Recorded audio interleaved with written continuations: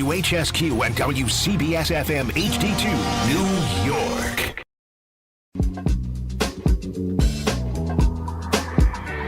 Got the number one pick in the NHL draft, but the men that can't seem to stump. Do something dumb, that's an observation. CLT make them need to run. That's Lawrence Taylor! Call them every trash, CMT for short. Wonder if we best once you peep the score. Up at the crack of dawn, top stories of the morning. While you're yawning, grab your coffee, rise and shine with 8:80 a.m. This is Drop Time. We provide highlights from your favorite teams. Got Dave and Rick making plenty of picks. It's Rule 76. All right, here we are. It's still a football Friday, but it's not the normal football Friday. We're down to the postseason football Friday. We say good morning to Rick after a great college football game last night. How are you? You can call today what today is. This is a John Harbaugh Friday. And it'll be a John Harbaugh Monday and a John Harbaugh Tuesday. That's what this is for you. Not just me. That's a big topic that we're going to get into, of course. Oh, yeah. And John yesterday, by the way, just text message. Like, okay, we get it. Like, there's a chance that the Dolphins also have interest in John Harbaugh. Relax. Yes. Although it sounds like, from what I'm gathering, that's not that they're not interested, because I think they probably are, but this connect the dots, this is done, it's going to happen. It sounds like it's a little premature. Premature, yeah. But what I thought was interesting, now this was, I guess, directly out of this person's mouth, if you can read lips, was when Jackson Dart was asked on the sideline. Right. He said, Stefan Harbaugh. So, hey, that's a positive. As you sit here and wait for a decision on what happens? Sure. I told you yesterday, if it's McCarthy, if it's Stefanski, if it's Harbaugh, I think those are all good, solid selections. But of the three, there's one that I want more, and that's John Harbaugh. And it's quite frankly, it's not even all that close. And I think what's happened now is the Giants fan, tell me if you disagree, has gotten so excited that if you wind up with anybody but John Harbaugh, there's going to be some disappointment. Right, we just had Christmas, and there have been times, like I've done it myself.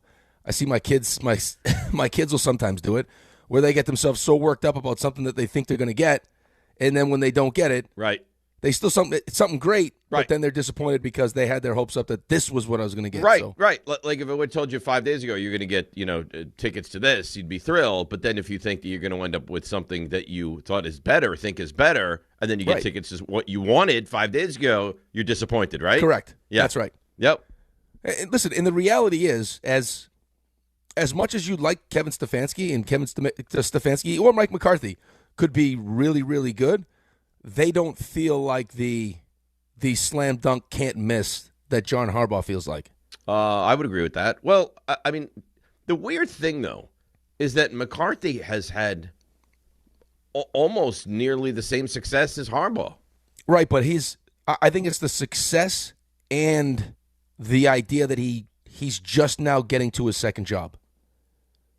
Right, because you have the success, plus you have stability for so long. Right. Mm-hmm.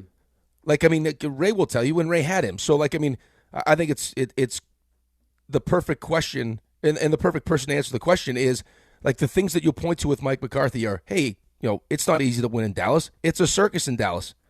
Guy, 3 straight years of 12 wins. Sign me up for that. And Ray would tell you, yeah, Mike McCarthy gets lazy.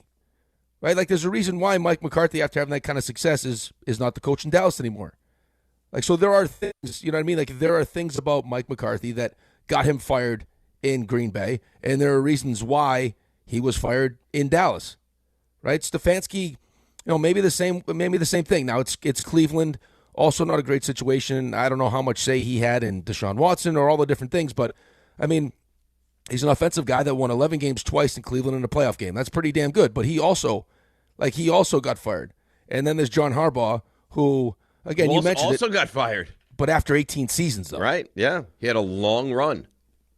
That's unheard of, especially nowadays. Yeah. I mean, there's another guy in his division that has that right now, but yes, it's pretty much unheard of. And again, we sit here, we talk all the time about, oh, my God, Mike Tomlin, no losing seasons, unbelievable. Harbaugh has 3, and 2 of them are 8-9. Right. And one of them would be 9-8 in a playoff berth if the ball was kicked properly by a kicker that hadn't missed that kick all year long. Yeah, so, like, I mean, we talk about this with quarterbacks, right? I mean, when you're talking about who you're going to draft, It's hey, this guy's got Anthony Richardson's got this tremendous ceiling. Well, what's his floor? Like if this doesn't go well, what could it be? And when you mentioned Harbaugh's three seasons that weren't winning seasons, well, what was it? What's the floor? It was 8-9. Okay. I just won 4 games. I had 2 wins up to week 17. I haven't won 8 games in 2 years. Yes. 8-9 cents. I tell you right now, John Harbaugh comes and goes 8-9 next year. You'd be like, all right, here we go. He'd be celebrating. You double your win total. Right. Even more so. And if some of those wins were before you got to the meaningless week 17 and 18 too. Right. I mean, yeah, let's call it what it is. You won 2 games last season. And listen, you don't have to convince me. I get it. I mean, you won 2 games you didn't want to win. I get Can't it. give you credit for those. You don't deserve credit for those. First of all, you beat the Raiders. It's barely even an NFL team. Second of all, you beat the Raiders when they were trying to lose. Right. You're our best player on defense. You don't play. Right? Yeah, I mean, Geno Smith was like he was a silent assassin for the other team. Like, hey, we'll get close, and then hey, Bobby, throw it to you. You go the other way. Like it was brutal. Yeah, Absolutely you trying to win brutal. games. You trying to win games that the other teams aren't trying to win doesn't count. You don't have to convince me. I agree with you. Right, but I mean, yeah, it's. I was driving around yesterday. I had a bunch of things to do, and just hearing the different tone when all of a sudden Mike McDaniel was fired, and then I was right to, and they'll have a new GM by tomorrow, and one of the names just so happens to be someone that John Harbaugh has worked with. Right. So then it was the connect the dots game. Right. Well, that's what Winthrop was doing to me. John, he was crushing me yesterday. Yeah. By the way, he made an appearance in the other building yesterday. Of course he did. And I can't believe that he had the gall to go over to the building, knowing you got spies. Yeah. On top of the fact that he was the outfit that he chose to wear yesterday. He loved those boots. His wife loves the boots, which I still don't understand. But that was a tough one. It's like it's cold out. But now he's trying to figure out who my sources are. He's like, I know it's that shady-looking security guard in the front. I'm like, listen, it doesn't matter who it is. No. I got people over there, and when you arrive, they're going to let me know. Keep them guessing. Yeah. Yeah, and it's not just one mole. Like Dave's got people scattered throughout the building. That's right. RJ, when that happened yesterday, we were like, how does he do this? How does he have people that are just always watching? Well, it's become clear that so I think you jumped the gun a little bit, though. You tipped your hand for the first time because John revealed, I've wondered that for a long time. I've told you, I'll be sitting there eating my grilled chicken panini, looking around to see who's making eye contact. There was a moment. But my people are so good, they don't make eye contact. They're trained not to make eye contact. There was a moment where there was a gentleman walking by, and I said, that must be him. And then a woman walked by and said, no, that's her. So you don't know. I don't know, but you have no idea. John said as soon as he walked in the building, you had made contact. He'd only been seen by a handful of people. So now he's just walking out of the building, talking to random people, thinking that's the spy. You're clearly in everyone's head. Yeah, but he doesn't know because there's not a more crowded building in New York City. There are thousands of people that go in and out of that building every day. Well, could it be a security guard? It could. Could it be someone that happens to be walking in the same time as him? It could. He doesn't know. Could it be more than one? Oh, it sure could. Could Dave be plugged into the cameras in the building? That's right. Could be like a Homeland situation. Yeah. I'm watching you walk around that building that's on my own HD TV at home. That one I would rule out. That would be awesome. So? Do you know how good I can be with the computer? I could press a few. Oh, you're trying to watch keystrokes, and now I'm in. Yeah, you definitely strokes. Yeah, definitely those. I have an idea of how adequate or not you are, and I'd probably side with the latter. No offense, but for whatever reason, you have this connection, you have this power over us. Plot twist: he's got all of those people that you assume. Every single one of them's a spy. All of them. They report directly back to Rothenberg. But this is why John's doing what he's doing to you, though. Mm-hmm. This is his way of getting back. Were you there when he was doing this yesterday? Yeah. We had this meeting, and I thought it went well. I thought everyone was good in the meeting. I even thought John was good in the meeting. John asked some good, pointed questions. And then we come out, and then it's like, okay, the Harbaugh conversation is now on. So McDaniel, in the meeting, we're in the middle of the meeting, and Raymond's like, McDaniel's out. He's out. He's out. He's out. He lets everybody know that. I think that was midpoint, though. Like I think the person that was running the meeting was like in the middle of a point. He was like, so listen, if we can hit the $2.5 million mark, then we'll be. And Raymond's like, McDaniel's out. that's not how it went down at all. Like, I That's was how I midpoint. remember it. I got the notification. I looked down at my watch, and I must have made a face because one of you looked at me funny, and that's when I said McDaniel's out. Yeah, but then like the show took over. Then we did 3 minutes on McDaniel and Harbaugh. He got what he wanted. The show was there. Boom. That's right. It's like a traveling circus. It's like, all right, well, this is what you get. So McDaniel out, and then we leave the meeting about 10 minutes after that, and John's like, okay, Alexander, he's got an interview. He loves Miami. There's a Michigan connection. His brother almost took the job years ago. That's it. He's going there. He's going there. And he got me very upset. By the time I actually said, I was like, I got to go. I need to leave here. I can't continue this. By the time I put my head on the pillow last night and woke up this morning, I feel much calmer and much better. Yeah, but you don't feel any. So you talk to somebody. Is Two that people, what I'm? two sources. All right. So, but I don't know who your sources are. I don't think anyone is. I feel like I'm in the middle of the show I'm watching, the Copenhagen test, where the ladies behind the bar looking at everyone's faces to see if they're working for the other side, if they're spying on it right now. But I mean, didn't Raanan have the?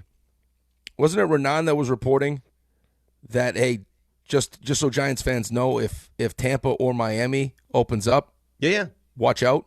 Well, I think there's more reason to be aware, even concerned today than there was yesterday morning. Yes, I agree with that. But what makes you feel like what makes you feel? Well, I mean, I'm better? not going to tell you who, but I texted with someone who's really great knowledge of the whole situation last night. Here, I'll even read exactly what I wrote too. I said, Is there someone that you someone that you have high respect for that's a really good, solid football mind, Okay. and tapped in. I said, should I be discouraged? I really believe the Giants setup is far more attractive than Miami. Thanks for any info you can share. And his response that I received when I woke up this morning, you're in really good shape. Harbaugh really likes the Giants. So I felt great about that. And I have another one. I have to find it. Somebody else that said,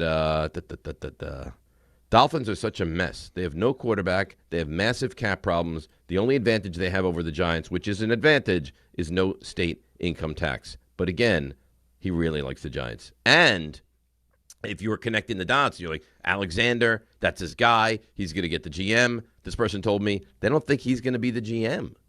And apparently that's going to come out today. So if it is Alexander, then my level of concern and fear would ratchet back up. But if it's not, I think at least that connect the dots avenue kind of goes out the window, right? Right, but why all of a sudden I think that for me it was, that was part of it, but also like the sense of urgency now. And I know that Chris Greer has been, he was the one that was fired during the season, and it wasn't Mike McDaniel. But then it turned into like, as far as Mike McDaniel knew, he was going to be the coach. He was going to be involved in the GM search. And now Harbaugh gets fired, and it's, McDaniel gone, and we'll have a GM in 24 hours. And one of those names on the list is someone that's worked with John Harbaugh. Yeah, listen, I understand why that would be a concern. I mean, but we'll find out. I will tell you this. Here's the thing. Forget the state income tax thing, right? Forget that part of it. I don't think that John Harbaugh is focused on who has state income tax and who doesn't. Like, hey, we don't have a quarterback. We're in a cap spot, but I don't pay state income tax, so I'm not going to take the better job with the quarterback and the 5th overall pick and all these different things that the Giants have. Are the Giants willing to do what I believe Stephen Ross is probably willing to do to get John Harbaugh? Which is give him total control? Which is give over the franchise to him. Yeah, that I don't know.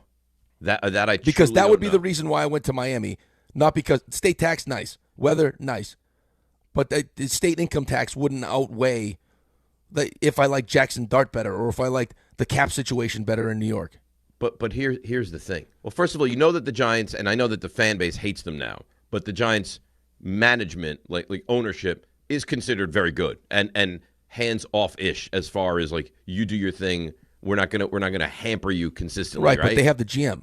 Right. Well, therein lies the problem. Yes, I think that's not reason to mention be concerned. Not to mention the fact I'm now jumping into a division that has Drake May, Josh Allen. I don't know. I don't care what you think. He's had success. McDermott and Vrabel. Right. I mean that's. So if just for you separately, like you can't possibly want John Harbaugh to go to Miami, right? No, I will pick him up with you and drive him to your building. I don't want him in Miami. Could any team in sports history be in worse shape than if it's Drake May going into year 3, Josh Allen, and now they start to revamp that roster and whoever their coach is going to be, new stadium, the whole thing, and then John Harbaugh, and then the Jets? Not to mention the fact that one of John's little fun messages was they're going to trade for Lamar. He's got no guaranteed money. Oh, come on, man. Harbaugh and Lamar, like it's straight out of. But you've also heard rumblings that they don't get along great. Well, it was more like he doesn't get along with Monken, but still, I mean that's Pacino on any given Sunday. Yeah, but he's you know what, he took a little snowball and he's turned this thing into a massive avalanche is what he was doing yesterday. Of course, because he's got his Timbs on, because he was rocking his Timbs and he felt good about it. You know what? Because he could afford to walk through the snow. That's why. If anyone was equipped for the snow yesterday, it was John. Yeah, nothing says let's wear Timbs like skinny jeans. I'm a 40-year-old man. Let's rock skinny jeans, a Disney quarter zip, and some Timbs. I think he was hurt by you, though. I said with all due respect, and I said, I care. You can't do that. I care about him. RJ, can you do that? Can you say the phrase with all due respect and then go on to just obliterate someone? I think we've established this. Yeah, I think that's mostly how it works. Like exclusively. It's in the Geneva Convention. When did someone ever say with all due respect and then you say something nice? No, but you can't destroy him. I didn't destroy him, and you're still destroying him, and now you're destroying him on air. With all due respect, that doesn't mean you get to say whatever you want to say to me. Sure as heck does. No, it doesn't mean that. It's in the Geneva Convention. Look it up. You look it up. I said to him, John, I appreciate your fashion choices, but if I had to give you any fashion advice at all, would be go into your closet and throw away all your shoes. So you know what that led to after you left? What? You had said that. He goes, with this big construction project I'm doing, you know what that would mean? You know how many spaces for shoes I have in my gigantic walk-in closet? He's like, I have 40 sections carved, or 40 compartments just for shoes. 40 shoe compartments? Yeah. He's like, that's foolish, what Rick said. No, I'm giving him an opportunity to start fresh.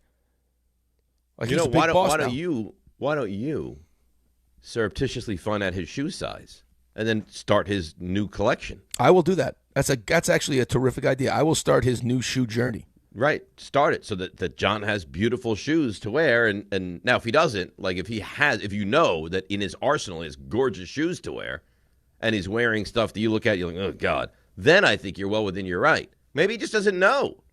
But that's what I'm trying to do, though, as I notice. Yeah, but you could quietly call him over and be like, John, man, listen, those boots are not. No, because he did not heed my advice. With all due respect, John, you look like you've never put on shoes properly before. No, he was militant about it.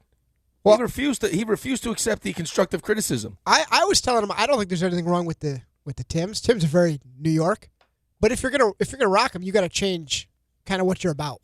Like you got to hop into like an F-250 and be hauling shingles or something. Like that's the look you're going for now. That's the guy you are. And he's like radio station management. It doesn't add up, right? Listen, John walks through the doors and starts calling them butters. What do you say then?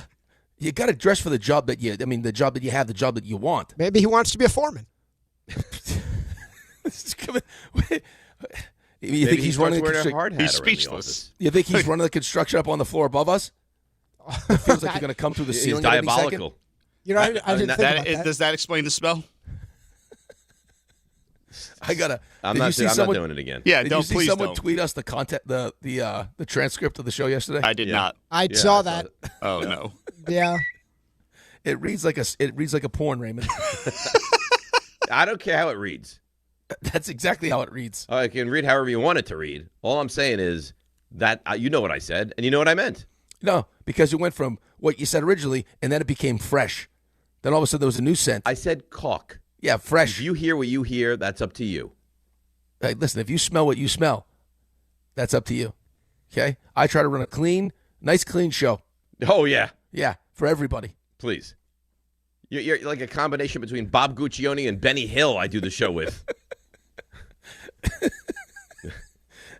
I'm shocked that OnlyFans is not a massive sponsor of the show. I see the transcript now. My goodness. Hey, you see the transcript? It's terrible. Right.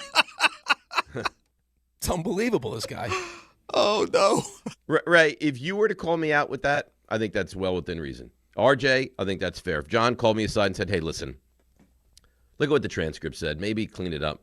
I'm not taking what Rick says with any grain of salt. I mean, Rick, how could I look at him and be like, oh, you know what? I probably shouldn't have said that. When you're being told not to cross the line by the habitual line stepper, Right. That's an issue. Hey, don't cross the line, because if you cross the line, you'll be here with me. Yeah. What is this I line can't you take guys? that seriously. What is this line you men speak of? Yeah.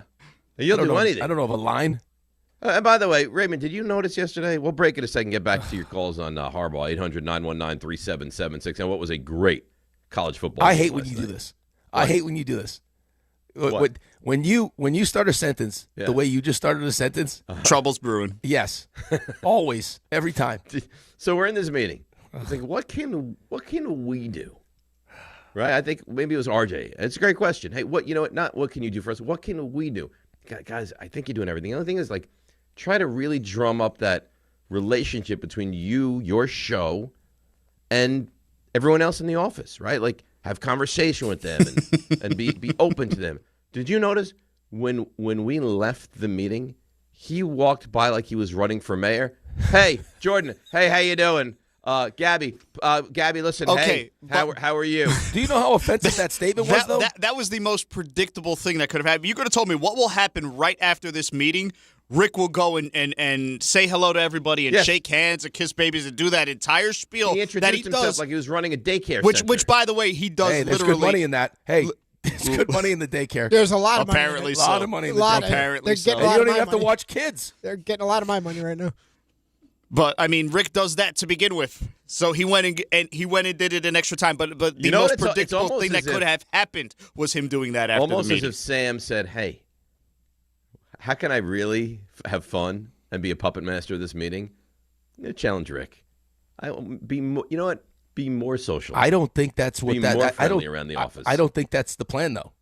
And then, hey, Steve, looking good there, buddy. Keep it up. Randy, love that outfit. See you tomorrow. Like everyone. It was unbelievable. RJ, you noticed when he was doing that, right? Maybe it was done on purpose. Maybe he saved it right for the end. You know that was. I told the guys this afterwards. You know what that was like, though. That was like that. It brought me back to being 18 years old in my living room with the coach from Harvard sitting in my living room, and my dad asked him, which is why I didn't go to Harvard, which is where I thought I was going to go, was my dream my entire life was to go to Harvard and play hockey. What should Rick do? Like, how would you improve Rick's game? We don't think he handles the puck enough. That's what that was like. I missed time from the show for creating relationships. Yeah, but That's true. Sam had told us that he thought this was his biggest content week ever as management. That's Right. true. You're right. That leads me to believe, because I bumped into him 2 days ago also. He was pretty up on what was going on. I want to believe that was a little planted seed. Wow. I think he's in on what we're doing here. He's diabolical then. Yeah. He's a genius. Good I for can him. tell. Good for him. Yeah, he's a puppet master. Well played. Yep. Bravo. You're not going to see him walking around the office in Tim's. I can guarantee that. So you think he, like, the pecking order at the office, Sam, way higher than John. Yeah. I mean, come on. Mm-hmm. All right, so let's do this. Let's break. The game from last night, we'll get to it. Great football game. And, of course, the Harbaugh situation. I don't feel badly at all. Sounds like a week from now, we'll probably have our answer. It's DNR with you on a busy Friday. And also, by the way, a lot of games to get into for this weekend, right here on ESPN New York. Hi, I'm John D'Agostino from D'Agostino & Associates, the injury firm. You know what's interesting about the words personal injury? The first word is person. And at D'Agostino & Associates, that word means everything. That's because I handpick every person in our firm, from the pleasant professional person who answers your call to the experienced person litigating your case in court. Because every person in my firm is an extension of me, and the only way to exceed our clients' expectations is to deliver the highest level of personal service every single time. And that starts with hiring the right people. You see, we know that every client is a person too. Someone going through the toughest time in their lives and deserves to be more than just a file number. At D'Agostino & Associates, we put the person back in personal injury. So call 1-800-BITE-BACK. That's 1-800-248-3222 and ask for me, John D'Agostino, and let's talk about your case. person to person. D'Agostino, law, bite back. The wild card round is here, and FanDuel is turning on playoff mode. All customers get a profit boost pack every NFL playoff game day. Each game day during the wild card round, you'll find a pack loaded with multiple profit boosts waiting for you in the app. I am loving what I've seen from the Bears late in the season. I'm kind of feeling them. Take your shot on an upset, though, if that's for you, or build a parlay that fits the moment. Then apply your profit boost and go after even bigger payouts while the playoffs get rolling. So visit FanDuel, an official sports book partner of the NFL, and grab your profit boost pack every NFL playoff game day. 21 and over and physically present in New York. Opt-in required. Bonus issued is not withdrawable profit boost tokens. Restrictions apply, including any token expiration and max wager amount. See terms at sportsbook.fanduel.com for help with a gambling problem. Call 877-HOPE-NY or text HOPE-NY 467-369. 1-877 Cards for Kids. KARS Cards for Kids. Ready to get rid of that old car? Donate it to Cars for Kids. Call 1-877-CARS-FOR-KIDS to reach a friendly live agent. Donation's super easy, and your car can be picked up as soon as tomorrow. Call us now, 1-877-CARS-FOR-KIDS. 1-877-CARS-FOR-KIDS. Donate your car today. Did you know you can donate real estate too? If you've been injured in an accident that wasn't your fault, then you need a lawyer who knows New York's unique personal injury and workers' compensation laws. At the Parisman Firm, they have decades of experience handling all types of accident cases and a proven track record of delivering huge results. Their team has already recovered nearly $1 billion for injured New Yorkers. From construction to car accidents and slips and falls, they've got you covered. Call the Parisman Firm now at 718-WORKERS, where your case is their cause. Get the justice you deserve today. Progressive knows there's so many great things about being a sports fan. Like scoring the company box seats. How great is that? Trick plays that actually work. Prevent defense when your team is winning by a lot. And even more preventative prevent defense as they're hanging on by a thread. And of course, saving money when you bundle your home and auto with Progressive. That's pretty great. Just like trick plays that actually work. Yeah, but how often does that happen? Complaining about sports. Not so great. Progressive Casualty Insurance Company affiliates and other insurers. Not available in all states or situations. This is the story of the one. As the purchasing manager at a manufacturing plant, she knows the only thing more important than having the right safety gear is having it there when you need it. That's why she partners with Grainger for auto reordering, so her team members can count on her to have cut-resistant gloves on hand, and each shift can run safely and efficiently. Call 1-800-GRAINGER, click Grainger.com, or just stop by. Grainger, for the ones who get it done.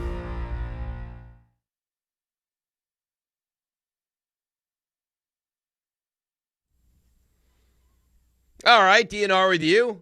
Still a football Friday. Have some good games this weekend. Real good games. Great game tonight, by the way. I'm highly excited for this Indiana-Oregon game tonight. I'm just excited that you have a game that is a semifinal game on Thursday, and you got another semifinal game on Friday. Yep. Like big, important, meaningful games, storylines all over the place, right? I mean, I got Miami and what Miami used to be. You got Michael Irvin on the sideline. You got the whole Ole Miss story going on. Trinidad Chambliss, I mean, the way he's played during this run, his story. I mean, this kicker from Ole Miss. Oh, he's good. Who's, 58, no problem. I mean, he ends up missing one last night, but still, he's been great. And then tonight, you got the potential first overall pick and second overall pick. Yeah. And what does that mean? Is that Dante Moore one? Does he come out? This whole thing is just... There's a lot of storylines tonight. You know what's great is everyone has interest tonight. Either you're a big college football fan, it's great. Maybe you're a Big Ten guy, well, there's your interest, right? I mean, you got here's the other thing, too. Two Big Ten teams going at it tonight. Right, but here's the other thing, too, is for the longest time, right, it's been SEC. Cam Newton will sit on First Take and just talk to you. It's different. The SEC is just different. Yeah, but that was ridiculous. I wouldn't even watch it. Indiana. Well, no, but that's not what I mean, though. But it's just been it's been the college SEC. football. There's a power shift going on right now. Yes. Right now, Ole Miss out. You got the Big Ten and the amount of money that they're spending. Right now, college football, man, it is a wild place to be in right now. It's I don't know that it's good wild, but it certainly is wild. I don't know if it's. I would probably lean towards it's not good. Mm-hmm. And then you look at I think the average age of the Indiana football team is like 23 years old. Like in what college sports used to be. It's like, let's recruit the best high school players. Now it's... Not anymore. No, now it's like, I mean, you got to spend, like for college hockey now too, like with the whole, you can play juniors and then come to college. It's like you got the amount of years you got to put in before you actually get to college now. Hey, here's a good little nugget for you. I like nuggets. So Kurt Signetti, before Indiana, he was at James Madison, right? Yep. So you think, boy, yeah, you know what? They've done a good job. Their football team, without Signetti, they're in the college football playoff. You have any idea who the head coach of Vanderbilt is right now? His name is Mark Byington. Okay. They're undefeated. Vanderbilt is one of the best teams in college basketball. Their head coach, Mark Byington, where was he prior? James Madison. James Madison. Yeah. It's a breeding ground for success right now. Right. Those guys clearly know how to get into a program and use that portal the right way. Yeah, obviously they do. But, I mean, listen, tonight's game has some. It's like a movie. It's like it's got something for kids, for adults. It's something for everyone. That's what tonight's game, the storylines.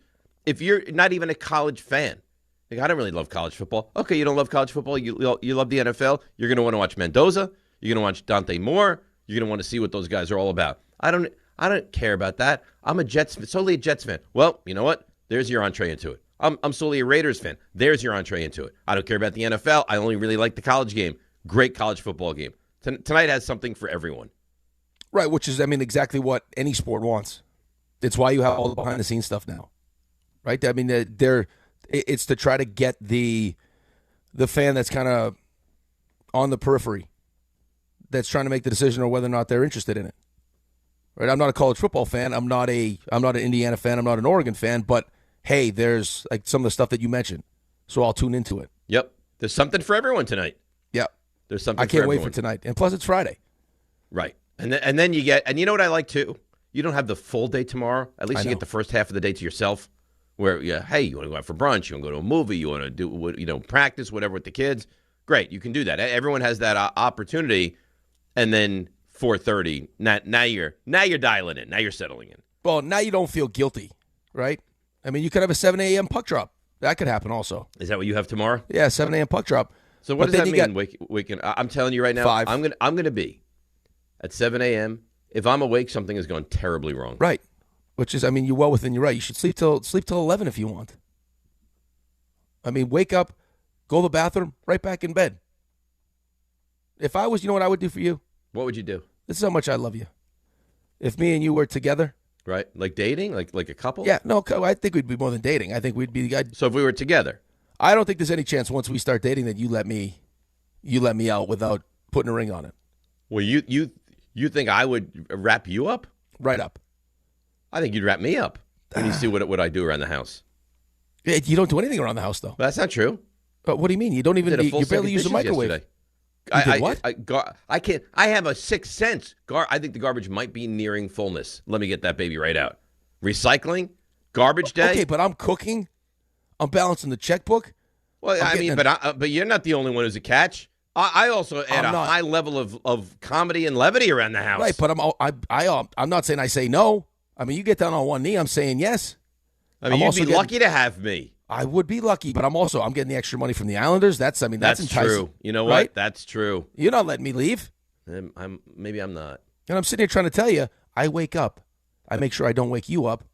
I go downstairs, start making some of your favorites. Oh, really? Breakfast right in bed for you. How about that? That's nice. Beautiful peeled hard-boiled Would you bring it eggs. on a tray? Yes, of course. Treats you right. I do like that. That is nice. Well, thank you for that. You're welcome. For that hypothetical breakfast in bed. Sounds terrific. Doesn't that sound nice? It really does. Speaking of all the sport, we have so much sports going on now, and it makes me feel like you should kind of tell us about it. Right, but I'm not going to tell you about sports. Oh, no. Because I'll tell you what. What? I get this question asked to me a lot. Okay? When people ask me where to get great meat, it seems like a fitting question, did you think?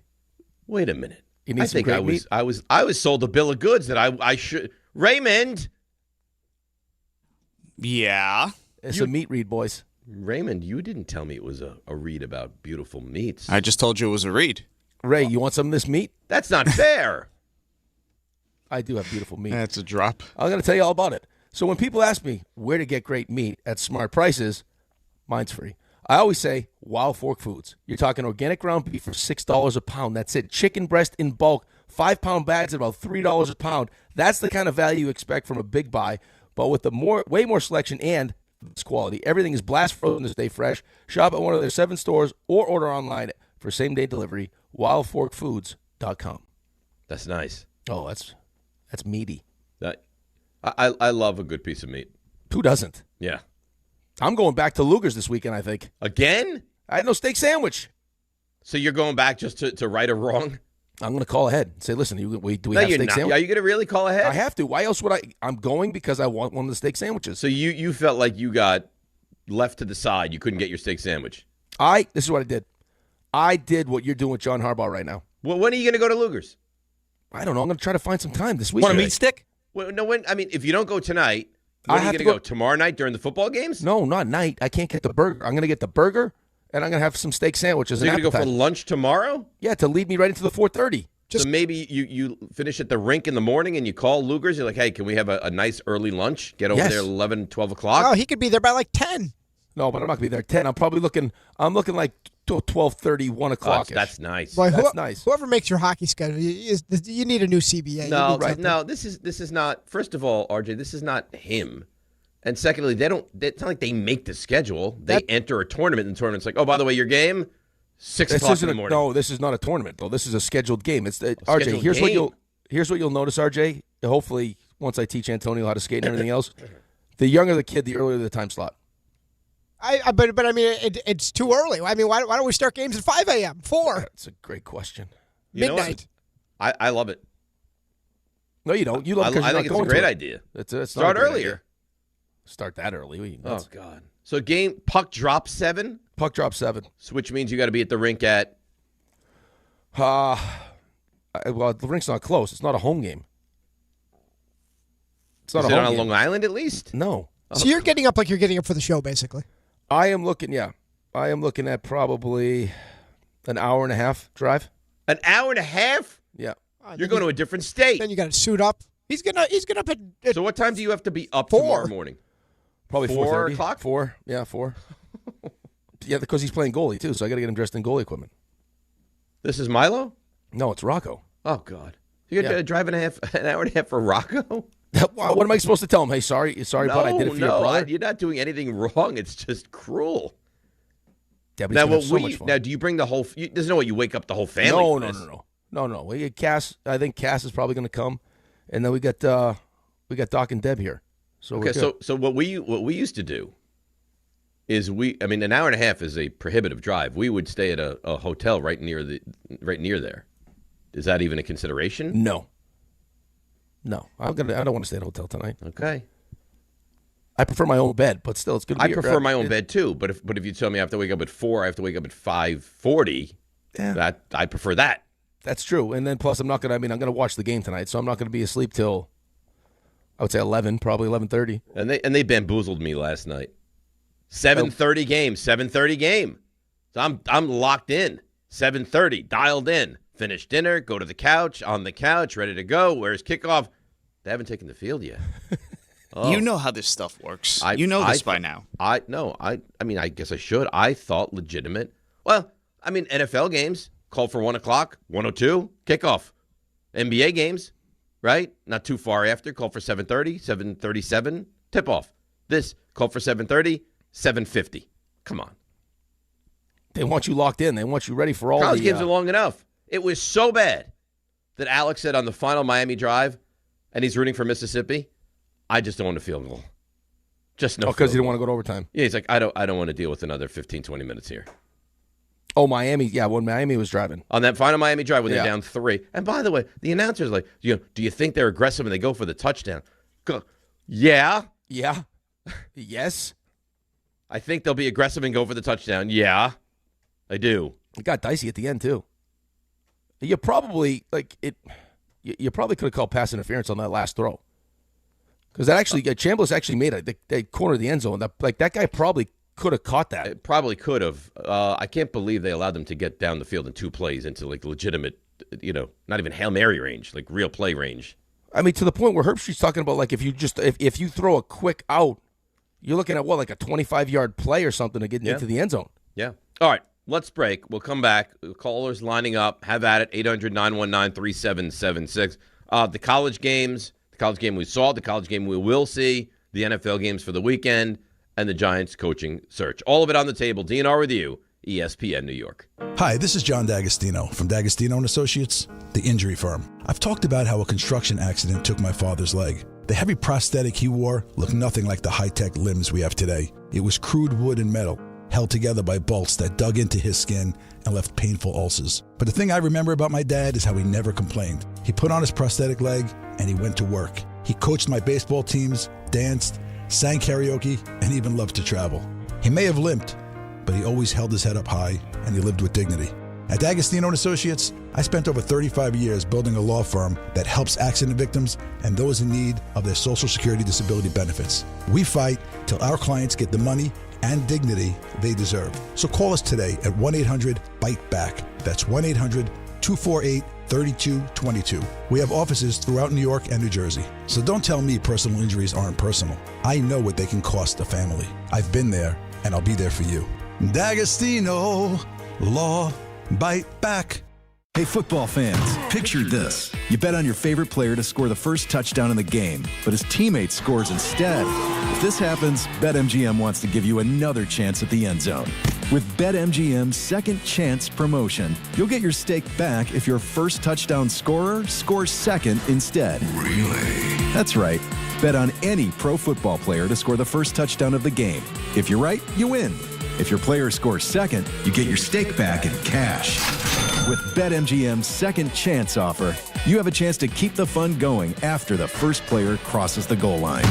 BetMGM and GameSense remind you to play responsibly. See BetMGM.com for terms. 21 years of age or older to wager and physically present in New York and New Jersey only. Existing customer offer. Subject to eligibility requirements. Rewards paid back in unrestricted withdrawable funds. Gambling problem? In New York, call 877-8-HOPE-NY or text HOPE-NY 467-369. In New Jersey, call 1-800-GAMBLER. Hey, it's Michael K. Not sleeping? Well, it could be your mattress. That's why I always recommend my friends at PC Richard & Son. At PC Richard & Son, they don't just sell you a mattress. Their experts use a 4-step mattress fitting process so that your new bed fits you perfectly. They guarantee it. Top brands like Sealy, Stearns & Foster, and Tempur-Pedic. And in-home delivery on any mattress $199 and up is free. So do what I do. Get to PC Richard & Son and for your new mattress. Free delivery excludes Manhattan. Every 40 seconds, a child is reported missing. That's 2,000 children every single day. It's a heart-wrenching reality that we can no longer ignore. Find the Children is a non-profit organization dedicated to helping find missing kids. You can be a part of their mission by donating your unwanted vehicle, running or not. Call 1-800-294-0222. We guarantee that you will receive the maximum tax deduction. We provide fast, free pickup with 24-hour response. Call 1-800-294-0222. Find the Children provides crucial resources to help find missing children and educational materials to teach kids how to recognize and avoid predators. Our recovery programs have a proven track record of reuniting kids with their families. It's time to act. Donate your unwanted or unused car. Help us build a world where every child is safe. Pick up the phone and call 1-800-294-0222. Together, we can bring these kids home safely. This advertisement was paid for in partnership with Cars R Us and Find the Children. You live for this. The wins, the losses, the slam dunks, and the buzzer beaters. The dream that this is your team's year. Hope, it's what keeps you coming back. So you represent with anticipation and with pride. Because when everything's on the line, your support means everything. That's why the NBA Store is here to support you. Check out the largest selection of official NBA gear at NBAstore.com. A Fanatics experience. New York Presbyterian treats more heart patients than any other hospital in New York. From common to complex conditions, our cardiologists and heart surgeons are pioneers in advanced heart care, leading the way in minimally invasive treatments for faster recovery times. Find a doctor at nyp.org/heart. Stay amazing. New York Presbyterian. New York Presbyterian Hospital based on U.S. News and World Report 2025 to 2026 Cardiology, Heart, and Vascular Surgery Rankings.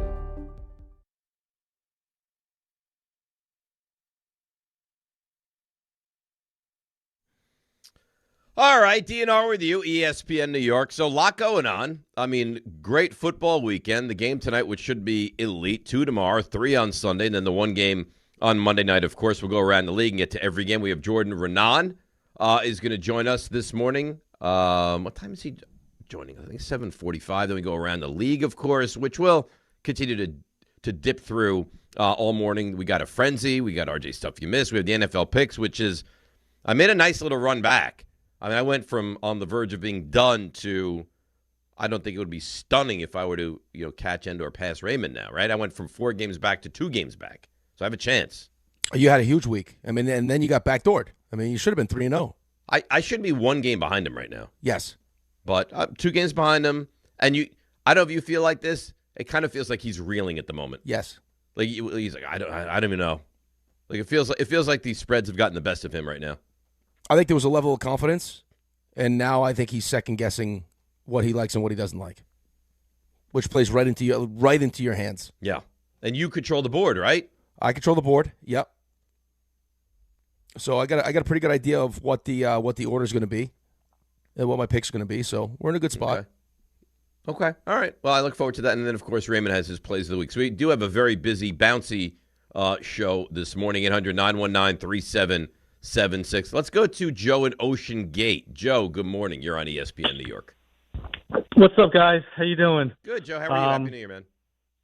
Yeah, you too. I'd rather be calling up talking about Rick's meat sticks and stuff, but today, like with the whole thing with the Dolphins firing the coach and everything like that, and this whole Harbaugh thing, if the reason that Harbaugh decides because he's the whole the Alexander thing with the Chargers assistant guy, like I'll be willing to go into the portal if they didn't fire Shane and to not get Harbaugh, because I'm sure Harbaugh would want to work with his own people that he's had relationships with for so long, and been consistently good too. So, and do you think though that the issue with Shane and stuff, do you think the fact that the Giants beat the Broncos, almost beat the Broncos, beat the Eagles and the Chargers, that when they started losing to like the Saints and the teams that you thought they were going to probably beat, you think that was the reason why the Giants maybe were like, all right, yeah, the coaching is worse than the GM, and that's why maybe the players are good enough? Yeah, no, I don't know that's like factually true. But yeah. It's probably also what the GM is telling ownership as they're losing games. Also, he's in their ear and he's telling that. But yeah, I mean, the loss to the Broncos, you can't. As bad as we think, and thanks for the call, Joe Shane is, you can't blame Joe Shane for the loss to the Broncos. Well, I guess you kind of having that kicker that shouldn't have been kicking. But, I mean, you had a massive lead. You should have been able to finish that game. Yeah, you can't give up. I mean, you can't give up, 30 points in the fourth quarter. No. I mean, you can't do it. No.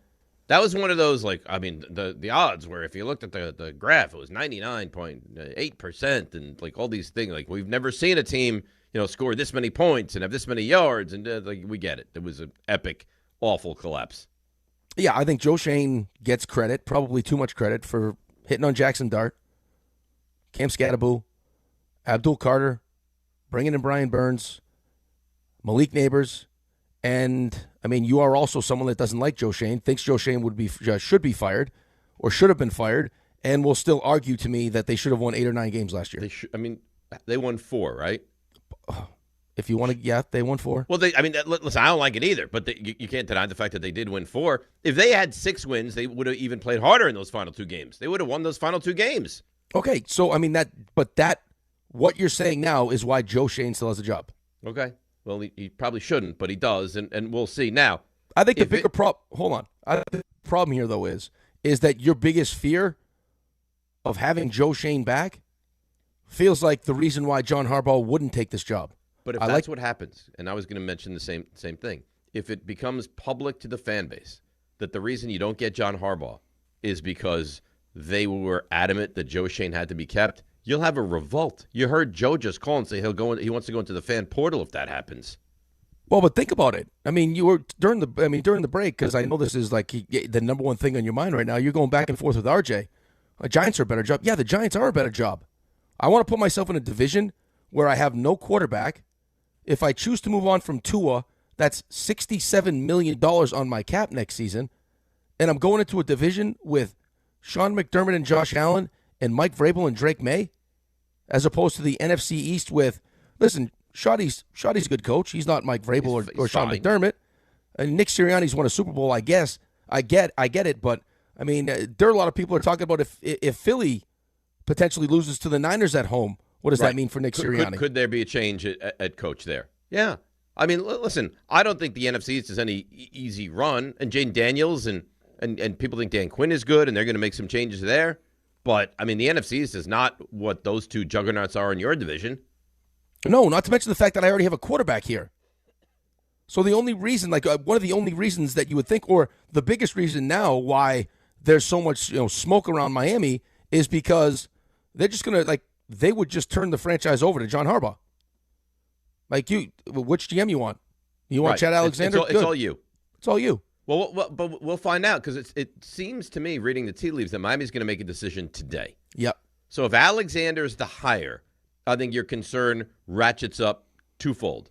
If it turns out it's one of the other guys, and it sounds like early returns, it's not going to be Alexander. If it is one of the other guys, I think you could at least for a moment exhale if you're one of these desperate, Harbaugh to the Giant guys.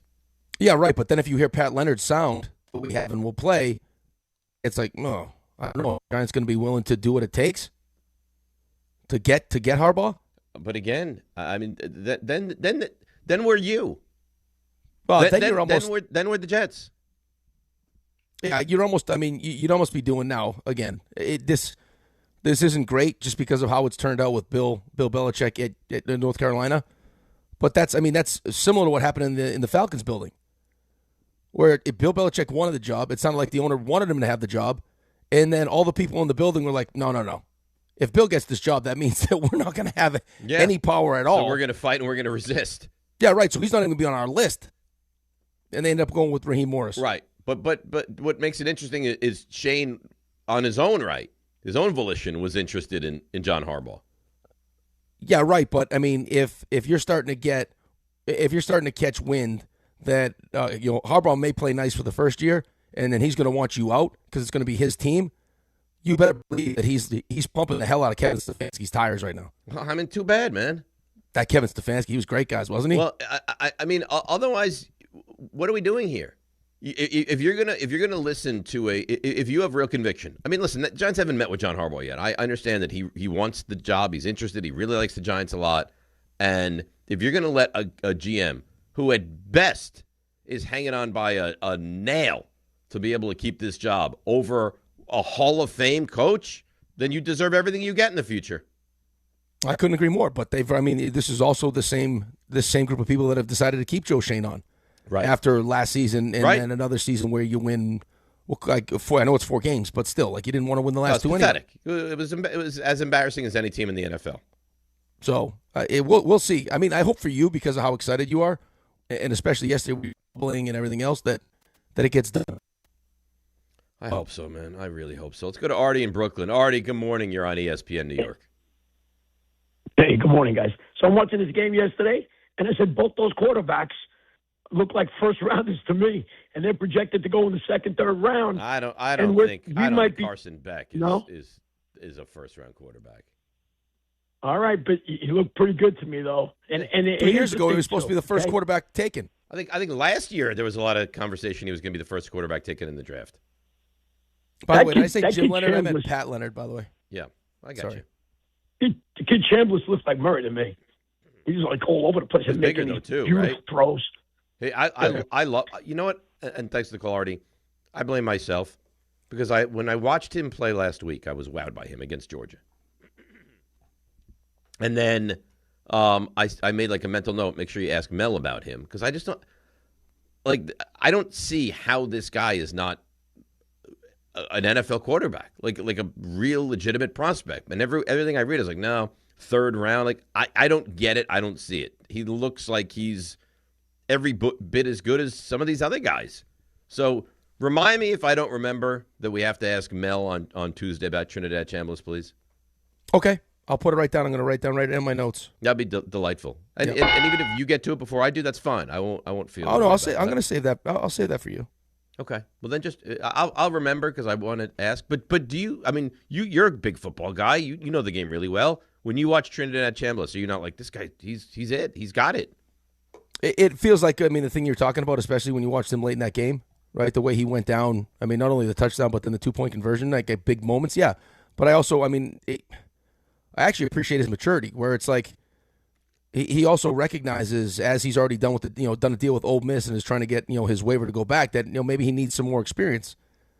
You know how people are with that stuff, though. Like, how long did it take people to buy into Brock Purdy before they're like, Brock Purdy's a good quarterback?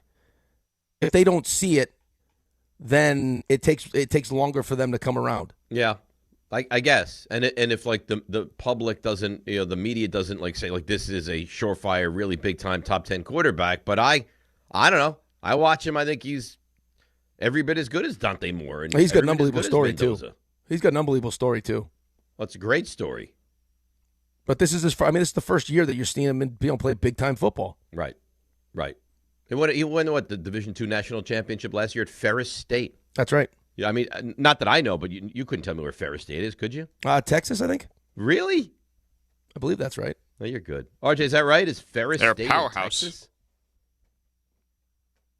You knew Am this, I right? right? It's in Texas? It's in Michigan. They're in Michigan. Big Rapids, Michigan. Oh, I know it's in Michigan. I'm an idiot. The Ferris State's a hockey. It's a good hockey program, Ferris State. Founded as Big Rapids Industrial School. Did they play in Texas, though? Was it in Texas that they won it? Not sure. I think maybe that championship game was in Texas, potentially. They're also known as BRIS, Big Rapids Industrial School. BRIS. So they were the big BRIS for a long time. The Moyle. Yes. Yeah, they'll carve you right up. Yeah, how about that? Did you get moiled? Did you get moiled? Yeah, of course. Wow. Actually, me you do that right in the living room? No, I didn't. I was done in the hospital. Yeah, okay. I was done in the hospital, but my kids got moiled. McKinney, Texas, Rick. I was right. The game was in Texas? That's where they won? Right. Okay. That's where they won. All right, so let's take a break.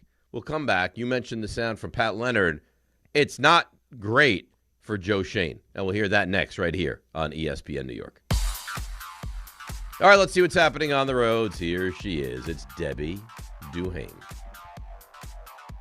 Hi, Dave. Hi, Rick. Good morning, company. Hey, don't get bamboozled and get on the Deegan. The Deegan is bumper to bumper southbound getting down toward Fordham Road. It's an accident in the right lane on the Cross Bronx. Tough again this morning, guys. Westbound getting out toward Rosedale Avenue. Watch for delays as you take a ride to the Pulaski Skyway at Central Ave in Kearney. It's an accident being cleared. Sponsored by Positive Coaching Alliance. Got issues with youth or high school sports? Positive Coaching Alliance can help. PCA, a national nonprofit, offers more than 1,000 free online resources for youth and high school sports coaches, parents, students, and administrators. Visit PCADevZone.org. I'm Debbie Duhame on 880 ESPN New York. Hey, New York and New Jersey. Commitment issues? No problem. Now you can get unlimited talk, text, and data for $25 a month forever, as in for life. Switch now at boostmobile.com. After 30 gigabytes, you may experience slower speeds. Pay $25 a month as long as you stay on the Boost Mobile Unlimited plan. Hey, New York and New Jersey. Commitment issues? No problem. Now you can get unlimited talk, text, and data for $25 a month forever, as in for life. Switch now at boostmobile.com. After 30 gigabytes, you may experience slower speeds. Pay $25 a month as long as you stay on the Boost Mobile Unlimited plan. FanDuel is giving all customers a profit boost every college football playoff game day. That means more chances to level up your picks and turn big moments into even bigger wins. Ride with the favorite, take a shot at the underdog, or build a parlay. Then apply your profit boost and go for bigger winnings. FanDuel is the best place to get into all the football action all playoff long. And when you win, you get paid instantly. So visit FanDuel.com/local to get your college playoff profit boost today. FanDuel is giving all customers a profit boost every college football playoff game day. That means more chances to level up your picks and turn big moments into even bigger wins. Ride with the favorite, take a shot at the underdog, or build a parlay. Then apply your profit boost and go for bigger winnings. 21 or over and physically present in New York. Opt-in required. Bonus issued as non-withdrawable profit boost tokens. Restrictions apply, including any token expiration and max wager amount. See terms at sportsbook.fanduel.com. For help with a gambling problem, call 877-8-HOPE-NY or text HOPE-NY 467-369. If you've been injured on a construction site, then you need a lawyer who knows New York's unique labor laws. At the Parisman Firm, they have decades of experience handling construction accident cases and a proven track record of delivering huge results. Their team has already recovered nearly $1 billion for hardworking New Yorkers. From scaffold accidents to slip and falls and equipment failures, they've got your back. Call the Parisman Firm now at 718-WORKERS. That's right, 718-WORKERS, because your case is their cause. Get the justice you deserve today. What if your instincts could pay off? With Robinhood Prediction Markets, you could put your knowledge to work on the events that matter to you. Prediction Markets isn't just sports. It's the Fed rate decision, your favorite award show, and so much more beyond the playing field. Trade events with Robinhood. Visit Robinhood.com/predict. That's Robinhood.com/predict. Futures and cleared swaps trading involves significant risk and is not appropriate for everyone. Event contracts are offered by Robinhood Derivatives LLC, a registered futures commission merchant and swap firm. Hey, fans! Welcome back to Fansville's Cheers and Tears. Oh. Okay, so everybody deals with losing, right? To a rival on a last-second field goal. Whatever, it's fine. I'm totally fine. But I cope with losing with an ice-cold Dr. Pepper. Those 23 flavors are so delicious. They totally wash away the pain of your college football team taking a big fat L. College football, it's a pepper thing. Score more with the college-branded Venmo debit card. Rep your team with every tap and earn up to 5% cash back through Venmo Stash, a new rewards program where the more you do, the more you get. Get your Venmo debit card today and start earning rewards with Venmo Stash. Learn more at Venmo.com/collegecard. The Venmo MasterCard is issued by the Bancorp Bank N.A. Select schools available. Venmo Stash terms and exclusions apply. Max $100 cash back per month. See terms at venmo.me/stash terms. 880 ESPN, WHSQ, and WCBS-FM HD2, New York. A Good Karma Brands radio station. This is DiPietro and Rothenberg. Are the Giants willing to do what I believe Stephen Ross is probably willing to do to get John Harbaugh? Which is give him total control. Do not put Harbaugh and ink to this job just yet. It is a wide open field. Dolphins are such a mess. They have no quarterback. They have a massive cap problem. I really believe the Giants setup is far more attractive than Miami. Harbaugh really likes the Giants. This is DiPietro and Rothenberg on ESPN New York and streaming live on YouTube. All right, DNR with you, big 7 o'clock hour. Raanan is going to join us about these New York football Giants in the 7 o'clock hour. We're going to go around the league. We got a frenzy. We got it all happening. Around the league is going to be much more luxurious, though. You know that, moving forward? What's going to be? I mean, it'll be less, though, around the league. Well, that's why it's going to be more luxurious. Like, you're going to be able to slowly really sit and analyze. Each game's going to have more meaning, but there's not going to be as many games to get to. Allowed to marinate, if you will. Yes. I think you might. I don't know this to be true. You might enjoy around the league better today. I don't. I always enjoy it, though. I mean, that's tough to say. I am a little sad, though. Why are you sad? A little sad. Just the frenetic nature of the football Sunday is now done. Yeah, but I mean, I'm just telling you. I'm being honest. I'm sad about that. By the end of the season, though, after watching what I had to watch with the Jets and then the Giants, and it's just all day long on Sunday, and it's a lot. You know what's funny, though? We're going to get to, June, and you'll be like, oh, man, I can't wait for football to get back. And then we'll get to August, you'll be like, I can't wait. June? I don't think you have to wait till June. I mean, I think as soon as the season's over, we go a couple weeks where we're not doing around the league on Mondays and on Fridays and frenzies. It's going to be like, whoa, I miss football. You're going to miss football right away. Right. But it just ended. You're like, oh, man, thank God that's over. That was terrible. And the second it ends and it's taken away from you, you're like, man, I miss football. You know what it's like?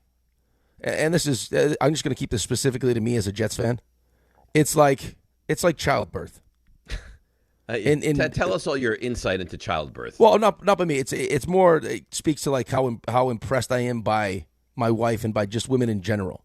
Is that you'll watch your wife give birth to Milo, for example, and then just the amount of pain with the contractions and all these different things, and just what it does to her body, and then we'll turn around months later and say to me, "You know what I'd like to do? What, honey? Baby. I'd like to have another baby." Yeah. Because there's no chance that you're signing up for a second one or I'm signing up for a second one. No way. I'm not doing that again. There's no chance. What do you think of the four of us on the show would be most equipped to go through the 9 months and then the labor and the delivery? Well, RJ's already given birth on the show. Right. So I feel like I want to lean that way. I think I'd be excellent at childbirth. No. Mm-mm. I do Kegels every day. Uh-huh. So the strength I have down there, I think I push a couple pushes. I'm out. You done? Yeah. You don't know if there's any kind of complication though. Well, but I'm just saying I don't know. None of us know. Of course. I have my favorite. RJ, who do you think would be the best at soup to nuts, beginning to end, the whole thing, the whole kit and caboodle? I don't know if that's how I would have put that. Just move on. Could have used a different phrase. Yeah. Any other phrase. I would actually pick Ray. You think Ray? Well, I think Ray is his schedule's so demanding. Yeah, but how would Ray even get pregnant? His lifestyle. Ray, I'm sorry. Yeah, I'm going to skip over that. It doesn't sound like you're sorry. What do you mean? I am. I think you had a feeling you could go there. I think you would be a great mother. I gotta tell you, the side quest today I wouldn't. A million years, I would never have bet this is the two directions would have gone. Selling meat, basically becoming lovers with each other, and which one of us could do childbirth. It's great. I mean, Ray's schedule and his lifestyle are already so demanding. I mean, throw pregnancy in there. He can handle it. I might die.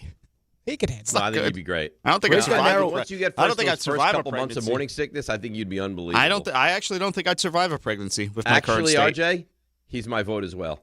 I think Ray's the most equipped. Ray, can I just, RJ, can I ask you a quick question?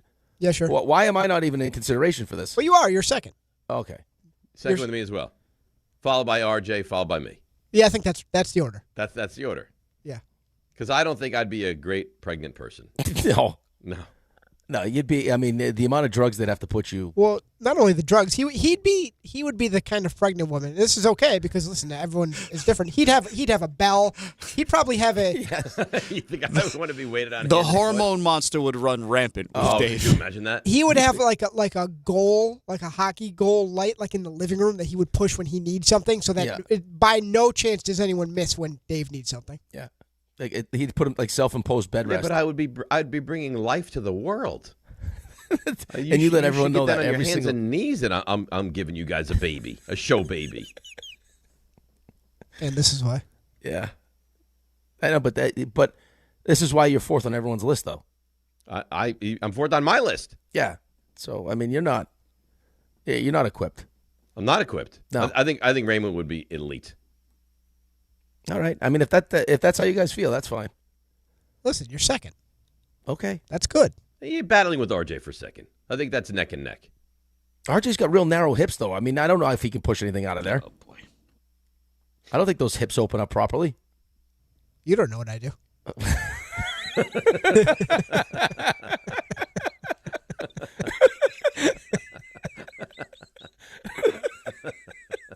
I'm not sure there's a proper response to that. I think RJ gave you the best that he could. I think that's fair. Hey, you want to hear from Pat Leonard? Yeah. Please. Okay. Please. You know what, Ray? Don't you dare. All right, this is a winning topic. If we might revisit this later on in the show. I'm not sure I would have went with the whole soup to nuts thing, but that's fine. I think we can move on now. Yeah, it feels like we left it in a good place and we just kind of scoot along. Let's move. Pat Leonard on Talking Ball Live discusses Joe Schoen and the power he would lose if Harbaugh is hired. Sources tell me they expect John Harbaugh to either essentially walk Joe Schoen out of the building to bring in his own guy, or if Joe Schoen were to be retained in the short term, it would look more like Elliott Wolf and Mike Vrabel, where Elliott Wolf as the de facto GM of the Patriots there prior to Vrabel's hiring, but when Vrabel comes in, everybody knows essentially Wolf works for Vrabel, not the other way around. It's Mike Vrabel's show. He has the power, so you're essentially neutering the GM, and he's a sidekick now. That's what I have heard from people I trust in the league of what to expect from Harbaugh. All right. Well, that makes sense that John Harbaugh, a guy with that kind of, gravitas, would come in and get what he wants. But the thing that concerns me is will the Giants ownership go into this and say, yep, you know what, John, you want Shane, you keep him. You don't want him, you move on. You want to neuter him. This is your baby. I think you have to. I agree with that, but having to and doing it are two different things. I mean, it's not like Joe Shane has a great track record. I mean, he's made some good picks. He's made some good moves, but I don't think we've taken one call, maybe one call, of Giants fans that want to keep Joe Shane. No, almost nobody wants him. Nobody. So yeah, I mean, you bring in John Harbaugh, and he says whatever he says. I want to bring my own guy in. I'm fine working with Joe Shane, but everyone needs to know that it's I'm the decision maker. Fine, whatever you want. I got a quarterback going into year 2. I need the best coach available, and if he likes my job, I got to make sure I do whatever it takes to get him. And I would say the same thing to the Jets if the Jets had any interest in it. Well, but the Jets don't even handle themselves like a professional organization. Fire everybody. I would probably do it for Stefanski at the moment. I would do it for McCarthy.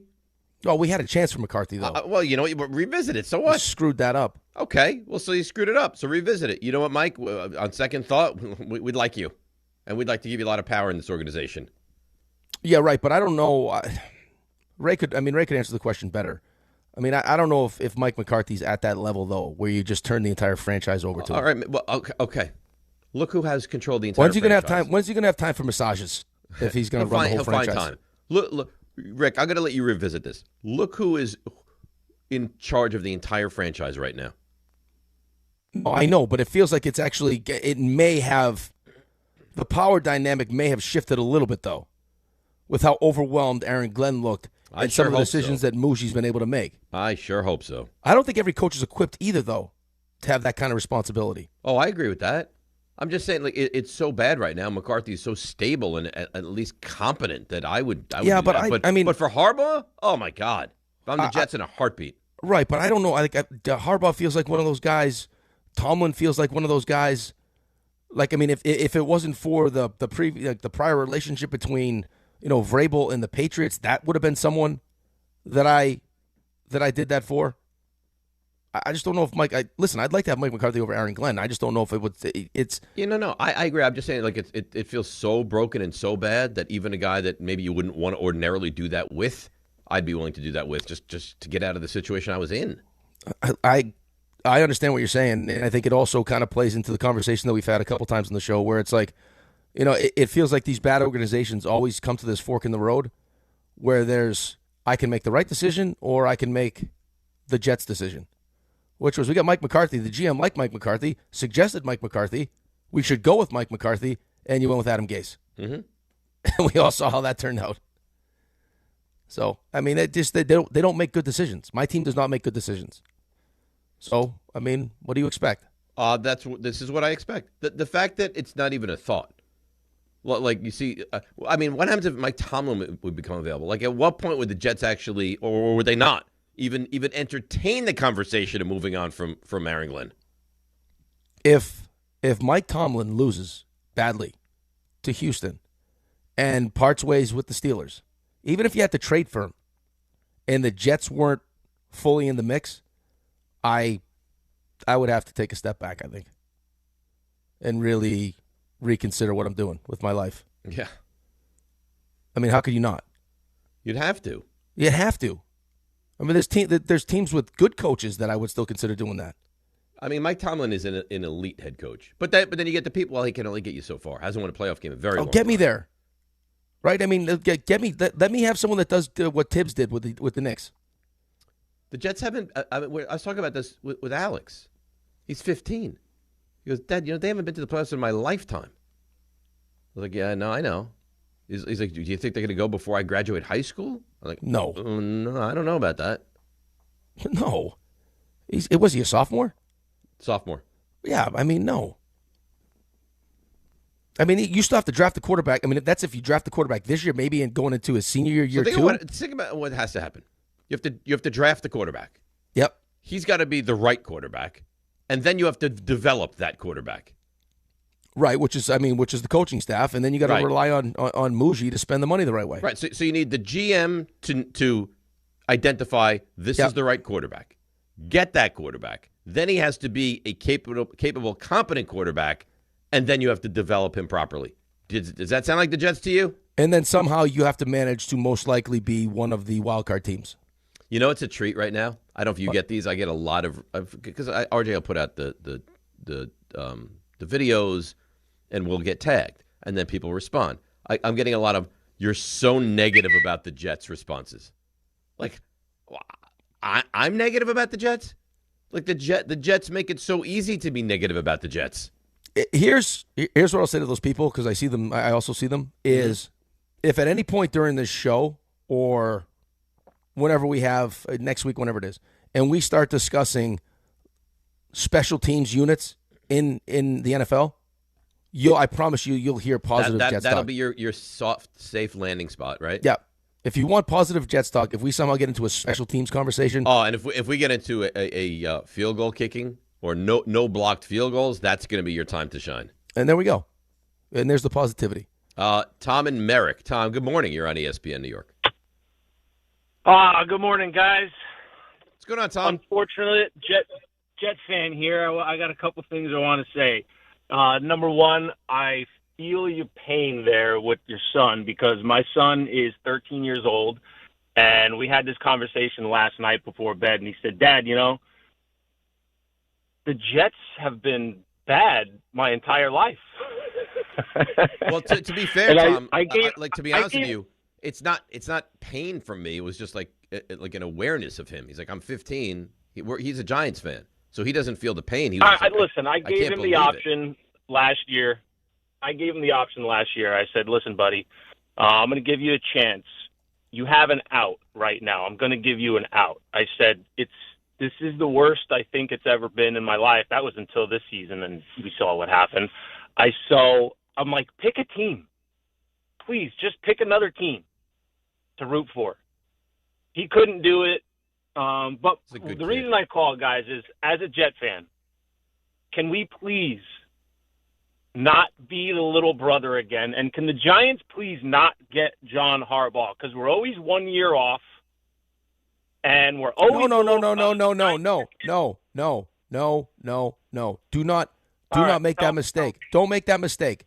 Because if it's not the Giants and it ends up being Miami, we don't want that either.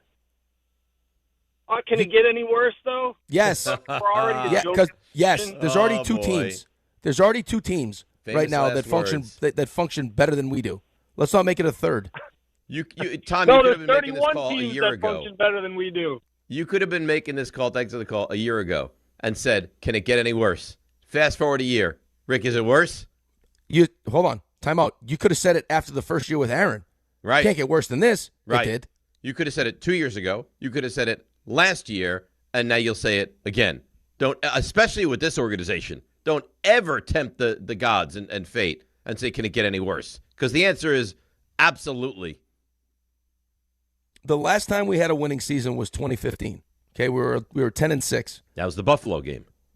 Yeah, where apparently he's like, Ira called us the day after that game, and was like, I knew the second I saw them step on the field for warm up that Buffalo, who was playing a meaningless football game, was more focused and more ready to play that game than the Jets were. Mm-hmm. And all the Jets had to do was win and get in. So we've gone from 10-6 in 2015 to 5-11, 5-11, 4-12, 7-9, nice, 2-14, 4-13, 7-10, 7-10, 5-12, and 3-14. Oh God, I'm sorry. I mean, so don't ever use the phrase "can it get worse." Yeah, don't tempt fate like that. Yeah, yes, it could get God. worse. You do not we want got a John. nice email from Sandra Jensen. Okay.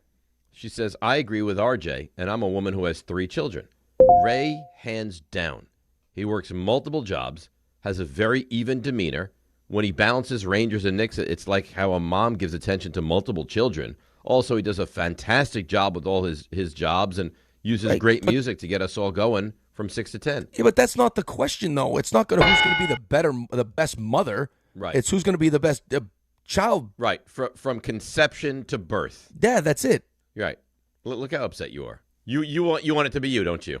Yeah. Listen, I'll take being the best mom. You can be the best birther. I'll take being the best mom. Okay, I mean that's what we're talking about here. I think Rick's purpose is to breed, nothing else. I'm a breeder. That's right. Rick thinks physically he's the most equipped to deliver the child. Flexibility. Yeah. Flexibility. I think. You wouldn't be one of those people that says no epidural, would you? I'd probably do it in a bathtub. No, you would not. No, I wouldn't. You get a doula? No, I'm doing epidural too. I don't need to play that. No, you got to do the natural birth. Oh, we're natural birthing? You got to do the natural. We're natural birthing? Go for it. To play through pain, I can't even imagine that kind of pain. And then I think my connection with my vision, my area. I think there's some real power there. I think there's some real power there. Isn't there any commercial we can play? For the record, RJ, I don't know how you feel. I'm not natural birthing. I would take a lot of drugs. Yeah, give me all the drugs. Give me go to that pharmacy and get everything you got. Shocking that you would feel this way. Yeah. He's asking for the what is it called, Raymond? He doesn't even need it, but he's asking for the Rompepetro. Yeah, yeah. Give me the Petro. Give me the epidural. I don't think the Rompepetro was made for childbirth. Give me if you drink a bottle of it, it would be. Doing shots of Rompepetro. Yeah, but you'd be so drugged up that someone else would have to push the baby out for you. Maybe, possibly. All right. Let's break, get to more of your calls, get to the college football, the NFL games, Raanan, around the league. It's all happening, and it's right here on ESPN New York. Listen up, football.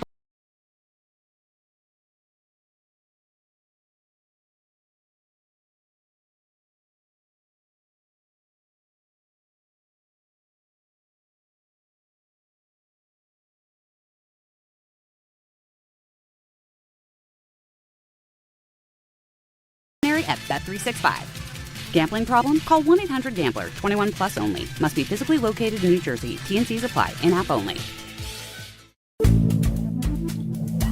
Good Karma Brands is proud to be an equal opportunity employer, providing equal employment, development, and advancement opportunities to all teammates and applicants. To learn more about careers with us, please send an email to talentacquisition@goodkarmabrands.com. That's talentacquisition@goodkarmabrands.com. Presented by Robinhood. He crosses, spins, pulls up. With Robinhood Prediction Markets, buy or sell your predictions all game long. No house odds, just you versus the market. Put your sports IQ to work. Trade every shot, block, steal, run, and moment that shifts the game. With Robinhood Prediction Markets, trade every play. Visit Robinhood.com/predict to start trading. Futures and cleared swaps trading involves significant risk and is not appropriate for everyone. Event contracts are offered by Robinhood Derivatives LLC, a registered futures commission merchant and swap firm. Ox Spine at New York Presbyterian is always in pursuit of a better way to heal the spine. We're getting more people moving again with minimally invasive, non-surgical, and surgical treatments with innovative solutions for every back and spine condition and your unique needs. Expert spine care is available now across New York City and Westchester. Find a doctor at nyp.org/oxspine. Stay amazing. New York Presbyterian. Are you ready to make a difference for the environment while helping the visually impaired at the same time? Then donate your vehicle to Heritage for the Blind today by calling 1-800-983-6530. Every donated vehicle will either be properly recycled in an eco-friendly manner or given a new life through reuse. Donating your vehicle is easy. Simply call 1-800-983-6530 and Heritage for the Blind will do the rest. They'll even arrange for your vehicle to be picked up at no cost to you. And for a limited time, when you donate your car, you'll receive a $200 restaurant voucher and a 2-night, 3-day hotel stay at one of 50 locations. Call 1-800-983-6530 right now to schedule your vehicle donation and make a positive impact on the environment while helping others. Heritage for the Blind, where every car donation counts and every person makes a difference. Call 1-800-983-6530 now. This advertisement is paid for by Heritage for the Blind. Individuals and businesses with tax problems, listen carefully. Do you feel like you're losing control of your finances? If you owe over $10,000 in back taxes or have unfiled tax returns, we can help you take back control. The IRS is the largest and most aggressive collection agency in the world, and they can seize your bank accounts, garnish your paycheck, close your business, and file criminal charges. Take control of your tax problem now by calling the experts at U.S. Tax Shield and take advantage of the Fresh Start program and new laws that may allow us to negotiate a settlement for the lowest amount possible. Our team of tax attorneys and enrolled agents can stop collections and get you protected so you can take control of your financial future. U.S. Tax Shield offers a price protection guaranteed quote to get you protected today. U.S. Tax Shield is A+ rated with the Better Business Bureau, so call now. 800-687-5192. That's 800-687-5192. U.S. Tax Shield. 800-687-5192.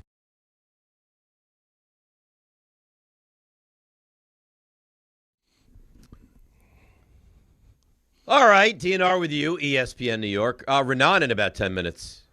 I thought we kind of moved on from Raanan, but there's always something with him, huh? He'll find a way to weasel his way back into the show. Finally, weasel right into the show. He'll try to do something to drive a wedge between me and you, so he somehow has a chance to get your job or my job. You know what he wants. I know what he's going to play the game. He's going to try to pit us against each other. He's going to try to insult somebody, and we just have to stay strong. Got a text message from Brian. He thinks I would be the best Who is birther. Brian? Oh, pretend like you don't know who Brian is. RJ, are you familiar with a Brian? I used to know a Brian. Oh, that Brian? Oh, yeah, right. You know you're going to hurt his feelings. Yeah, I hope you guys understand what you're doing to this poor man. Once former friend, Brian. What we're doing to him. You traded him to Florida. I didn't trade him to Florida. He chose to go to Florida on his own. Yeah. That was a man that if I had a big pickleball match, he was right there. He was right there, motivating me, hydrating me. Now, I don't know where Brian is. He's coming to holiday parties. I did not put him on waivers and send him to Florida. No. I view it like a Tyreek Hill situation. Like he was still at the peak of his game, and you looked at him and said, "You know what? We're shipping you. We're shipping you to Miami. Yeah. I want the picks. I think we've gotten your best years out of you." By the way, write this down right now. Right now. Okay. Tyreek Hill, Kansas City next season. Done. Book it. What about Brian? Also Kansas City? No, I don't. I think Brian, he's gone. We've lost Brian. Is that what Kansas City needs right now? I'm not. I don't know that Kansas City needs to go that route. Yeah, right. I don't mean on the field, but with everything that's going on inside that building right now. Probably in that not. Wide receiver room, is that what they want to do? Probably not. We can't find a different option. All right. So what's your email from Brian? Brian thinks that I would be the best birther.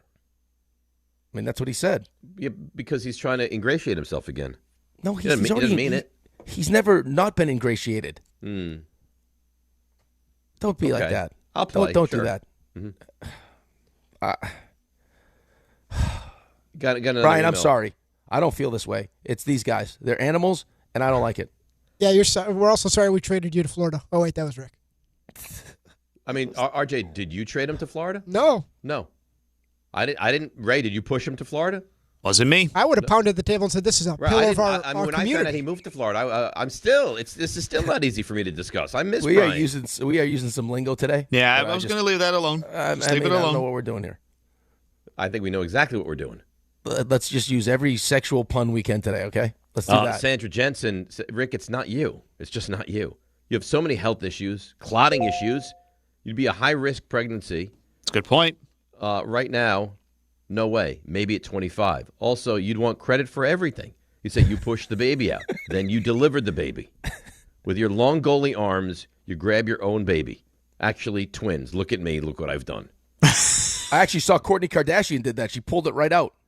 Really? When I used to watch Keeping Up with the Kardashians, yeah. They showed her in childbirth on the show? Yeah. Interesting. So I got a long, heartfelt email yesterday from Shooter in Stanford. Oh, nice. He said, "I'm always on hold. You guys never take my call. I want to be part of the show. It makes me so happy to be a part of the show." And I thought, you know what? Some of the antics can be a bit much, but it's a new year, and let's give him another try.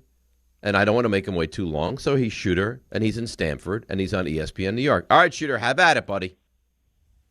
Good morning, boys. Good morning, companies. Thank you, David. I appreciate you. You know how I feel. All right. Well, let's start with Sub-Zero, now Plane Zero. Come on, What Shooter. movie? Shooter. This is why. All right. Okay? If you know that we don't love the constant Schwarzenegger and all the voices, then maybe get right to your sports point. Come on. All right, you got it. Straight to the sports point, but also, I don't know what that line means by Schwarzenegger, but okay, let's continue. Giants and Jets. I feel like everything's about timing. Coaching in the NFL is everything.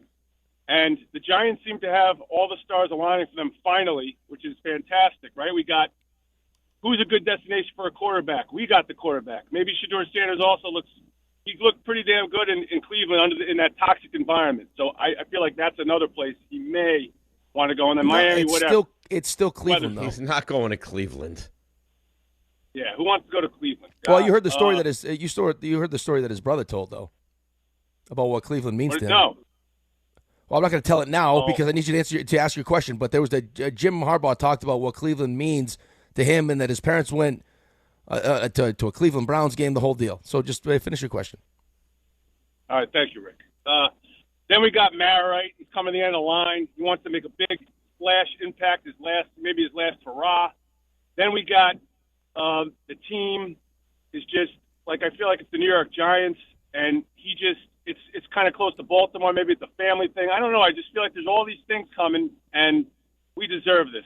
And I really feel like he's going to come here, and I feel positive about the Giants. And sorry about the Jets, Rick. Like timing's always off for them, and it seems like it's off again. Well, no, but, hey, don't say sorry. Shooter, don't say sorry. Right? I mean, we weren't an attractive enough job for Vrabel when the Patriots job is sitting there staring him in the face. And on top of that is that you can create your own timing too. No one said you're not locked into having Aaron Glenn as your coach for the next 4 years. You could fire him if you wanted to. They just choose not to. Right. They look at Aaron Glenn. I think they still, thanks to close shooter, I think they still look at Aaron Glenn as the guy for some reason. They can't. I mean, they can't feel good about it. It can't. There's no way you could. So why through, back channels wouldn't you get out to Harbaugh? We want you. We would do it. Oh, he might have. They might have. I don't know if they did or didn't, but I mean, why would he take this job? He wouldn't. But I do agree with Shooter. I do feel like the Giants are equipped to bring him in. Like I feel this is a team that could quickly go on the ascension. Quickly. Yeah, I feel like they could be one of those teams that goes from the Jaguars, right? Yeah, to double-digit wins. I agree. The Jaguars, the Panthers, we've seen it. And I got to say this, though, also because, I think Shooter did bring up a good point. If this is me or you as the owners of the team and we're dealing with what John Mara is dealing with right now, I would feel a whole hell of a lot better leaving it if that was the case with John Harbaugh, knowing that it was the franchise is in a great spot. Right. And you would want that to be your lasting legacy, right? Like you did whatever it took to put this organization that you is so beloved within your family in the right spot. Yeah, there'd be a level of comfort in that for me. Yes, I totally wholeheartedly agree with that. All right, speaking of comfort, we have comfort with Jordan Raanan, and he will join us next to discuss all things New York Football Giants. It's DNR with you right here on ESPN New York. At Uline, they know firsthand the road to success is an uphill climb. Uline started in the family basement, and through hard work is now North America's most trusted shipping and industrial supplier. They get what it means to have the support of reliable, hardworking partners. So they keep 41,000 items ready to ship. Whether your company is still in a basement office or expanding cross-country, Uline will be there on your road to success. Visit uline.com. FanDuel is giving all customers a profit boost every college playoff game day. That means more chances to level up your picks and turn big moments into even bigger wins. Ride with the favorite, take a shot on the underdog, or build a parlay, then apply your profit boost and go for bigger winnings. FanDuel is the best place to get into the football action all playoff long, and when you win, you'll get paid instantly. So visit FanDuel.com/local to get your college playoff profit boost today. Ride with the favorite, take a shot on the underdog, or build a parlay, then apply your profit boost and go for bigger winnings. FanDuel is the best place to get into the football action all playoff long. Must be 21 and older and physically present in New York. Often required. Bonus issued as non-withdrawable profit boost tokens. Restrictions do apply, including any token expiration and max wager amount. See terms at sportsbook.fanduel.com. For help with a gambling problem, call 1-877-8-HOPE-NY or text HOPE-NY at 467369.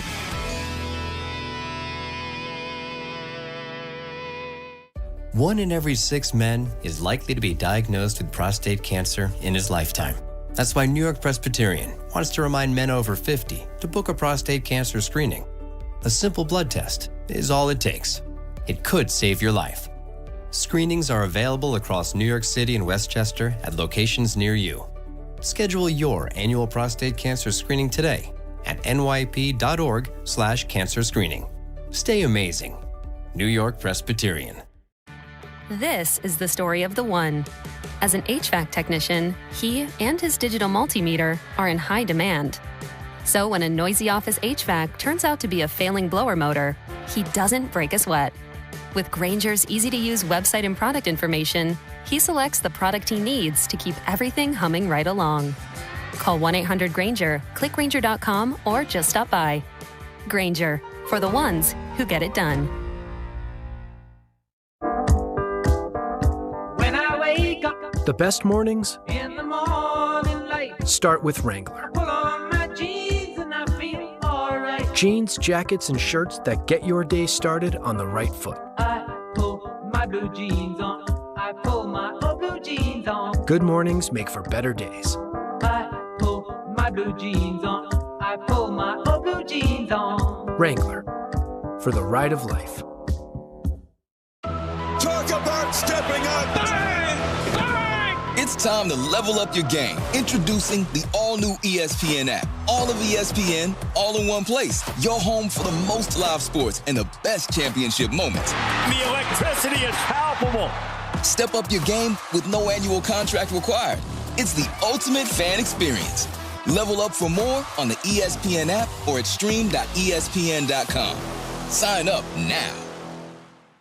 My name is Whitney Allen. I am a widow. My husband, Ryan, died. We never thought in a million years we'd have to use life insurance. The unexpected happened. With Ethos, it is so fast and easy. It's 100% online. You can get a quote in seconds, apply in minutes, and get same-day coverage. No medical exams, and you can get up to $3 million worth of coverage through Ethos. Get your free quote at ethos.com/game. That's ETHOS.com/game. Time spent on application may vary. Online health questions required.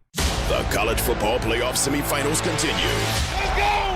Tonight in the Chick-fil-A Peach Bowl. I get questions, how are you going to sustain it? We're not looking to sustain it. We're looking to improve it. Hoosiers!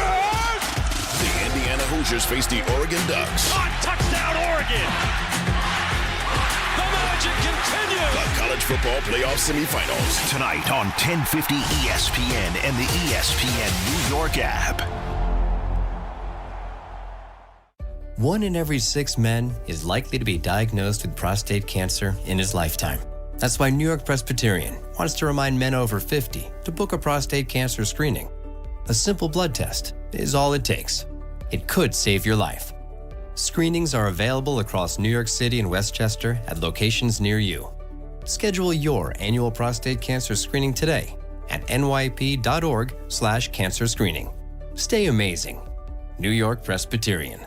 At Uline, they know firsthand the road to success is an uphill climb.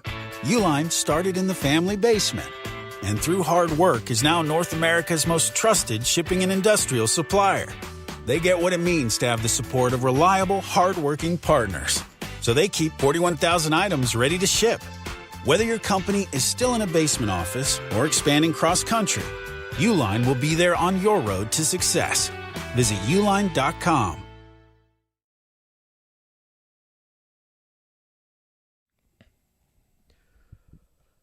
All right, DNR with you, ESPN New York. Vince Rosen with a nasty email. The only reason you even think about having Raanan on is to add another person who's going to rub you and say the Giants should get John Harbaugh. This was not my recommendation to have Jordan on. I love Jordan. I'm happy to have him. I'm not the one that brought this to fruition. It doesn't have to be. I mean, there are callers that say it. I say it. You say it. I think RJ feels that way. I think Ray feels that way. Maybe Ray doesn't feel that way because he roots for Dallas, but I mean, I don't think there's a lot of people that don't think that John Harbaugh would be a great hire for the Giants. He'd be a great hire. Be great. I mean, you tell me there are people out there like, oh, last thing you want to do is hire John Harbaugh. You went from Brian Daboll to John Harbaugh. That'd be a great transition. Here's the thing, though, and listen, maybe Kevin Stefanski ends up being a great fit, or if he takes another job, Mike McCarthy comes here and has a lot of success. You guys correct me if I'm wrong.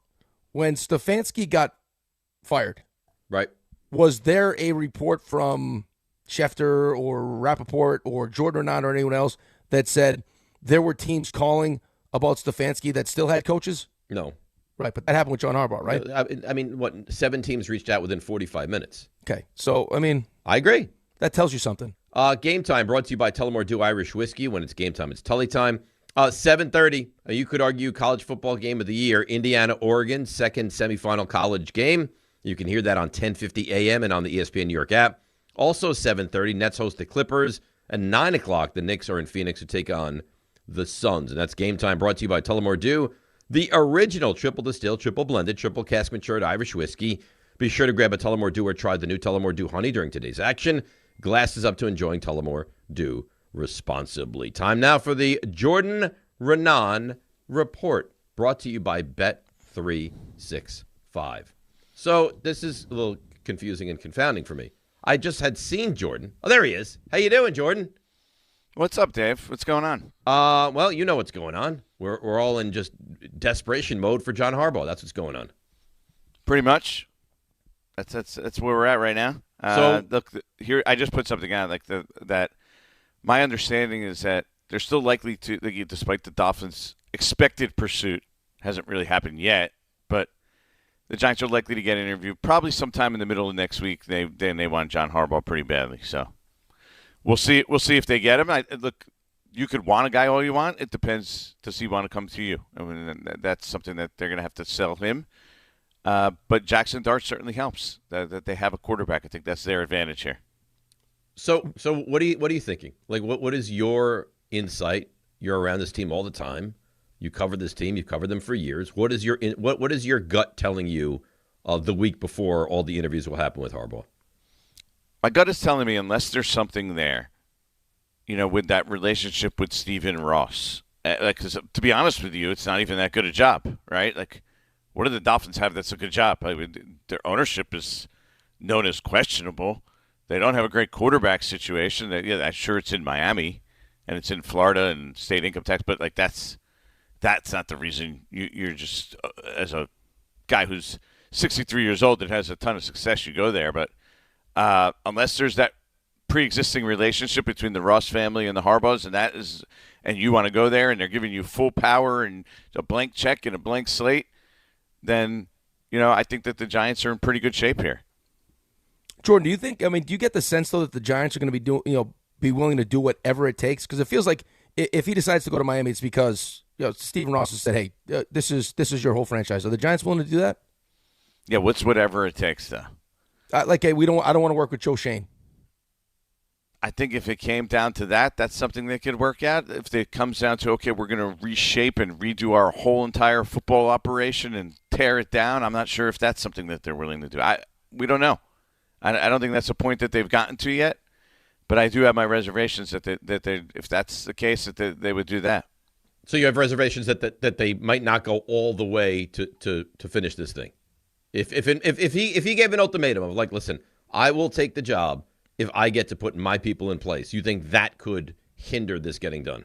I don't know the answer to that. I do have reservations to think that the Giants are just basically willing to tear down, a structure that they believe in, like 100%. With the general manager being above the coach, they've always believed in that, and then their whole football operations and basically scrap it and start over. Like that's why they kept Joe Schoen, right?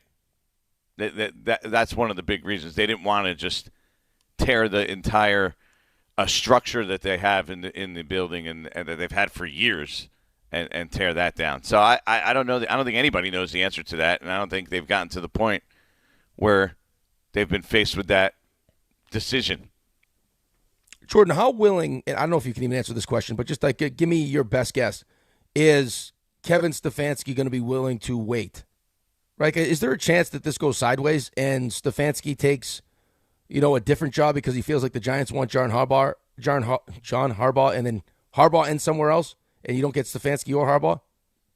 Sure, that's always a risk, but I don't think these. I think they have some time here. I don't think that they have to worry about it. They're still right because there's still this whole group of coordinators that haven't even been able to interview yet, right? And I think the process in general, the NFL has created guardrails to slow the process down in general. So I think for the most part, they'll be able to take their time in that regard, and like at least I think until the end of next week, you could kind of make it work. But yeah, eventually you there is a possibility you can end up where you have to make a decision. Say, hey, we got to gauge you have to make an informed decision. Okay, we have to gauge what do we think our chances are with John Harbaugh, and at that point, do we just have to pivot and make the move right there? Because remember, I'll take you back, and I know you guys, this is like almost laughable in retrospect now, but remember Ben McAdoo. He went and interviewed with Philadelphia, and the Eagles were interested. And all of a sudden, the Giants just sped up their process and dropped it. And next thing you know, Ben McAdoo was hired. Yeah, thanks for that, Jordan. Appreciate that. Is this a two-team race? Like if Harbaugh is not the head coach of the Dolphins or the Giants, you'd be surprised? No, I don't think that's necessarily the case. I think there's some other options that could emerge from this weekend. What if something happens in Green Bay? You hear some little rumblings like Matt LaFleur might not be there long term. So I think there are other possibilities out there. Tennessee is still an intriguing option, I think, because they do have Cam Ward. Right? Remember, like I said, the quarterback in Jackson Dart is their advantage. Well, Cam Ward is a fairly good-looking young quarterback as well. A lot of people, I think, believe that they could work with him. So I do think there are other options that Harbaugh is going to consider here, and that's kind of what I've been told. Jordan, I mean, Giants fans, and you're looking at the biggest one, then quit sports, and now he's back. Now he's back. I'm back. He's injected life into me, one Jordan. day, right? One day, that was it. And then he heard, Harbaugh gets fired, and all of a sudden he's the happiest guy in the world. But he's got also, why does he look so small? I'm little. Yeah, he's a little guy. Because he's got so worked up. Should he be disappointed if it's not Harbaugh and it's Stefanski? Because I feel like Giants fans have got themselves so worked up that if it ends up being Stefanski, they're going to be upset about it for a minute. Yeah, I think. Well, look, I think this is just the way that it's, that society is and sports is today. But the reality is, once there's a new coach, no matter who it is, people are going to feel good about it and buy into it. It'll just take some time. But yeah, I think the initial reaction could be, harsh. They can't get it done. Look, but it would be if they can't get John Harbaugh, it probably is an indictment on the organization a little bit. I mean, it's a little hit to the ego, and I don't think there's any way around it. But look, this isn't the New York Giants where they're just like automatically everyone's like, I want to go to the New York Giants, right? We've seen it even like with Matt Patricia before, like several years back. I think he ultimately, he never got offered the Giants job, but he would have chosen Detroit over the Giants. It's amazing that a guy would ever take Detroit over the Giants, but I guess this is where we are, huh? All right, there are reasons for it, right? Like you can go to other places and feel like you have more say and more autonomy, and more control. Right now, if not Harbaugh, is Stefanski the guy you look at, or is this still very wide open in your mind? Yeah, I think Stefanski's probably next in line at this point. But look, I think this is still a process, and they said it was going to be a wide-ranging process, and I think we're still in the midst of it. I think there'll be some coordinators that have an opportunity to come in and impress them as well. Antonio Pierce comes into the – there's other people that have an opportunity, and so I don't think it's a slam dunk that it's just like, all right, it's going Harbaugh and Stefanski. I mean, that seems like the likelihood at this point. But what if Chris Shula comes in next week and absolutely blows them away? Mm-hmm. Or Jesse Minter absolutely comes in next week and blows them away. I think those are still distinct possibilities. So I'm leaving the door open for those as well. I just have a hard time believing, like with what happened last season, right? 100th anniversary, from the jerseys to Hard Knocks to Saquon, and then you followed up this year with another nine game losing streak, 2 wins. You win 2 meaningless games. You had the first overall pick, then you don't, and now to potentially lose John Harbaugh, because you're right. I mean, the Dolphins' job is not a better job. They don't get the quarterback there. I mean, if they move off of 2 at $67 million on their cap for next year, there's a lot of negatives to that job. If they don't get John Harbaugh because they're not willing to change how they do things, as if the way they've done things is working so well, would be crazy to me. Yeah, I get it, but I mean, there's a lot that goes into that. You're basically saying we're going to give you the whole entire organization. I mean, that's. Not everyone's totally willing to do that. I don't know if the Giants are willing to do that, to be honest with you. So but Jordan, look at the whole entire organization. Look at what it's been. It's been a train wreck. It's been a disaster. They had one whiff of playoff success in the last more than a decade. So you say, willing to give him the whole organization. I don't care what anybody says, he's a future Hall of Fame coach that is available right now. So if it means that you have to go out of your comfort zone a little bit, then it means you have to go out of your comfort zone a little bit. I agree. we just haven't seen the Giants ever do that. So let's see if they're willing to do it. I don't think anyone knows the answer to that, right? I think that's the big question here. Are they willing to just give carte blanche to the entire organization to a head coach? They've never done it before. That's just the history of it, right? Even Tom Coughlin. This would be the time, though. Tom Coughlin, I understand. We haven't seen it. We haven't gotten to the point where that we've 100%, and I think they probably would to a certain degree. Like I do think that's if where this could be headed, but until we see it, it remains a question, right? Yeah. All right, Jordan. On last one from me, and this is a Dave kind of question, but I feel like I have to ask you. Gut feeling right now. Who do you think the coach ends up being? I don't know. I don't even want to answer that because every time I do this, then I get aggregated and it says, "Hey, look, Raanan said they're hiring this guy," and then when this guy doesn't get hired, I told you. That's why we do it. I know. Yeah, we do it just to embarrass. So I'm not even going there at this time. Won't do it. All right, that's nice. Good for you. Good for you. Anything else you want to share with us? Any predictions from this weekend?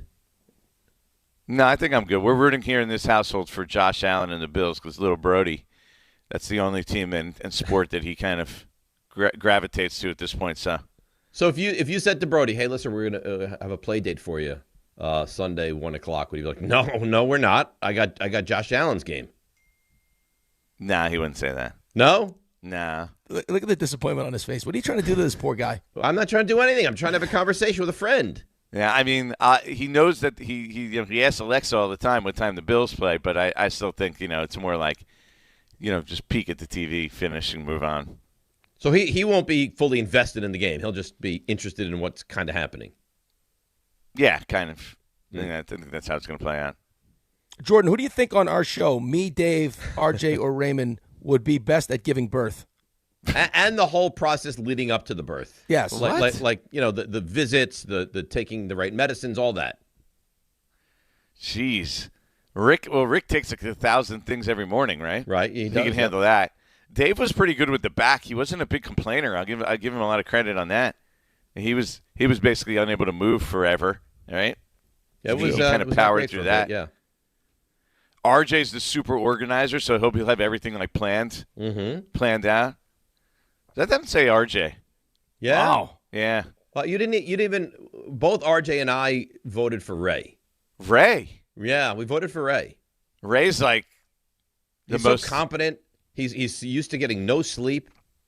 Yeah, but he's the most furthest from that. I'm interested in that part of life. He's very fertile, also. What's that? Very fertile.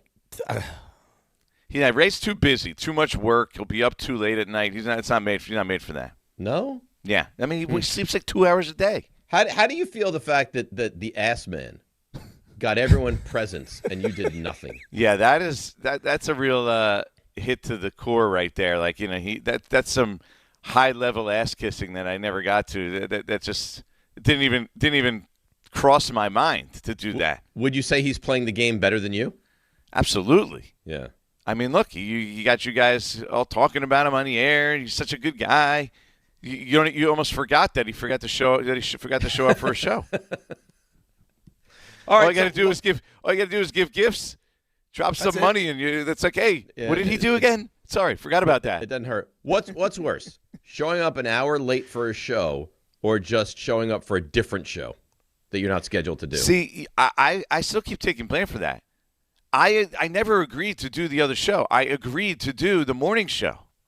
So I fight back this narrative that I just showed up for a show that I wasn't planned to do. So you're saying that the boss, John, doesn't really know what he's doing, and you. Well, I don't think those words came out of my mouth. That came out of your mouth. No. I mean, you tell me. It sounds like you're telling us he didn't give clear direction. That's why you should. The only thing I could say is, as far as what I know, and when I go and I looked at my records, I came to the show that I agreed to do.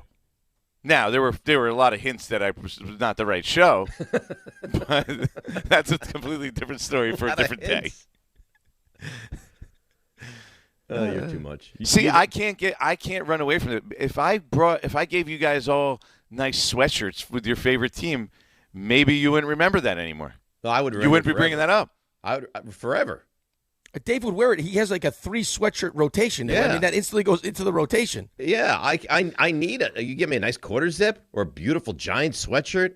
Oh, right into the rotation. Yeah, it could hit leadoff. I really missed an opportunity of paying. That could be your number one starter. That could be the ace of your staff. It definitely could. All right, Jordan, we love you.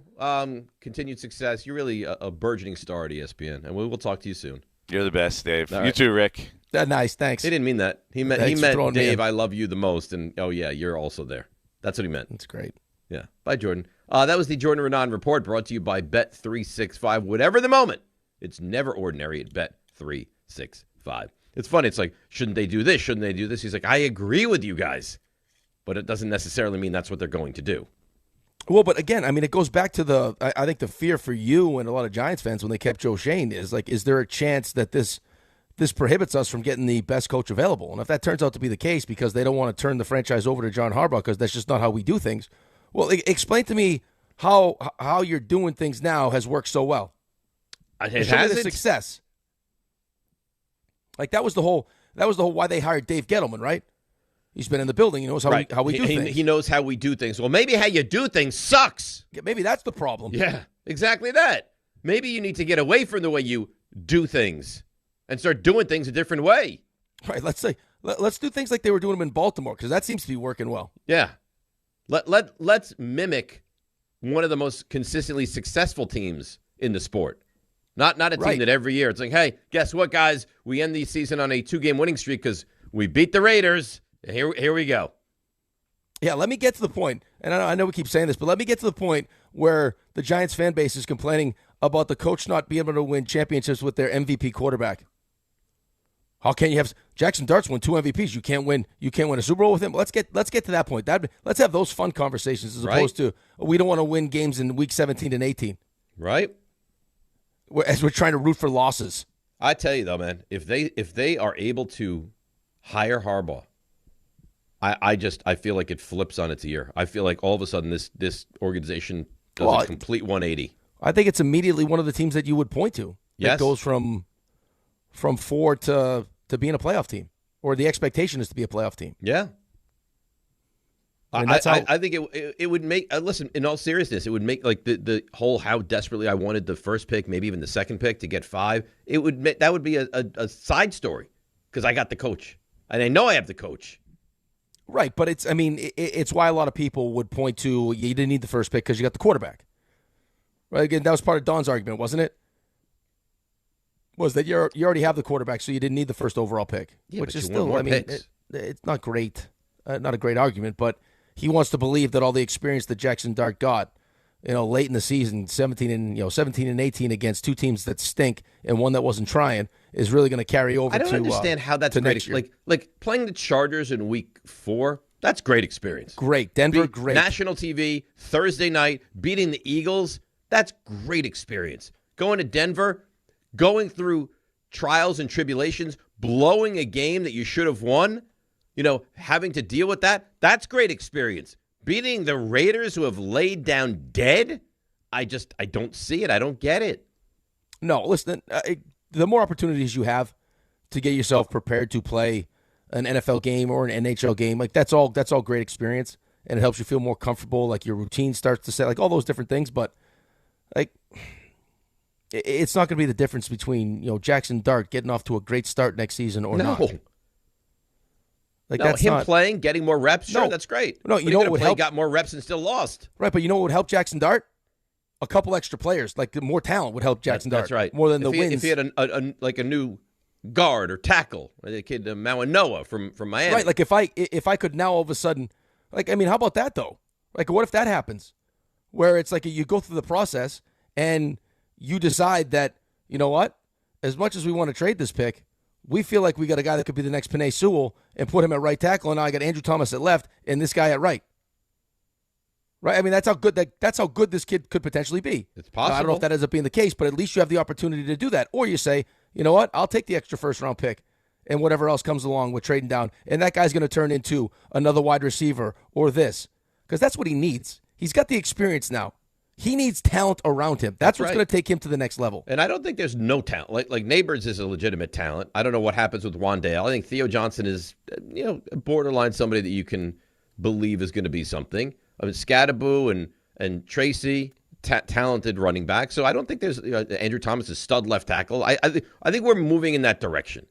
Like, the reason the Giants stunk this year wasn't because of the offense, amazingly. No, and that was why we would say, like, why is Shane Bowen still have a job? Like, Daves, don't you like this job? You finally got your quarterback. Why you're gonna risk being fired because you don't want to fire Shane Bowen? That seems crazy. And then you saw the difference when Shane Bowen got fired. Brian Daboll might have saved his job had he made that decision after the Denver game. But why would he not make that decision? I guess because, what did Jordan say? That he doesn't want to get the reputation for just rifling through coaches? All right, but, you did all these things. This is the last straw. This is the last card I have to play. This is the last thing. Well, that was it. You had already used the Jackson Dart. We can get him in there, get him experience. We see what he looks like. He looked great. You're blowing games. What else did you have? Well, you already had a point where people were questioning your, I don't know if integrity is the right word. Maybe it is. But like that you're willing to sacrifice the long-term health of your quarterback just to save your job, which I don't think was the case. But still, like if that's the conversation, you're not willing to fire an awful defensive coordinator? It was very strange. You're listening to DiPietro and Rothenberg on WHSQ, WCBS FM HD2 in New York. I have an email I could read you, or we could get right to Around the League. You tell me. I also have a question I'd like to ask you guys because I'm taking a lot of heat right now. Why don't you ask your question?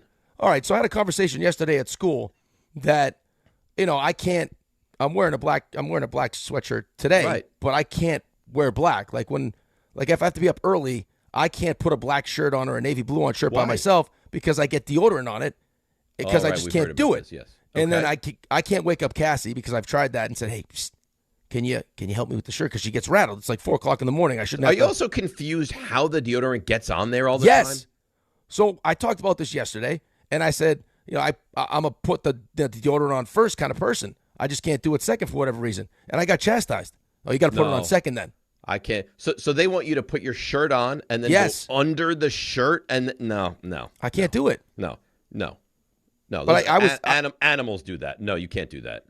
RJ, Ray, are you guys deodorant first or second? No, you have to be first. No, never deodorant second. Who does that? RJ, you're a deodorant first guy, right?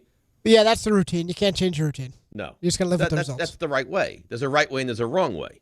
Yeah, but do you have issues, though, with dark shirts getting deodorant on them? You know what's funny? I do not. When I was younger, I used to have this issue where I'd put on like a T-shirt after I put on deodorant, and then I'd look at like the side, like, well, how did that get there? Oh, yeah, white stripes on the side of it. But I, for some reason, I don't have that issue anymore. But I relate and I feel for you. It just limits the. I mean, I have only so many choices. Could you try? Could you deodorize? I can't do it. I've tried. I can't. No. Well, how do you put your shirt on? Do you just put your arms through it and then? No, I have to. I got to try to like stretch it out now to get it over the area. You could do like alligator arms and not put your arms up in the air. I can't. There's no way I'm getting my shirt in like that. How am I getting my shirt over me like that? Could you deodorize? Put the shirt on, go in front of the mirror and see if it took, and if it took, great. And if not, then you switch to the other shirt. Yeah, I've done that. I've tried that. But now at 4:00 in the morning, I'm rifling through because that shirt's done. I can't wear that shirt. Mm-hmm. And now I got to go back to, just a whatever, like light white, whatever it is. These are not easy problems. It's a problem though. But I'm glad you guys are deodorant first guys. Okay, that's good. Just common sense. Absolutely. I think if you're not a deodorant first guy, you should seek help probably. No, I didn't want to know what you were going to say. I'm glad we clarified this. Yeah, that's good. Good stuff. You want to hear this email before we go around the league? I'd love to. I think you'll like it.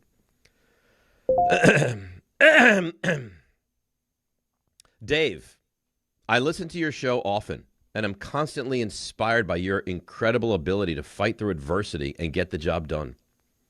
This week, I got the flu. I wanted to lay down and do nothing, and I thought to myself, WWDD. What would Dave do? I remembered recently you fighting for your life during a show, sick out of your mind while RJ and Ray, they poked fun at you. Rick left the show for a bit, but you fought Dave. And in the end, you prevailed. You're exactly what's kept me going this week. Dave, I'm not feeling well. I'm under the weather, but I'm battling because I'm a trooper. Dave, please play the drop, I'm a hero, because you're an inspiration to all of us.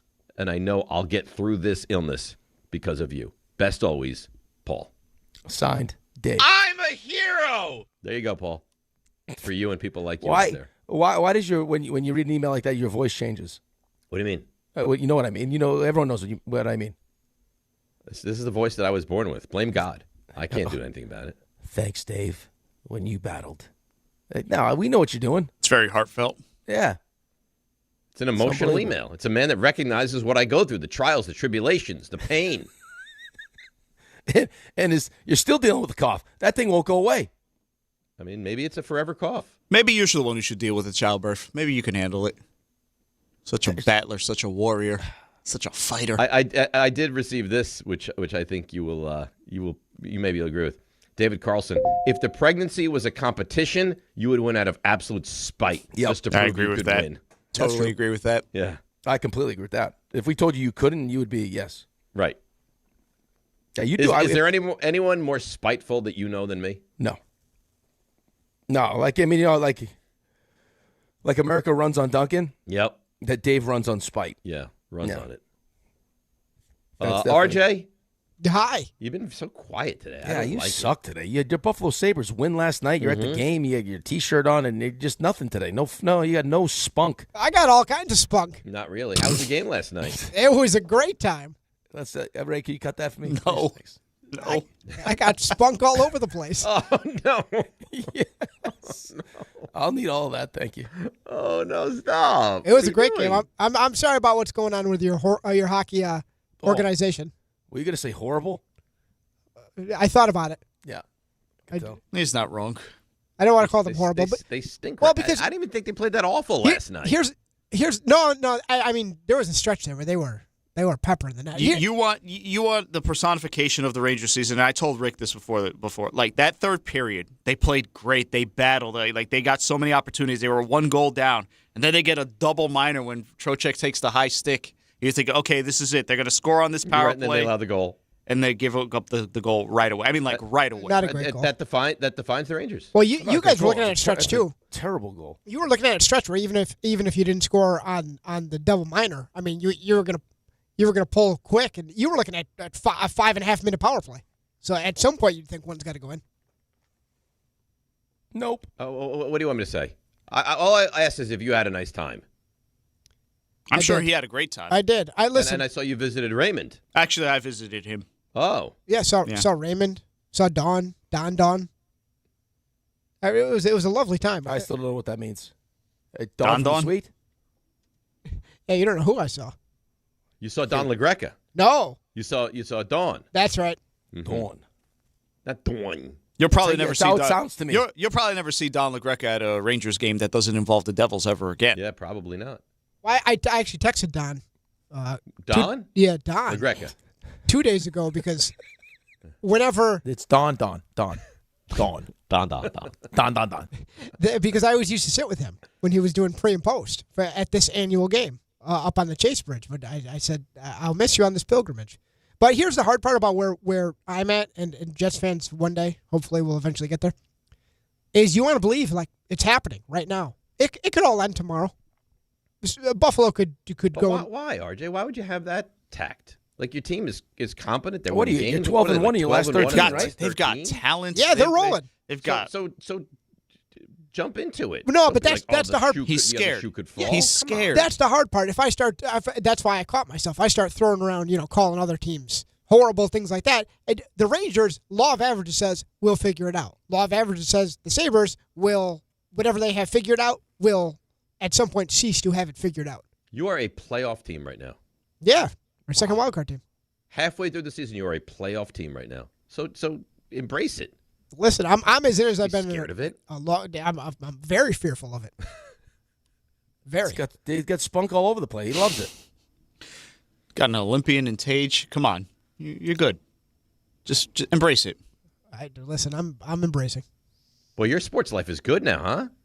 Well, it's good for now. Sabres, Niners, Yankees, Knicks. You're a winner. We'll see how Sunday goes. Speaking of NHL, quick, because we're going around leading the NFL. Anyone paying attention to what McDavid's been doing lately? Everything? Breaking news, McDavid. Good. Everything. He's got, his last 18 games, he's got 41 points in his last 18 games. Yes, he's good. 41 and 18, huh? 41 points in 18 games. That's Gretzky numbers. Yeah, he's got, what it looks like. It's Anthony Duclair numbers. 18 goals and 23 assists. In his last 18 games? Yeah. Wow. That's good. He's so good, man. I don't know how you say his name. Cerulli Borenstein. Sure. Okay. Borenstein? Borenstein is the last name. They said Borenstein. That'd be a tough name. Yeah, boring would be tough. Well, Cerulli's not exactly. But anyway, tell Rick to put his head through the shirt first, then put his arms through. I've this tried will it solve all. the deodorant problem. No, that's usually what I do. That's kind of why I was asking. I've actually tried. This is my new thing now. I will put the deodorant on, let it set, give it a couple seconds. Yeah. Then I'll put a different T-shirt on first, and then take that one off. Yeah, let that. No, why don't you wear a T-shirt under the sweatshirt? Let that one take the shrapnel and then put on the sweatshirt nice and clean. No, I do that, but I'm just saying like a shirt, like a regular shirt. Like if I wanted to wear like a long sleeve black shirt. You know what I think you should do? What? Put on the deodorant and then blow dry under your armpits. I've tried that. I did try that. No, you haven't. I swear to you, I tried that. I still couldn't do it. Boy, would I love to see that. You want me to video it? I'll show you. I'll do it. No, I'm good. Cerulli also says Rick would be the worst pregnant person. Who knows what would cramp up with his morning sickness? No, he's already told you. It's a good point. You guys are all making great points. I think it's a great question. I think it's a good question. I would be high risk also. I think everyone makes maybe I was wrong. We'd all be high risk. Maybe it's not me. Oh, RJ would be less high risk than us. We're older than RJ is. I'd have to be like in a bubble. I'd be tremendously at 52. I'd be like a 2020 feature. It'd be the man who gave birth to the child at 52. Well, I think you could just stop at the man that gave birth. At this point, I'd be 53. I'm 53 in a couple months. I get pregnant tomorrow. I'm 53. Yeah, I think age is less the relevance. Yeah, I think age is less the story than the man gives birth. Or just man pregnant would be quite the story, right? Yeah. Yeah. All right, RJ, what's going on around the league? Oh, now you want to. Hang on. Now you want to. Hang on. I got a piece of news, legitimate news. Harbaugh's waiting until Monday until he even starts arranging interviews for next week. He's taking his daughter back to school, I thought, right? Back to law school. Mm-hmm. Which I believe is in Florida. Is that right? He's taking for him. Taking the weekend off. Okay. So Monday we'll start to probably get some information trickling. All right, RJ, go ahead. Take us around the league. It's time to go around the league. Oh, yes, it's brought to you by Boost Mobile. We begin our journey Saturday, 4:30, the Carolina Panthers. If there was ever a team built for a Saturday wildcard weekend playoff game, it would be the Panthers. These Panthers specifically. They play host to the number 5 seeded LA Rams. Rams expecting Devontae Adams to return. Has not played since week 15. Rams have missed him, but they've missed him most in the red zone. 9 of his, by the way, still led the league in touchdown receptions, did Devontae Adams, despite missing some time down the stretch. 14 of them, and 9 of them came in goal-to-goal situations. The Panthers have allowed only 5 passing touchdowns in goal-to-goal situations this season, which is the best in the NFL. So we shall see what wins out there. Carolina, they already beat the Rams, as many know, back in Week 13. And to do so again, you'd think they'd try to replicate what they did on the ground, which is run the ball 40 times for 164 yards. Bryce Young also had 3 touchdowns in that game. 2 of them came on 4th down, if you remember. The Panthers just kept going for it, and it worked out in the end. Rams rank 2nd in run block win rate. What does that mean in this game? Panthers are 32nd. That's last to you and me. In run-stop win rate. So you assume the Rams will run the ball heavily in this game, or at least attempt to. Rams by 10.5 is your number. All right, so I'll start with this one. I know we saw Carolina win earlier in the year. Of all the games that we're going to see this weekend, this would be the one that would stun you the most. I mean, a lot of people, you included, Rick, have the Rams going to the Super Bowl. I don't see this as a game that Carolina really has much chance to win. I think you could even make the argument it's a blessing in disguise they lost to them earlier in the year, because now they know that this team could get them if they don't play their best football. I don't think they've played their best football, and I wonder if you can just ratchet it up. Devontae Adams coming back, like you mentioned, that's huge. Their defense has not been as good later in the season as it was earlier in the season. All that being said, if this is a game that with 7 minutes to go in the fourth quarter is competitive, I think I'd be surprised. Well, I think it's going to depend, right? I mean, who knows if it could be Matthew Stafford. It sounds like he's going to win the MVP. Drake May also puts himself in that conversation. But, I mean, if Stafford turns the football over, I mean, Carolina, well, of course, will be able to keep it close. But it feels like one of those games where it's going to be less about if Carolina can beat the Rams and more if the Rams play one of those games where they could potentially beat themselves. Here's a couple interesting things for you guys. So, the Panthers this year, minus 69 point differential, which is the fourth worst point differential for a playoff team ever. Here's where this is the weird part about this. So the other three teams that had the worst point differentials all won their first round playoff games. Okay? Here's the second part of this. This is for the picks. Since 1968, playoff road favorites of at least 4.5 points are 0-7 against the spread. Wow. Ooh. So take that little nugget. Wow. That's a lot. And the Panthers this season have been double-digit underdogs twice and are 2-0. The rest of the NFL is 0-30. I will say, those are great stats. I've seen some similar ones. I will not be picking this game. With the numbers, you're going to punt on this game. Scared to death of that number. Yeah. I tell you this though, it feels like all the experts like the Panthers plus the points in this game. I think I'll tell you right now, but I think most of the I think to that point, I think a lot of the money when I was checking this morning is on the points with the Panthers. Mm-hmm. 10.5 is a gigantic. But you guys all agree, right? 66% of the money. Stunned if the Panthers won this game. Yes, stunned if they won. Yeah. Yes. Saturday, 8:00. Bears are the number 2 seed. They welcome in optically this should be a beautiful thing. They welcome in the number 7 seeded Packers. Let's talk about the Packers for a second. Let's. So they're in the playoffs for the third straight season. They've won just one game in the previous 2 combined. Has any team benefited more from the expanded playoffs in the NFL than the Green Bay Packers? You're saying, what do you mean? 2025, that's this year. Packers, as I mentioned, 7 seed. 2024, last year, Packers, 7 seed. 2023, Packers, the 7th seed. Yeah. So, what's all that mean? Matt LaFleur is looking for a new contract. If not for that 7 seed and its existence over the last half decade, we'd probably have a much different narrative about Matt LaFleur. However, Chicago, they're back in the playoffs. They want to avoid another slow offensive start. They have been outscored 47-21, run 66 fewer plays on offense, have lost the time of possession by 10 minutes, and are 2 for 12 on third down in the first half of their past 3 games. That's all to tell you. They have not started well. And it's been a common thread against the Packers, their 2 games previously for the Bears against Green Bay this year. Chicago has trailed 14-3 and 6-0 at halftime in both regular season games. Right, and they split, right? The most recent one was but that was the game. You had the game. Yes. Yeah. Right, but you had that game that you stole. Right. The one the Bears won that they shouldn't have won. The very well-rested Green Bay Packers are favored by 1.5 on the road. You want to hear about my maturity level? Can I share this with you quickly? I love maturity. Yeah. So Ben's birthday is Monday. Yep. But he's going back to school Monday, Happy so we can't birthday, celebrate. Ben. Yeah, thank you. Can't celebrate Monday. There's the conversation of, will we go out for a dinner this weekend? Can you go out for a dinner on a Saturday night? So I tell you what I'll do. If I can use the water glass as a prop, put my phone up there, I'll go out for dinner on Saturday night. Nice. Mm-hmm. Maturity. Tell me that this is not tremendous. No, it's growth. not. Maturity at its finest. It's not maturity at its finest. It is the bar. Are you not picking up my sarcasm? Yes, I hope so. I hope you're being sarcastic. What do you mean the sarcastic? Bar is this is going from Dave Gettleman to Joe Schoen is what it's going to.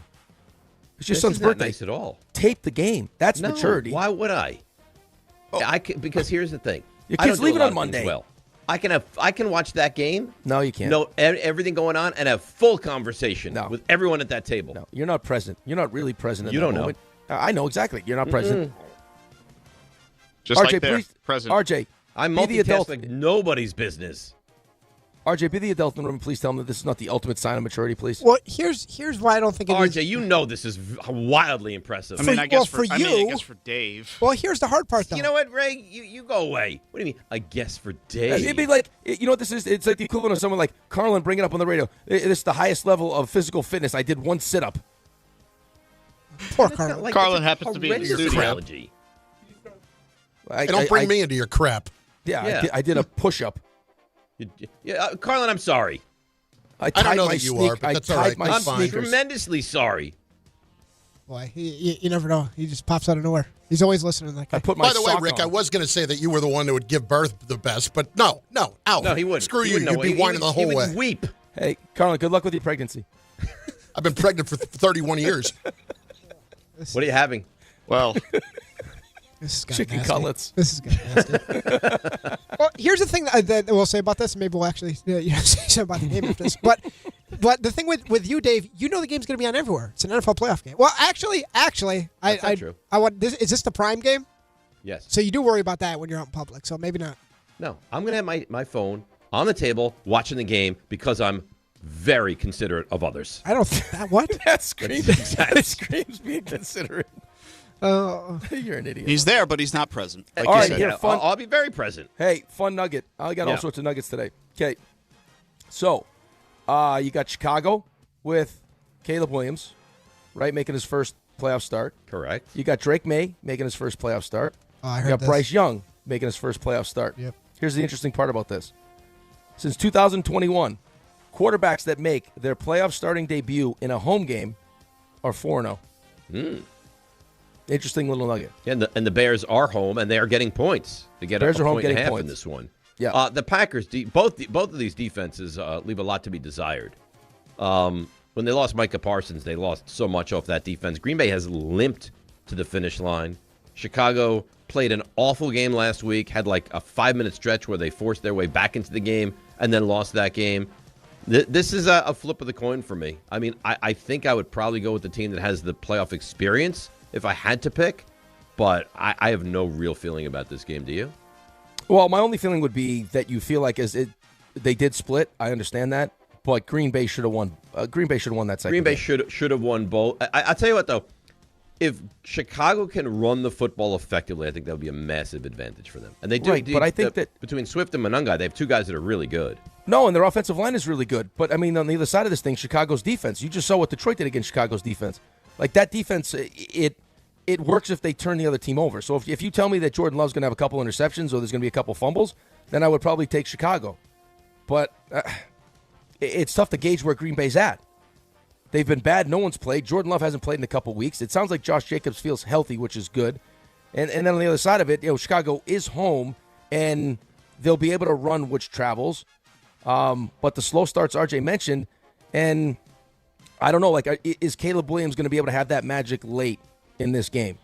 Because he has been good. He has been good late in games, makes big plays. But is it Caleb Williams having the magic, or is it Ben Johnson? Well, he's still got to execute it. It's probably both. No, but it's Williams. It's Williams. Could also be a lot of credit for that. He's a frustrating player, man. Some weather. Very. Could be some weather stuff. Weather stuff. Nobody loves the weather stuff like you. Watch out for the weather stuff. Could be a little bit. Let's move to Sunday. Jacksonville. I'm very intrigued to watch this game. Number 3 seed. This is my most interesting game. I would agree with you. They host the number 6. Amazing that you guys would have this game as the most interesting. Of course it is. Everyone has it. I don't know if that's true. I don't like your tone. I don't know if that's true. I think Bears-Packers is very interesting. Very interesting. Come on, Bears-Packers. I'll get to see that again for the 9 millionth time. Actually, It's only the third time in the playoffs. Number 6. I hope the water glass falls on your phone and short circuits. Oh no! How about that? I hope you get Braxton Hicks. That's why. Those are slight contractions. Yeah, but you'll go to the hospital for no reason. Well, Sean McDermott. I'm not actually pregnant. He's going to try to do something in this game he's never done before. That is win a road playoff game. Bills 0-5 on the road in the playoffs under Sean McDermott. I don't like that. The Jags have the top-ranked run defense in all of the league. They will take on the NFL's leading rusher. That's James Cook.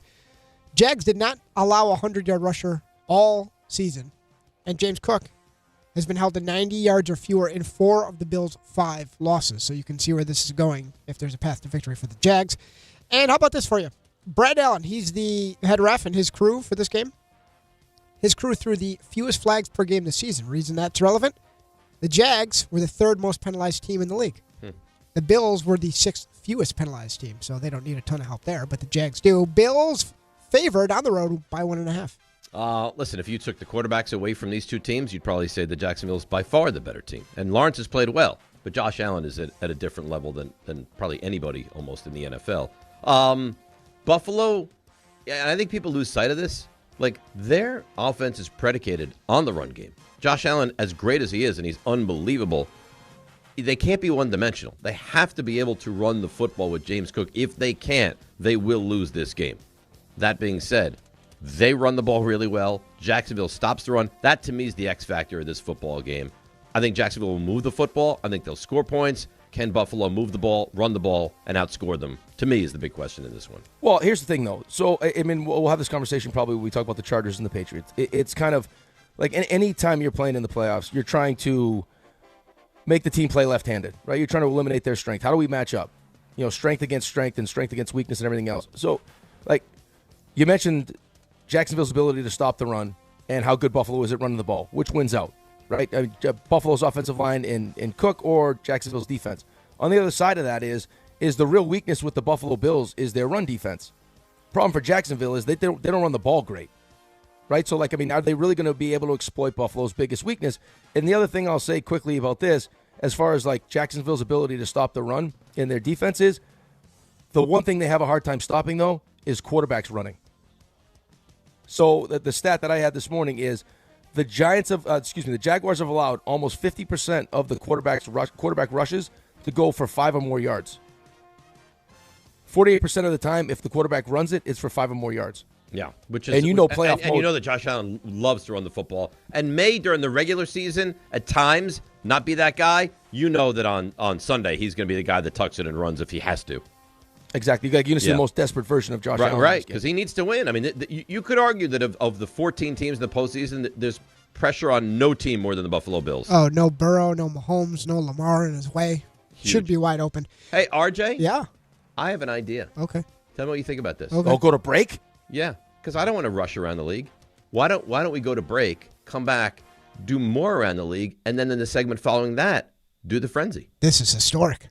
But is it not genius? I think it is. I think so as well. Let's take the break, come back from the break, continue around the league into the frenzy. DNR with you, ESPN New York.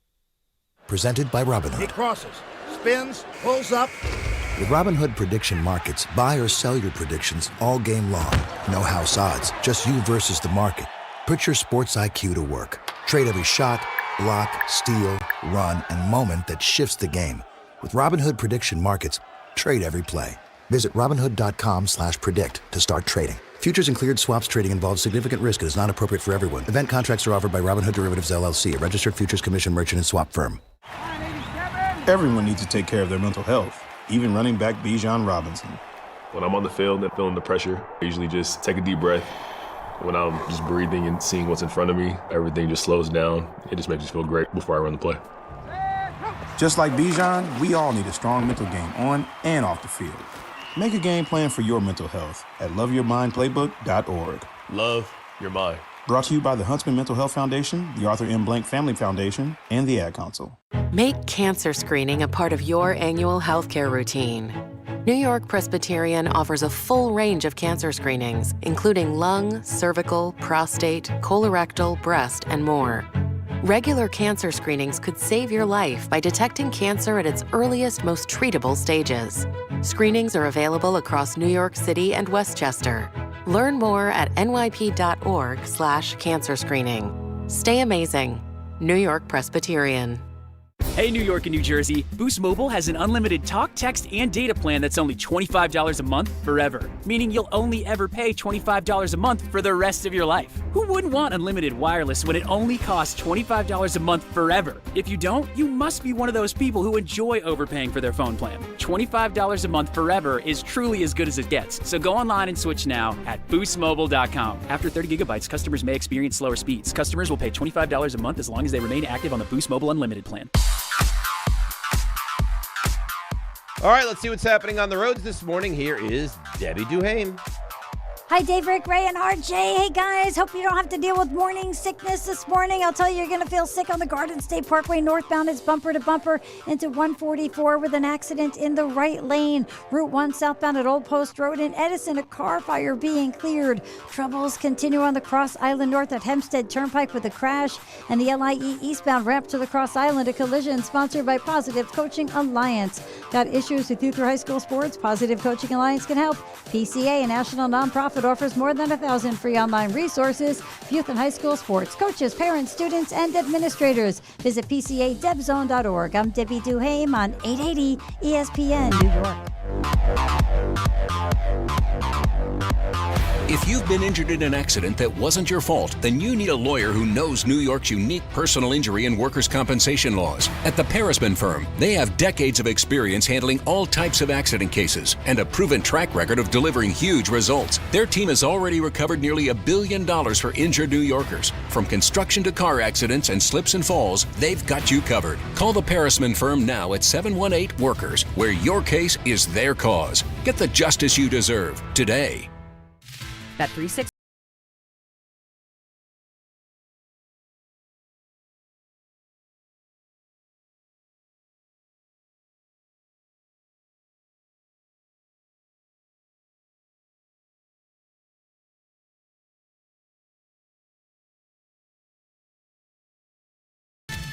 Gambling problem? Call 1-800-GAMBLER. 21 plus only. Must be physically located in New Jersey. T&Cs apply. Rich Eisen here. LinkedIn Jobs is stepping things up with their new AI assistant so you can feel confident you're finding top talent. Get this. Employees hired through LinkedIn are 30% more likely to stick around for at least a year compared to those hired through the leading competitor. Hire right the first time. Post your job for free at linkedin.com/Eisen, then promote it to use LinkedIn Jobs' new AI assistant, making it easier and faster to find top candidates. That's linkedin.com/Eisen to post your job for free. Terms and conditions apply. And promote it to use LinkedIn Jobs' new AI assistant, making it easier and faster to find top candidates. That's linkedin.com/Eisen to post your job for free. Terms and conditions apply. Smalls here. Life is full of choices, some big, some small. And when you choose an H&R Block Tax Pro, you're choosing the largest network of tax expertise to be in your corner. For when your big ambitions need help with the small details. For when your six figures come from 6 different places. For when your gaming stream becomes your revenue stream. For when your business's year one needs 70 years of tax know-how. At H&R Block, they've seen it all. And they're here to help you make the most out of your money for life outside the box. And we continue around the league. Part 1 involved the Bills and the Jaguars. Part 1 involved the Packers and Bears and Rams and Panthers. RJ, I hand it back to you. And hand it back to you with your team, 4:30 on Sunday. That's a nice lead, and thank you, Dave. So that's where you find the 3 seed, the Philadelphia Eagles hosting the number 6 Niners. I, for one, do not feel great about this. You know, there's actually a different universe because Vic Fangio used to be the DC of the 49ers. And during the 2022 offseason, that was when D'Amico Ryans was about to go to Houston, which he eventually did. The Niners and Shanahan were trying to bring Fangio back. Didn't work out. He goes to Miami. That went poorly. And then he goes to Philadelphia, where he is now in 2024, and that did not go went poorly also. That did, well, the Philadelphia part did not go poorly. That's gone very well. And so now Shanahan has to take on the task of trying to score against a Vic Fangio-led defense that ranked 5th in points allowed per game at 19. Kyle Shanahan going against, it's happened, I think, what do we see, 5 times. He has never even gotten to 20 points against the Vic Fangio-led defense, so not a great sign. And to boot, Niners are down all kinds of defensive linemen, linebackers. Trent Williams is a big maybe. In my opinion, he has a better chance to play than Ricky Pearsall, who sounds like he re-aggravated that PCL in his knee, and I would be surprised if he plays at this point. Eagles getting healthier on the other side. They didn't play anyone last week. And they're getting Lane Johnson back. San Francisco has no pass rush. Last in sacks. You're painting a really desperate picture. Well, but okay, bleak even. Right, but as much as he wants to say that, and that's all great information. Yep. Like the Eagles' offense on the other side of this thing is. That's where I was going. So if there's a road to victory here, it is that the Philadelphia Eagles have put together some of the worst halves of offensive football of the season, of any team. And the Niners, if they get out to a fast start, which they must, they have to play from ahead in this game. There's always that world where Philadelphia and their fans can self-destruct. Because it feels like the fans don't really like this team. It's most of the same players, but they rallied around last year's team. They don't really like this team. They don't like Kevin Patullo. And if Robert Saleh... They egged the guy's house. If they can find a way, there's always the Philadelphia fans where this turns from a road game into a home game for the Niners, and they start booing their own team. And that could happen by the second drive. Eagles favor, and this number is chugging along here, upward, 5.5. Right. It's up to 5.5 now? Yeah. Yep. Opened at 3. Now sits at 5.5. I would have picked the game at 3. 5.5, that's a lot. I don't know that I would do that. I've been out on this game. I've been not picking this game. We tick up maybe another half point. It might be enough. Let me quickly, Dave, before you make your point, just because it feels like it's the fitting time to say it. So with Jalen Hurts and Nick Sirianni at home in the playoffs, they are 4-1 against the spread, and they win by an average of 21 points. Right. The only game that was really all that close was that Rams game last Rams year. game. In the snow. Game, yeah. What was their home loss? Do you have any idea? No, they're 5-0. It's they lost against the spread. 4-1. Oh, 4-1 against the spread. 5-0. 5-0, 4-1 against the spread. Right. And that was that stat. Listen, if the Niners were healthy, this would be a game that you'd have circled as maybe the best game of the weekend. They're not. They haven't been all year. It feels like it's been a lot of smoke and mirrors. I'm sorry to say this, RJ. It's been a somewhat easy schedule at times, and it's been great coaching, and it's been the offense that has led this team. Defensively, they're not good. You saw that Monday night game, might have been Sunday, whatever, where the Bears just up and down the field and finished the game at the 3-yard line. Philadelphia's offense has been a struggle all year long. I wish I could say that I had more confidence in the Niners. I just think to win this game, if you're the Niners, you're probably going to have to score 24 points, and I don't know how they're going to score 24-plus points against that Eagles defense. So I would be surprised, sadly, if the Eagles didn't win this game. All right, so a couple things here. RJ, you mentioned Ricky Pearsall. He's an important piece. He's not the most important piece. Trent Williams, most important piece of that offense. When he doesn't play over the last 5 years, they average just under 20 points. When he does play, they average over 26 points. So that's going to be a huge deal whether or not he plays. And Eagles offense, this is a troubling stat for a team that says that should be as good, that's as talented as the Eagles. The Philadelphia Eagles go 3-and-out on 29% of their offensive drives. That's brutal. 30% of their offensive drives almost 3-and-out. Right, and you look at that team, there's no reason. Their offensive line is still good. They have multiple good receivers. They have a good tight end. They have a great running back. The quarterback is good. There's no reason their offense should be that bad. The path, Niners get the kickoff. They score. Oh, yeah. Cause a 3-and-out, and now we're live. Yeah. Now we're live. Do you go into that game in a frenetic mess state, or do you go in thinking, I'm probably not going to win, and then it builds as the game goes on? Yeah, some would probably say, oh, you're just building the expectation where if they lose, you have the built-in excuse of the defense and all the injuries, and if they win, you can come in with the hammer Monday and yes, that's exactly where I'm positioning myself. This has been a great season, a lot of fun to watch. It would still really, really stink to lose to this Eagles team. So, listen. Their fans. The Eagles defense is a problem, though. Yeah, of course. Really good. Of course. Sunday night, number 2. They're the number 2 seeded Patriots. They are welcoming in the 7-seeded Chargers. Justin Herbert has been playing through that fractured hand since Week 13. Did not play last week and said his hand feels the best that it's felt since the injury. The Patriots. So, here's a stat. Average 8.7 air yards per attempt. Second most in the NFL. Makes an interesting matchup against the Chargers defense, which allows opponents a air yards of attempt of 5, which is the third lowest. So, translation, Patriots like to push the ball down the field. Chargers are excellent at preventing that. New England, top 5 in point differential, points per drive on offense, and defensive points allowed per drive. They've been exceptional all season, but still have some doubters. They've got one win over a team above 500. Patriots favored by 3.5 at home. And that was against the Bills, that Sunday night game up in Buffalo. Listen, New England they're a good football team. They really are. They have multiple good running backs. The quarterback is playing at an MVP caliber level. They have receivers all over the place. I would actually like the Chargers in this game if their offensive line was close to being decent. It's so bad, and he takes such punishment.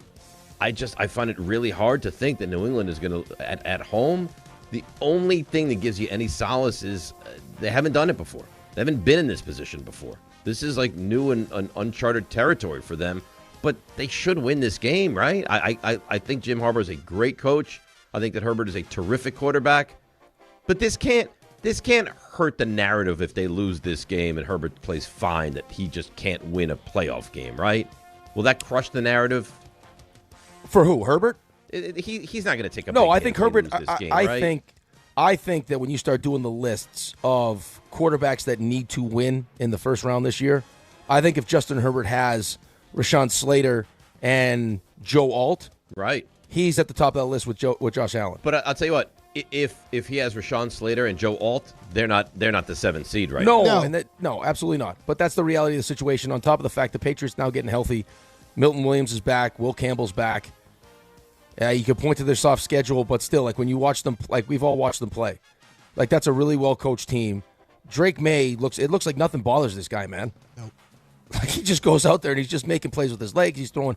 I mean, he throws with accuracy. So, I guess my only thing as to why I would potentially take the Chargers is because I do think that the Chargers offense could have success against this defense because this defense does not put a lot of pressure on the quarterback. Correct.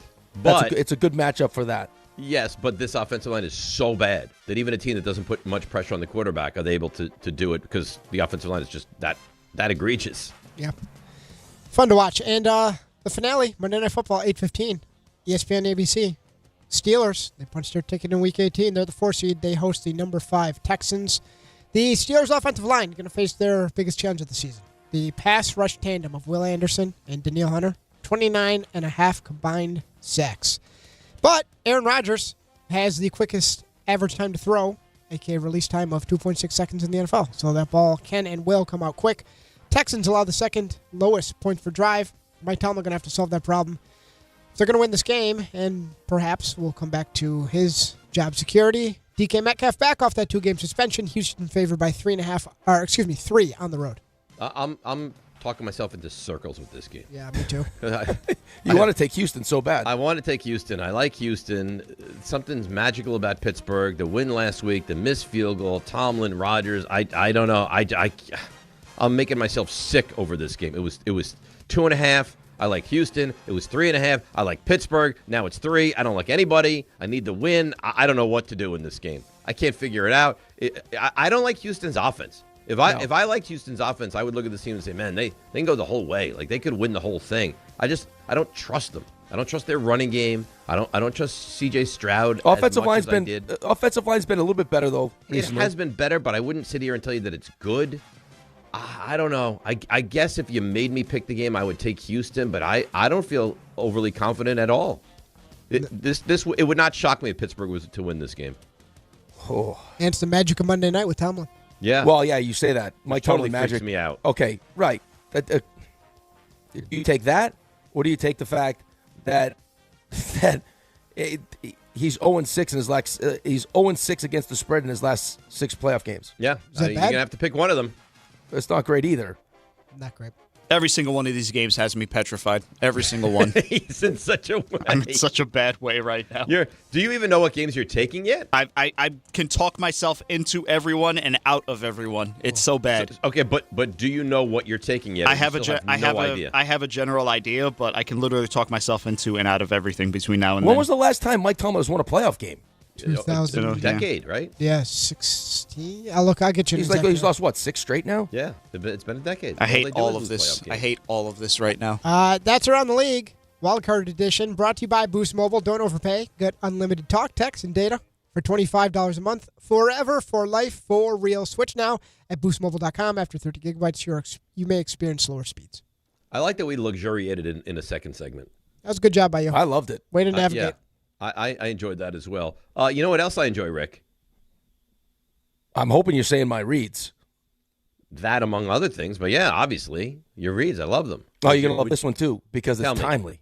This is not about who wants some meat. This is wild card round is here. And FanDuel is turning on playoff mode. All customers get a profit boost pack every NFL playoff game day. Each game during the wild card rounds, you'll find a pack loaded with multiple profit boosts waiting for you in the app. Pick the matchups you believe in, take your shot on an upset, or build a parlay that fits the moment.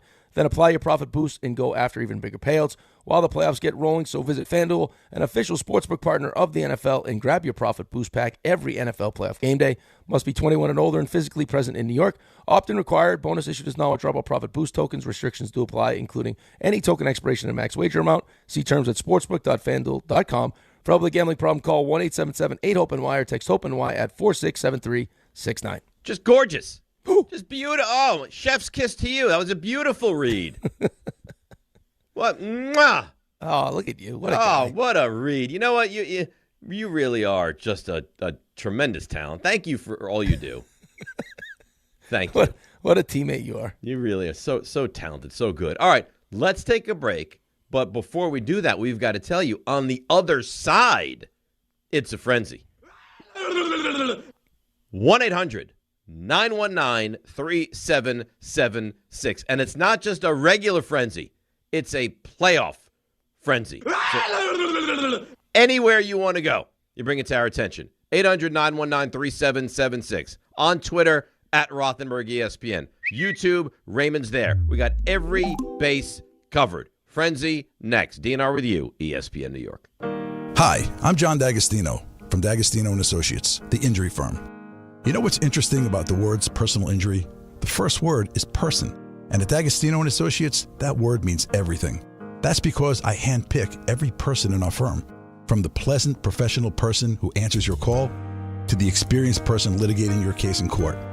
Because every person in my firm is an extension of me, and the only way to exceed our clients' expectations is to deliver the highest level of personal service every single time. And that starts with hiring the right people. You see, we know that every client is a person too, someone going through the toughest time in their lives and deserves to be more than just a file number. At D'Agostino & Associates, we put the person back in personal injury. So call 1-800-BITE-BACK. That's 1-800-248-3222 and ask for me, John D'Agostino. And let's talk about your case, person to person. D'Agostino, law, bite back. Listen up, football fans.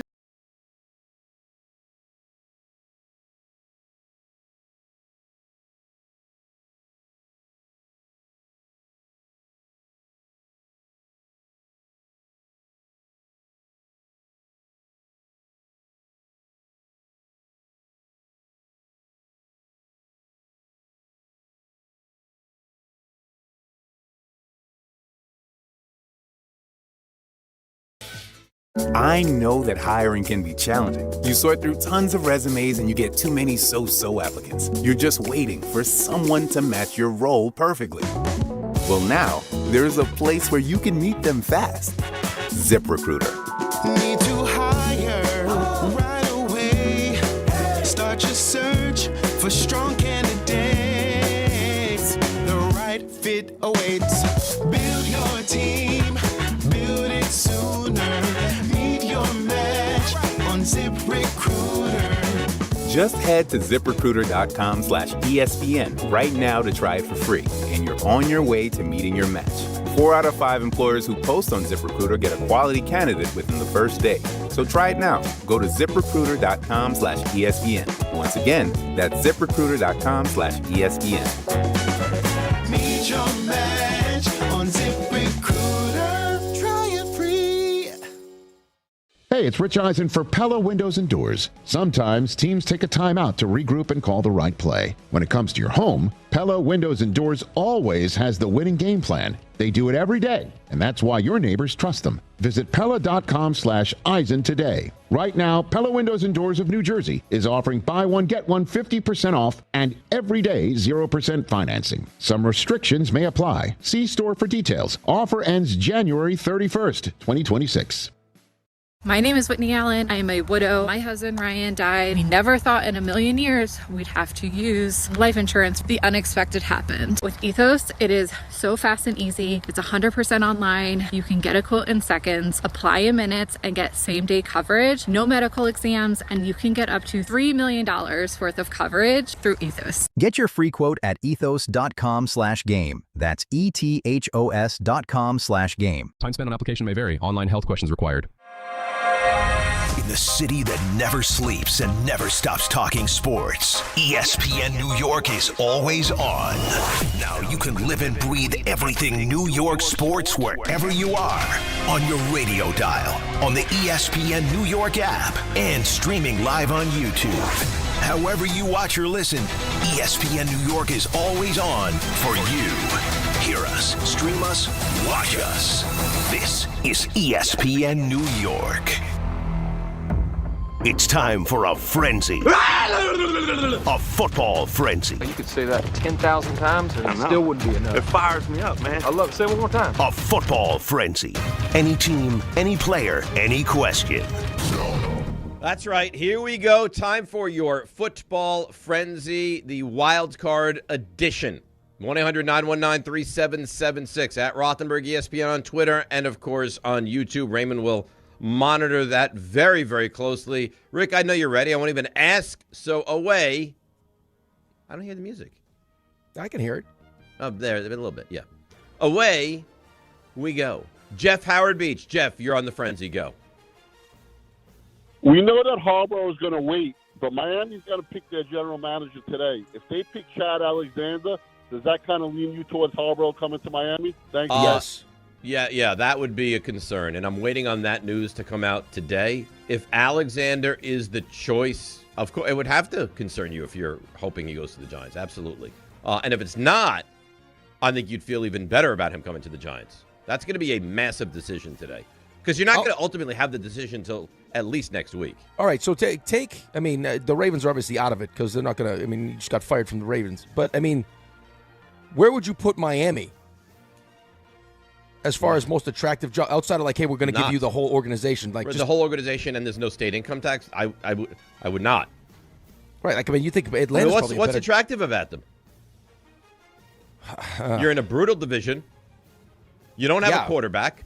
Yeah, and worse than that, you have a quarterback who's not good, who you're going to have to pay. Yeah, with two really good coaches and two really good quarterbacks. So what's attractive about it? It has to be that you're just going to have, I mean, you're going to get full control and you got a relationship with the owner. Okay. Well, that wouldn't move the needle enough for me, but I can't make that decision. Dave in Queens. Dave, you're on the frenzy. Given that Muji loves the trade, do you see the Jets trading out a number 2 pick to get more capital? Can you give me a percentage? No. No, I don't think you can trade out of 2. You need a quarterback. I guess the only question would be if Dante Moore goes back. If Dante Moore leaves and it's just Fernando Mendoza and he goes first, now what do you do at 2? Right. I mean, does someone want to come up? Then I guess you could trade out of it. Right. Does someone want to come up? My question would be, how much value is there for that anyway? I think it depends on which team. I mean, like, look what Jacksonville gave up to get up. To get a player that wasn't a quarterback. Yeah, but is there? Maybe there will be a Travis Hunter in this draft. Well, imagine they had him. Hey, if it was the tackle, and you felt like, I mean, the tackle was going to go 3 to Arizona if you didn't take him at 2, and the Jets already have a left and right tackle. Do you? Yeah. I mean, does that? Yeah, I would do that. Absolutely, I would do that. Kyle Waterford. Kyle, frenzy, go. Cuddle, marry, trash. Better future. Texans, Chargers, Broncos. Texans, Chargers, Broncos. Chargers. Ooh. Chargers marry. Texans. I'm going to cuddle the Broncos. I'm going to trash the Texans. Yeah, I don't know if I trust. I don't like that offense. Yeah, but the offense. I mean, they still end up winning the division and being in not winning the division, but I mean they have won the division the last couple of years, except this year, and they've been in the playoffs and won playoff games. I just don't know if I trust the ownership in Houston as much. I think that's fair. Neil on Twitter says Todd McShay has Tyler Shuck going number 1 in a redraft. What do you think? No. I could see him going 3. I would go. My personal would go Dart, Ward, Shuck. Yeah, I would go Dart. From what I've seen so far. Ward, Shuck. Yeah. James Lake Grove. James, frenzy, go. Sounding like LaFleur could shake loose with a loss. Cuddle, marry, trash for the Giants. Head coach LaFleur, Harbaugh, Stefanski. Harbaugh, LaFleur. I'd go Harbaugh, LaFleur, Stefanski. I would agree across the board. 800-919-3776. Raymond, you got anything on the Twitter? Oh, sure. Tito Rodriguez asks. Or the YouTube, I should say. No, the YouTube, right? If McDermott is fired, and this is assuming the Bills lose to Jacksonville, how far do the Bills have to go for McDermott to secure his job, rather? We talked to somebody that said they had to, win games. I would think if they win tomorrow, that's enough, no? Or Sunday? I think there's a lot of people that think whoever wins tomorrow could end up in the Super Bowl. Or they would pick that team. But forget to get about to the that. How Super far? What does he need to secure his job? It's such a tough question because we talked about this being a job that John Harbaugh could get if they lost, and then the insider in Buffalo said no, the owner loves McDermott, he's not going anywhere. But if you win on Sunday, then odds are you're going to move on to play Denver. You could lose that game. You're going to fire him for losing a game at Denver? No, I think it would just be one of those situations where they felt like same thing with John Harbaugh. Is you got one of the best quarterbacks in the league. A lot of people would say the best quarterback in the league at the moment, and you can't take advantage of that when there's no Mahomes, there's no Lamar Jackson, there's no Burrow. It's wide open. Like you should be able to. I get it, but it's not. They have a really rough run. Jacksonville's a tough first round game. Denver would be a really tough game, and then on the road in New England? That'd be a hell of an accomplishment to go to the Super Bowl if you're Buffalo. I agree with you. But again, I don't know where he sits as far as what that relationship with ownership is. Yeah, agreed. Sean in the truck. Sean, you're on the frenzy. Which team realistically has the best chance to upset Wild Card Weekend? Best chance to make a big upset on Wild Card Weekend. What do we consider an upset? We don't expect. I'm not giving you the Packers or the Bears game, and I'm not giving you the Bills or the Jaguars game. I'm going to say the Steelers. Steelers. That's what I would say. RJ is giving me no confidence in the Niners at all. He doesn't give me any confidence that the Niners have a chance. Well, I don't think he really believes it. I know. Or maybe he's trying to just calm himself and his own nerves so that if it doesn't happen, he's not crushed. I would probably agree with you with the Steelers. Yeah. Edgar Bloomingdale. Everyday Edgar, you're on the frenzy. After Josh Allen, which AFC QB you trust the most? Go Bills, go. It's not Bo Nix. It's not Rodgers, not Stroud. If you're going off what you've seen this season, yeah, it's Drake May. You'd probably say Drake May. He hasn't. But you haven't seen him in the postseason yet. Trevor Lawrence over the last 8 games has played really, really well. Really well. I would say May would be my answer, but we have no idea. Hot Take Johnny wants to know, you think Nick Sirianni could get fired? I don't. How do you fire a guy that goes to the postseason as a home game after he won the Super Bowl? If you think you can get Harbaugh? You'd have to know you're going to get Harbaugh. I would imagine that would be one of those kind of when Harbaugh sat down with ownership and they had their meeting and ownership explained to him what they wanted changed and Harbaugh said, hell no. Right? If Sirianni pushes back with, no, I like this offensive, you know what I mean? And it's no, right. Guy stinks. Yeah, their offense is not good. But you can't fire. I don't know. How do you fire Sirianni? You can do whatever you want. You can do anything, of course. You got what you wanted from him. You got the Super Bowl. Does it feel? Is there a better option? That's the whole argument with the Jets thing. You're not convinced. There's less confidence now, maybe none, that Aaron Glenn would figure it out. I think there's a chance that there's 10 better options than Aaron Glenn right now for the Jets. Right. So cut your ties. If you feel to me, I would do it. Right. You're as loyal as your options. If you think John Harbaugh's a better coach, and you get the sense that if you fired Sirianni, that John Harbaugh would take your job, then you fire Nick Sirianni. Juan in Union. Juan, you're on the frenzy. If the Bills lose in a shootout and they fire McDermott, how excited would you be, if at all, for the Giants to hire him? I think you'd be excited to get Sean McDermott. Yeah, I don't know. What do you mean you don't know? I wouldn't be crushed. I wouldn't. I want Harbaugh. No, I know, but he said, "How excited would you be excited?" Yeah, it would. It would be fine. That'd be fine. It would be. I don't think I'd be excited. I'd be fine. But I'm telling you, anybody not named John Harbaugh would upset me right now. Stefanski less, maybe McDermott less as well. But I want Harbaugh. That's what I want. Ray, you got one more? Patty Bailey asks, if you had $100 to gamble with, would you pick every road team or every home team? I'm doing this with the spread. Every road right? team. Every road team? Yeah. Every road team? Yeah, let's go with the spread. So I'd go Rams minus 10.5, Packers minus 1.5, Bills, Niners plus 5.5, right? Yeah, probably. I would agree. Every road team. Road team over home. Oh, by the way, just that Trevor Lawrence stat. Last 8 games, 15 touchdowns, 1 pick. Yeah, he's been awesome. And how many rushing touchdowns does he have, right? I don't have the rushing touchdowns. A ton. All right, we'll take a break. We'll come back. Last hour of the week. Get you all ready for the football. Look at the college football as well.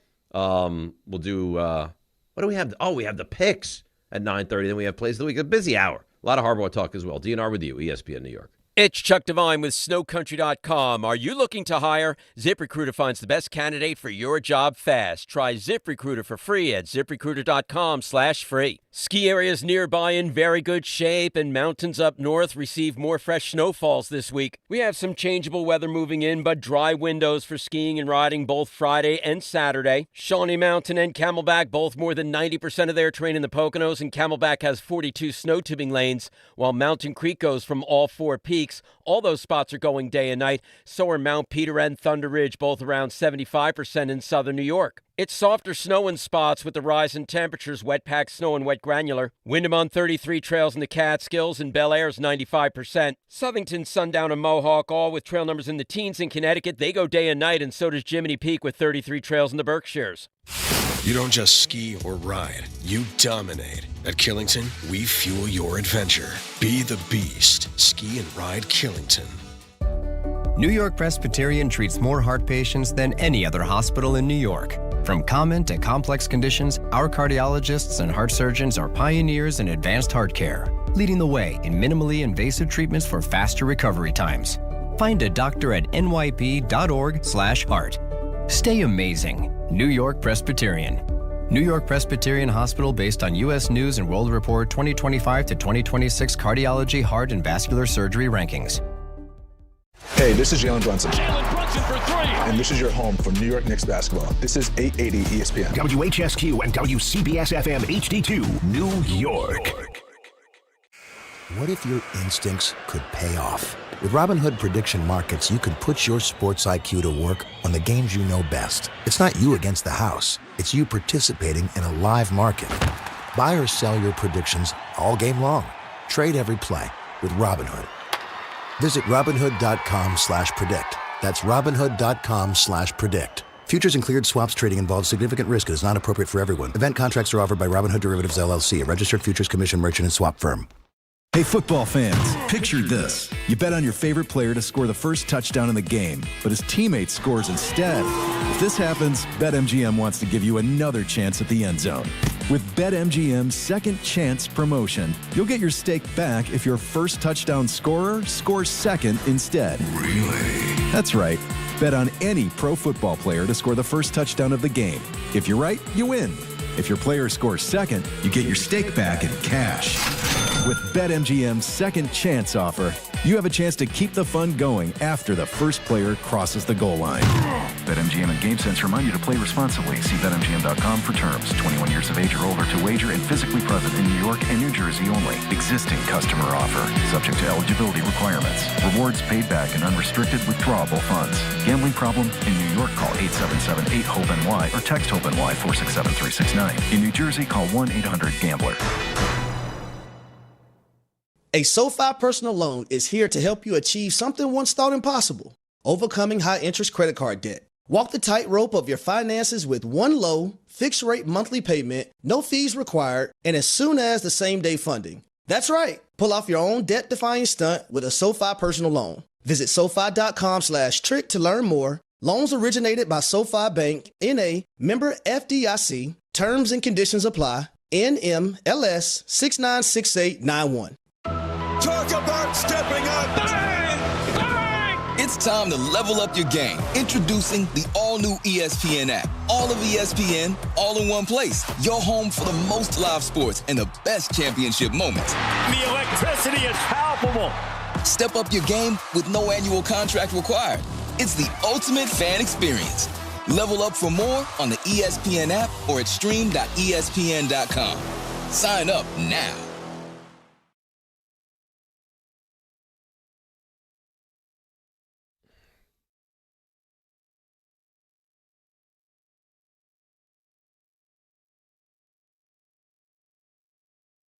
This is DiPietro and Rothenberg. Jordan, Raanan were all in desperation mode for John Harbaugh. Despite the Dolphins' pursuit, the Giants are likely to get an interview probably sometime in the middle of next week, and they want John Harbaugh pretty badly. You get the sense, though, that the Giants are going to be willing to do whatever it takes? I do have reservations to think that the Giants are just willing to tear down structure that they believe in. With the general manager being above the coach, they've always believed in that. I don't think anybody knows the answer to that, and I don't think they've gotten to the point where they've been faced with that decision. This is DiPietro and Rothenberg on ESPN New York and streaming live on YouTube.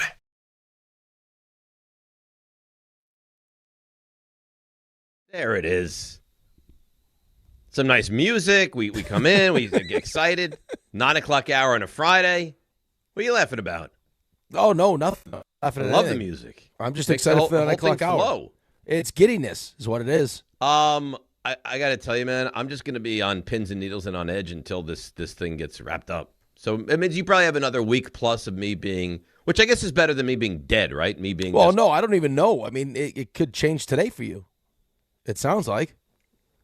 Oh, with what the Dolphins do at GM? Yeah. Yeah. I mean, because your initial comment this morning was that when you woke up, you had a couple text messages from people that you sources that you trust. Yeah. That said, no, not so fast with Chad Alexander getting hired. I don't know that he's going to get the job. It doesn't sound like he's going to get the job, which would lead you to believe that they are not just absolutely all in this for John Harbaugh, doesn't it? Wouldn't it? Like, if you desperately wanted Harbaugh, wouldn't you hire his guy? Yeah. And kind of put the pressure on him to, look, now we got your guy. Right. I think a lot of people pointing to the timeline as to it sounded like Mike McDaniel was safe and then he was fired, and then all of a sudden the GM search was like, okay, hey, we're going to have it's these candidates.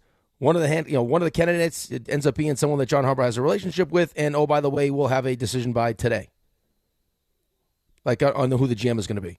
Right.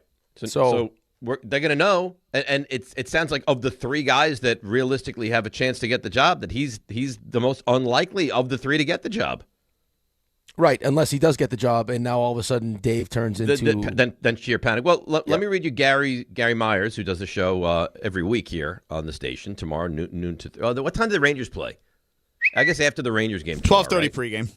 Yeah, so after the Rangers game tomorrow, Gary's going to be doing his show, and it says. This is from 10 hours ago. So from like 11 o'clock last night in that range. Things could change, but what I'm hearing now is Dolphins GM job. The favorites are Packers VP of player personnel John Eric Sullivan and 49ers Director of Scouting and Football Ops Josh Williams. If either gets the job over Chargers Assistant GM Chad Alexander, that means Miami is not prioritizing GM to entice John Harbaugh, who worked for over 15 years with Alexander in Baltimore. So that's what you want. But, okay, let's simplify this for everybody. There is 100% chance that the owner of the Dolphins is speaking with John Harbaugh and his representation. I'm assuming that he would want John Harbaugh to be the coach, correct? That's what you would believe, yes. Right. So if he thinks that John Harbaugh wants to take the job, or John Harbaugh has told him that he'll take the job, then... and he wants Chad Alexander to be the GM, then Chad Alexander is going to be the GM. Okay. So then if Chad Alexander is the GM, that would make you nervous. Yes. Wouldn't you think that Harbaugh would want Alexander? Right. But unless he doesn't care, unless he likes the other two guys who he doesn't have a relationship with, or he wants a different job. Okay. So, but you almost feel like if it's Alexander, one of two things. Either there's a handshake deal. All right, I'm going to come there, hire Alexander, or it's we're so desperate for you that we're going to do everything we can in our power to put these pieces in place that's going to make it nearly impossible for you to say no. You can have complete autonomy within the organization. We're going to hire the GM that you want. They're not hiring Chad Alexander unless they have a verbal commitment that John Harbaugh is going to be the head coach.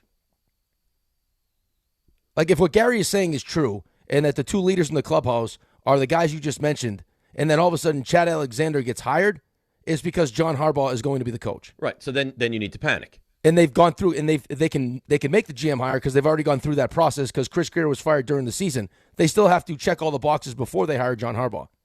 Yeah, well, I mean, he's got to do his interviews. He's got to interview with them. So there's a lot to be done. But they have to do their appropriate interviews also. Right, but like you mentioned, and you're right. But the weird thing is the Alexander thing. Like, I don't even think he had an in-person interview. I think he had only a Zoom interview for this job. I think they really fast-tracked him. Yes, that's right. So that's what gives you pause and hesitation and anxiety if you really want John Harbaugh with the Giants. I think timing is the big part of it.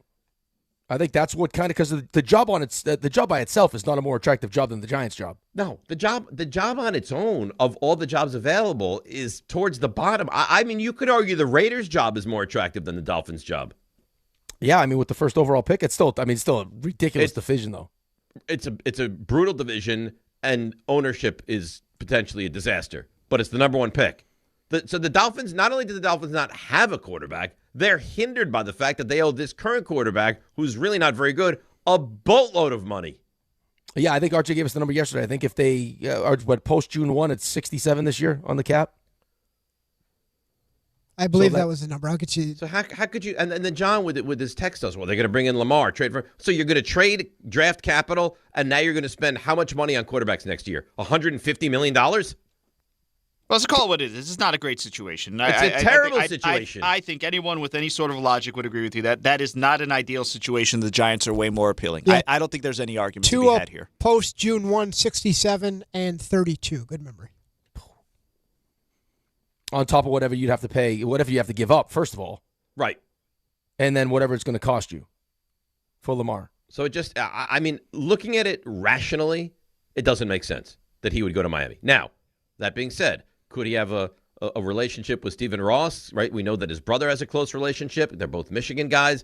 I guess that's possible. But if you look at it rationally, it's not a very attractive job. No, but I think it's also what you prioritize. A lot of coaches will tell you that the number one thing they prioritize is ownership. And if you have a close personal relationship, your brother loves the guy, and and you think you're just, I think John Harbaugh probably has a certain level of confidence too that he takes over a job and he can turn things around fairly quickly, but I don't think he's going to turn the Miami Dolphins around as quickly as he could turn the Giants around. I think the Giants they're ripe for the picking to turn around. Like, I'm not exaggerating. I mean, you can correct me if you think I'm wrong. I don't think this is me being Dave Giants fan. I think this is me being like a football observer. I think the Giants are one of those teams that could be next year's version of what the Jacksonville Jaguars were this year. Right, but okay, here's another interesting thing though. How, if John Harbaugh does take over the team and say, let's just say, they end up moving on from Tua and there's no real clear path to a quarterback, but they get some bridge quarterback and don't have a great season, but it's okay. It's a fine season. How attractive, though, going into year 2 with John Harbaugh does a Miami Dolphins become for like a Joe Burrow if he wants to leave? Or, you know what I mean? Like Miami all of a sudden, now John, really attractive. Really attractive. But they have to clean up their salary situation. And I guess here's the thing. Now, listen, Stephen Ross is an older man, right? He's 85 years old, so maybe he looks at this as like, I want to try to really go all in and try to win in the late stages of. But see, that's the thing that frustrates me though about what the Giants are talking about when we had Jordan on. It's like, especially under these circumstances, where I get initially you're not ready for the kind of change that it would take because John Mara's dealing with his battle with cancer and everything else. But if I'm the owner and that's my situation, I'm willing to do whatever it takes to bring in John Harbaugh, because at least there's a feeling of, like, there's a comfort level, like if the worst happens, that my franchise is in a great spot when I'm done, when I leave. Right, and that's your legacy, right? Because let's be fair. John Mara owning the Giants after his father passed away has not been great. It has not been great. He's not the one that put Tom Coughlin into position, so he inherited that. And look what they've been for the last decade. After Coughlin left, do you look at John Mara and say, man, and again, I think he's a wonderful guy, and what he's going through is awful. But I don't think the football side of things, you look at this and say to yourself, okay, that's an owner who has been on the ball and on point every single step of the way. I think you kind of feel the opposite. Right, which is why when Jordan's like, well, I have my reservations because that's not how they've done things. Well, the way they've done things hasn't worked. Right. I mean, do you want to replicate what you've done? No, I don't. Like, I'm ready for a change, and if the right, like, I understand not being ready if you don't feel like that's the right people and you don't trust that this change is going to be worth it. But this would be one of those situations where, yeah, I mean, I got a guy that's been in a place for 18 years, has had tons of success. Like, this would be the time that I need to do it. Because there's another team that it sounds like it's going to be willing to do it. Right. They're willing to do whatever it takes. Now, we don't know. Maybe he's fine working with Joe Schoen. Maybe he's willing to give it a year and see, and then is he the ultimate decision maker? I mean, we don't know. We don't. But that meeting's going to be real important next week, and they're going to have to really win that meeting. Yeah, if that meeting even means anything by the time we get to it. Yeah. Oh, you know, like, I don't. I'm just telling you right now, if Alexander gets the job, I mean, I can't handle what's happening now. This is not right. I'm at death's door. I had the number one pick. It's ripped away. I'm winning games I don't want to win.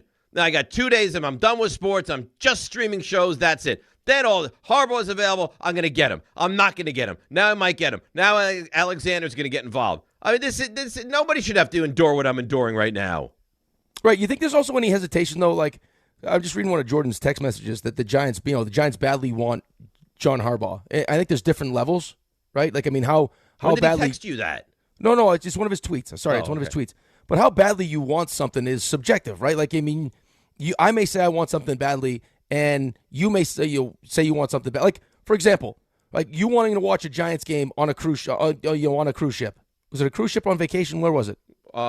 Both, but this recent one was on vacation. Okay, but when you were on the cruise ship and you said you were going to get naked. That was against the Eagles on a Sunday right, like night, I could say, hey, I'm desperate to watch the Jets game. I'm willing to give you $100. Well, I'm not nearly as desperate as you because you'll give $100 plus you'll get naked and run around the cruise. You know what I mean? Like, there's different levels of desperation. So as desperate as the Giants say they are, the idea that we do things a certain way and this is how we always done them. Like, is that like for me, that could be a potential turnoff. That would be terrible. And I'll tell you what, if it gets leaked, because we find out everything eventually. If you find out that he wanted to go to the Giants and the Giants wanted him, but he wanted to ultimately have that final say and control, and they said, no, you can't because that's not how we do things, and Joe Schoen is our guy. We promised him we would keep him. They will get absolutely dismantled in the court of public opinion with Giants fans. Right, but I don't even necessarily mean like he has to keep Joe Schoen. Like if Joe Schoen sticks around for a year and he neuters him and then that's it, then you're on your way. But it's like just like in totality, like organizationally, this is what we do, and we're not moving off that. Like you can be in control, but there's still a certain way things get done as opposed to like having the freedom of a Miami where it's like no, like anything that we used to do doesn't matter because it's going to be all about what you want to do. Right, and this is an organization that like, hey, get great news. We've got computers now. Like, get in the modern era. Don't play in the 60s, we would never give a coach too much power. We're not in the 60s anymore, right? I mean, it's time to give some authority. And would you rather give authority to a guy that's proven nothing in the NFL, or would you rather give the authority to a guy that has proven everything in the NFL? Everything. Oh, so it feels like a no-brainer. And if that stands in the way, I'm going to lose my mind. I don't know why that's funny to you. Because you were so happy. You bubbles bubbling all over the place. And now you're dancing. And I still feel good. I still feel confident, though. I'm just looking at worst-case scenario. Carpe omnia. Sees everything. You're a bad guy, Raymond. That could be ripped away by dinner time. That could be ripped away. Then that's it. Then you should be very fortunate we don't have a show tomorrow. I still have a show on Monday, though. Yeah, you do. Potentially. Let's just hope it works out for you, because I don't want him in Miami anyway. Oh, God.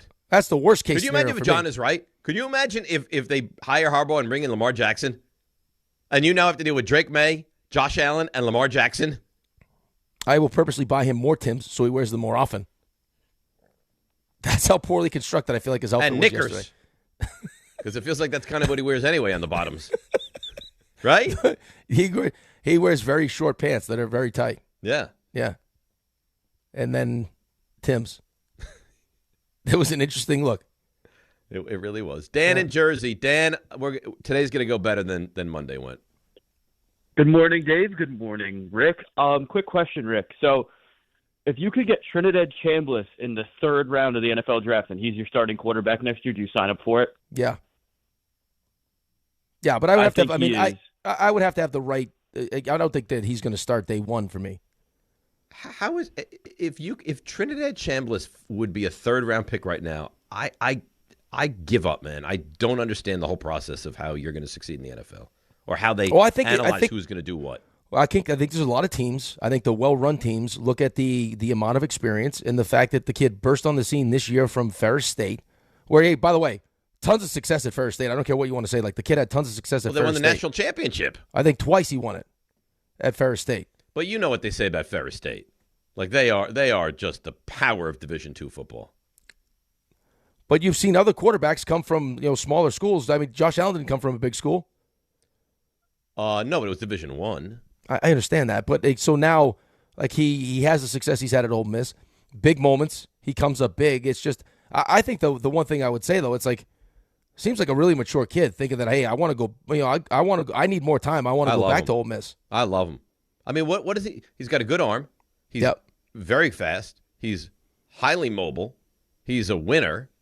Like look what he did last night. He kept putting his team in front. Now the defense let them down, and even at the end. They started their own, 25, and he got them to the opposing 35 in 2 plays? Dave, here's the thing, okay? It depends on who you ask. Like, I saw something yesterday we were doing the show. Orlovsky said that I read it. I didn't hear him say it, so I don't know the exact context, but the quote on the television was that if Arch Manning came out this year, he'd be the runaway number 1 pick.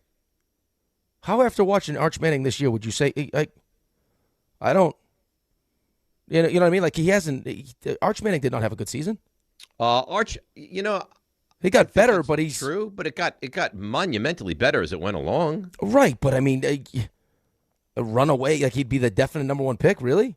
Yeah, Orlovsky said that. I heard that. Okay, so you heard it too. Yeah, and then Riddick on our show said that Dante Moore would be the number 1 pick next right, year. And I'm sure there's going to be teams that fall in love with Mendoza. Dable was pounding the table to take Jackson Dart with a 3rd overall pick. Right. I mean, you try to trade up to the 1st because you probably wanted. It sounds like Joe Schoen wanted to take Cam Ward. So we have no idea. It's what you like. They have no idea. No, it's what you like, what you're looking for. Like what's most, because I'm sure every team has a list of things that they value the most, right? Like the Colts made the decision that they valued Anthony Richardson's athleticism and his arm and his upside and the ceiling, and there are other teams that value different things, and you got to make sure that the pieces around that are the right pieces. Like, and that's not just on the field. That's not wide receivers, offensive line and all those things. It's the coaching staff. Like that. I mean, that's a huge deal for these young kids. Of course it is. It's the veteran quarterbacks in the locker room. That's the one thing you would point to. One of the things that you would point to that the Giants did really well. Yeah, one of the few things, yes, because it wasn't the kicking game. No, but the quarterback room was a really good place for Jackson Dart. How many more wins do you think you have if the Giants had the Jets, like Aaron Glenn led kicking inspiration? How about that special team? This is our MVP. Right. Isaiah Williams, our MVP. I know. But I mean, the kicking game with no field goals blocked. Giants, I mean, they missed how many kicks this year? I know. Well, that guy missed the extra point. You got Deontay Banks returning kicks for you guys. That's solid. No, I know. He's actually, in all sincerity, he's not a bad kick returner. He's not, but that's not why you That's not why you drafted him. No, absolutely not. RJ, hi. How you doing? Good. What do you think about the show today? Excellent. So you think there's been a good week of shows? I think I paid you a compliment yesterday. He did. He paid me a really big compliment. It was so nice that it felt like it was not genuine. Why? I don't know. That's just me. Maybe. You're just accustomed to negativity. All right, I got an interesting tweet from Jeff Darlington, who's pretty plugged in Florida. Correct? That's enough positivity. He sent you a tweet? No, he sent Rick a tweet specifically. Yes, did not say. Yeah, this is just one of his tweets. Okay. If Harbaugh isn't cool with the GM that the Dolphins hire, it's just not going to be a match. That's something the Dolphins are willing to accept. Yes, they're interested in Harbaugh, but the Dolphins are prioritizing the GM search over the head coaching search. That's the structure they desire. See, I'm telling you, it's all moving towards Harbaugh with the Giants. Everything's coming up, Dave. Yeah, they want to hire the best GM, and if that aligns with Harbaugh when he talks to him, great. And if it doesn't, then they'll deal with that. I hope it works out for you. I really do. Man. RJ, anyway, you ready? You want to do the stuff that we might have missed? Sure. We probably didn't, but go ahead. Now. Walk-up three-pointer. He got it! See ya! Score! Put it in the box! The you missed. Yeah, you guys are great. You don't typically miss very much, but I'll do my best. So the Jets, they have a request out to Vikings passing game coordinator and defensive backs coach Durante Jones for their defensive coordinator vacancy. Jones also has an interview request from the Dallas Cowboys. This could be fighting it out. Yeah, pitted against each other for the same guy. Buccaneers, as we know, they're keeping Todd Bowles. They are not keeping offensive coordinator Josh Grizzard and quarterback coach Thad Lewis, cleaning house on the offensive side of the ball. Thad Lewis, former Duke quarterback when I remember Thad Lewis. Yeah, nice player. The Falcons have officially put in an interview request with Matt Ryan, he of CBS, who plans to keep that job, by the way. He's made it known. No. Which is interesting. No, he can't. They said he won't. Why? If Tom Brady can keep his job. No, we talked about this the other day. I understand. I remember. Today. He can't. He can't get that job with Atlanta. It's still fishy to me. It's still fishy. Listen, he wants to do both. Colts, their GM, Chris Ballard, says that Indianapolis would definitely like Daniel Jones back next season, despite that season-ending injury he suffered. And for this weekend, Rome Odunze, the Bears, off that foot injury, he has missed the past 5 games. He is expected to play against the Packers. Boy, game of the season last night, Miami and Ole Miss. Miami's going to the national championship, which is in their home stadium in Miami. And Carson Beck delivered big-time moment on a big-time stage, ran in the game-winning touchdown to, most importantly, avoid overtime so we could all go to bed, but also send the Ole Miss Rebels home for the winter. What a season they had. Did you see that you could buy 75 tickets for the game last night for the price 2 tickets would cost tonight? Really? Yes. Wow. Probably tonight's Nice. game is a massive ticket, and last night's was not. Well, you mentioned tonight.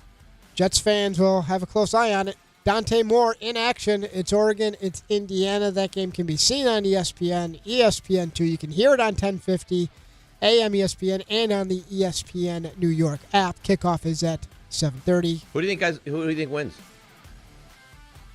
I think Indiana. I think Indiana wins. Too. Yeah, it's Indiana, I think. That's the kiss of death.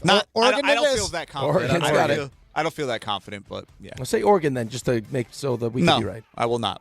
Is there a path, in your guys' opinion, where Dante Moore comes out and Oregon does not win the national championship? Yes. Yeah. Absolutely.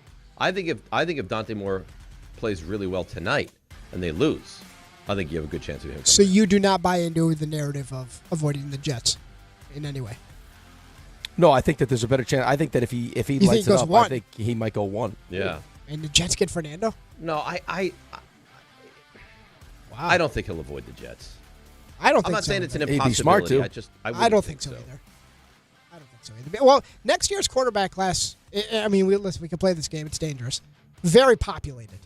Yeah, it looks on paper like it's going to be a better quarterback class than this one. I heard yesterday a draft analyst say it could be the best quarterback class ever. I mean, how can you say that though? Well, wasn't this year's class supposed to be be that? 83 class? How could you? Come on. Yeah, what are we doing? 83, the Eli class. But I think based in quantity, there are 7 quarterbacks that could go in the first round. I mean, probably won't happen. But I think that's a bit high, no? Listen, I agree.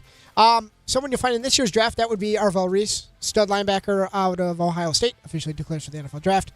Desmond Williams Jr., he's the quarterback who was leaving Washington, then going back, then leaving again. He's going back, right? He's going back. He's going back, a.k.a. they were able to hammer out some money, so good for them. And Oklahoma is nearing a deal to bring in Jason Witten as their tight ends coach. They've already got DeMarco Murray. It's great. Putting it back together. He's not going to wind up back on Monday Night Football. RJ, question. Why do you do that? A question. That was mean. You said Desmond.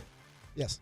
Oh, Demond. Demond. Sorry. Demond. I'm sorry. Making sure. Demond. And you know what? I do that, and all of a sudden I'm Dillinger. He does that, and it's like, oh, Rick, thanks for paying. I was just making sure I It's didn't Demond. see it wrong. No, you're right. No, you know what? No, you're right. It's Demond. It's important to get names correct. Especially around here. Sabres. Things are happening. Things are happening. One for the 12th time in 13 games. Unfortunately, comes at the expense of the Rangers. Don't you have to say it like that. Any verbal abuse at the game last night? No. That one. Well, I'll tell you, It's interesting you bring that up. I'll tell you why I did not. I was actually surrounded by some Sabres fans, and actually sitting next to me was a gentleman named Mike from Long Island and his wife, who won tickets from us. Really? Yeah, at the holiday party. So that was fun. They're very upset. And they were Sabres fans? No, well, his wife was. She's from Buffalo. He's a Rangers fan. They're very, very upset they missed Ray because they went to the bathroom during the first intermission. Ray popped down to say hello, and then Ray left, and they came back 30 seconds later. Ray's a massive attraction at the Garden. Apparently so. I get that sense. Yeah, I get that sense. Wearing a really nice suit, gray suit, too. He looks the part, just big time. Like, Ray comes down, and he comes to my road and he's talking to me, and you could just tell people, like, the aura around him. People kind of... I'm sure that, like who's that people nudging each other, like, hey. Yeah, it's Ray. Yeah. I don't think that's happening. Okay. I don't believe that for 1 When's second. the first person that walks up to Ray and asks him to be after hearing the show today, like, hey, Ray, would you carry to be my a surrogate? What would it take? Just name a number for you to carry the baby. I need them to start throwing out the numbers. I'm not going to put a number. He doesn't have the anatomy to carry the baby.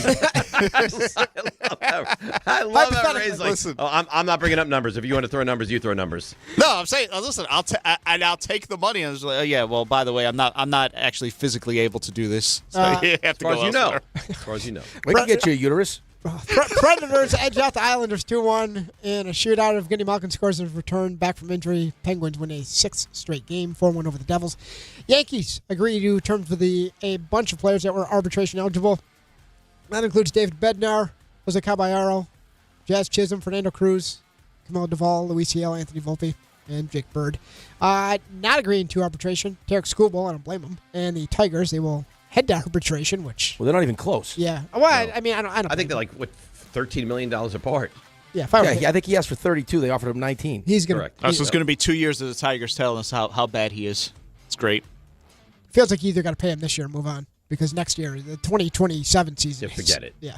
Giannis yesterday said there's, quote, never a chance he would demand a trade. We will see on that. But if they traded him... Yeah, would he welcome that? Yeah. And men's college hoops. Number 16, Illinois smashed Rutgers, 88-55. Season not going well for Rutgers. Not good. Poor Dan Gross. That's it. That's nice. Well done by you. Coming up next, it's a dogfight. It's our picks. I'm ready to go. By Raymond, the way, he's a hot mess. Woof, woof.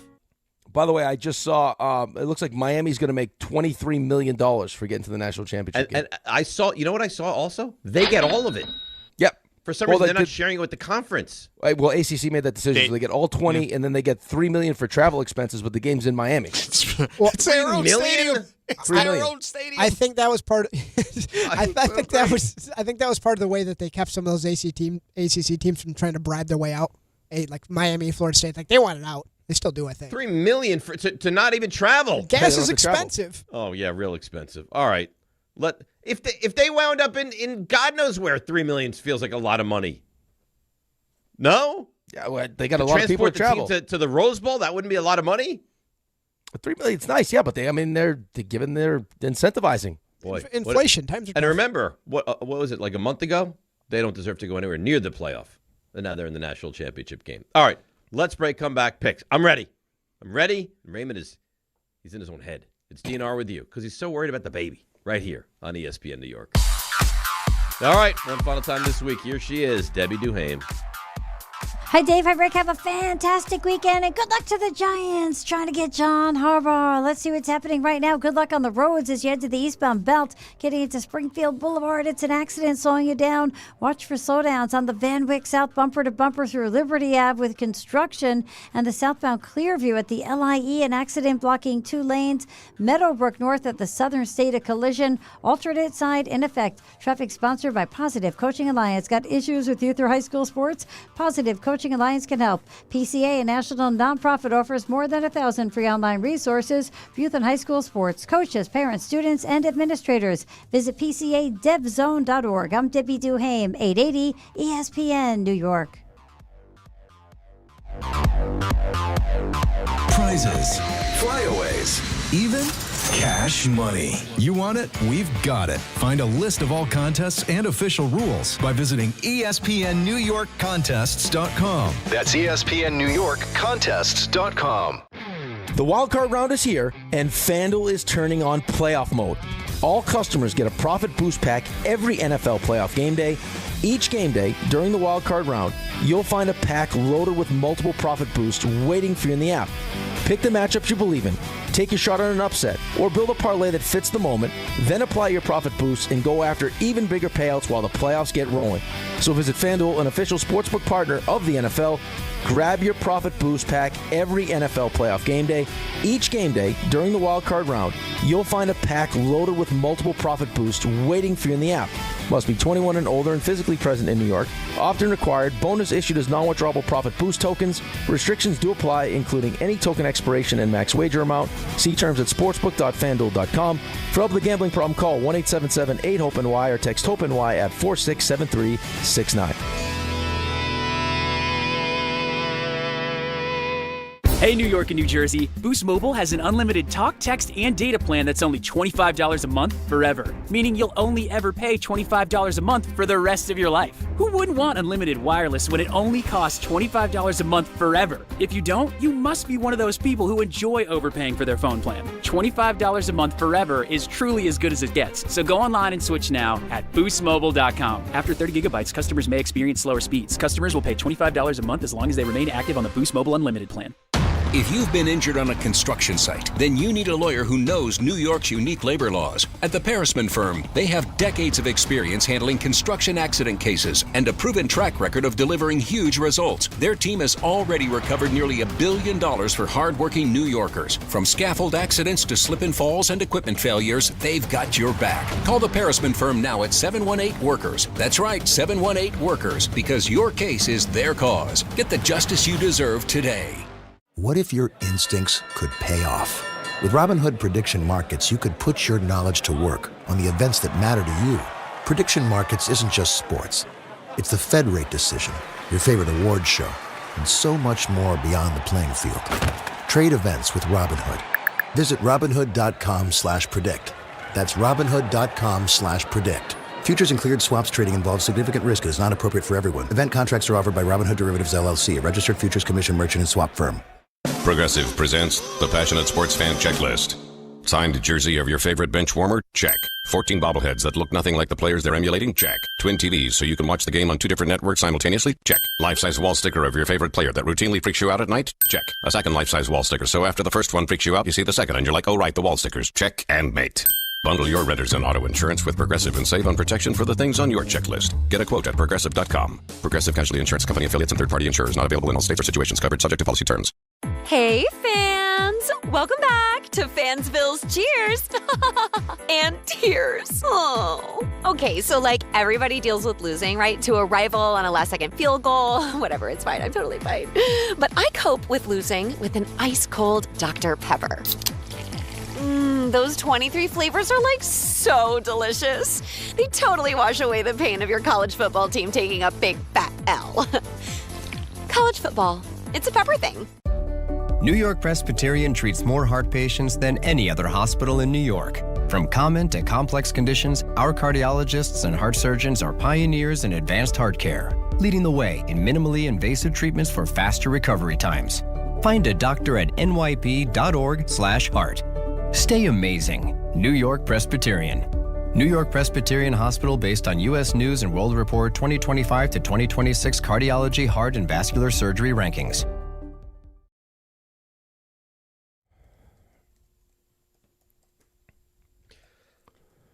All right, DNR with you, ESPN New York. Here we are now.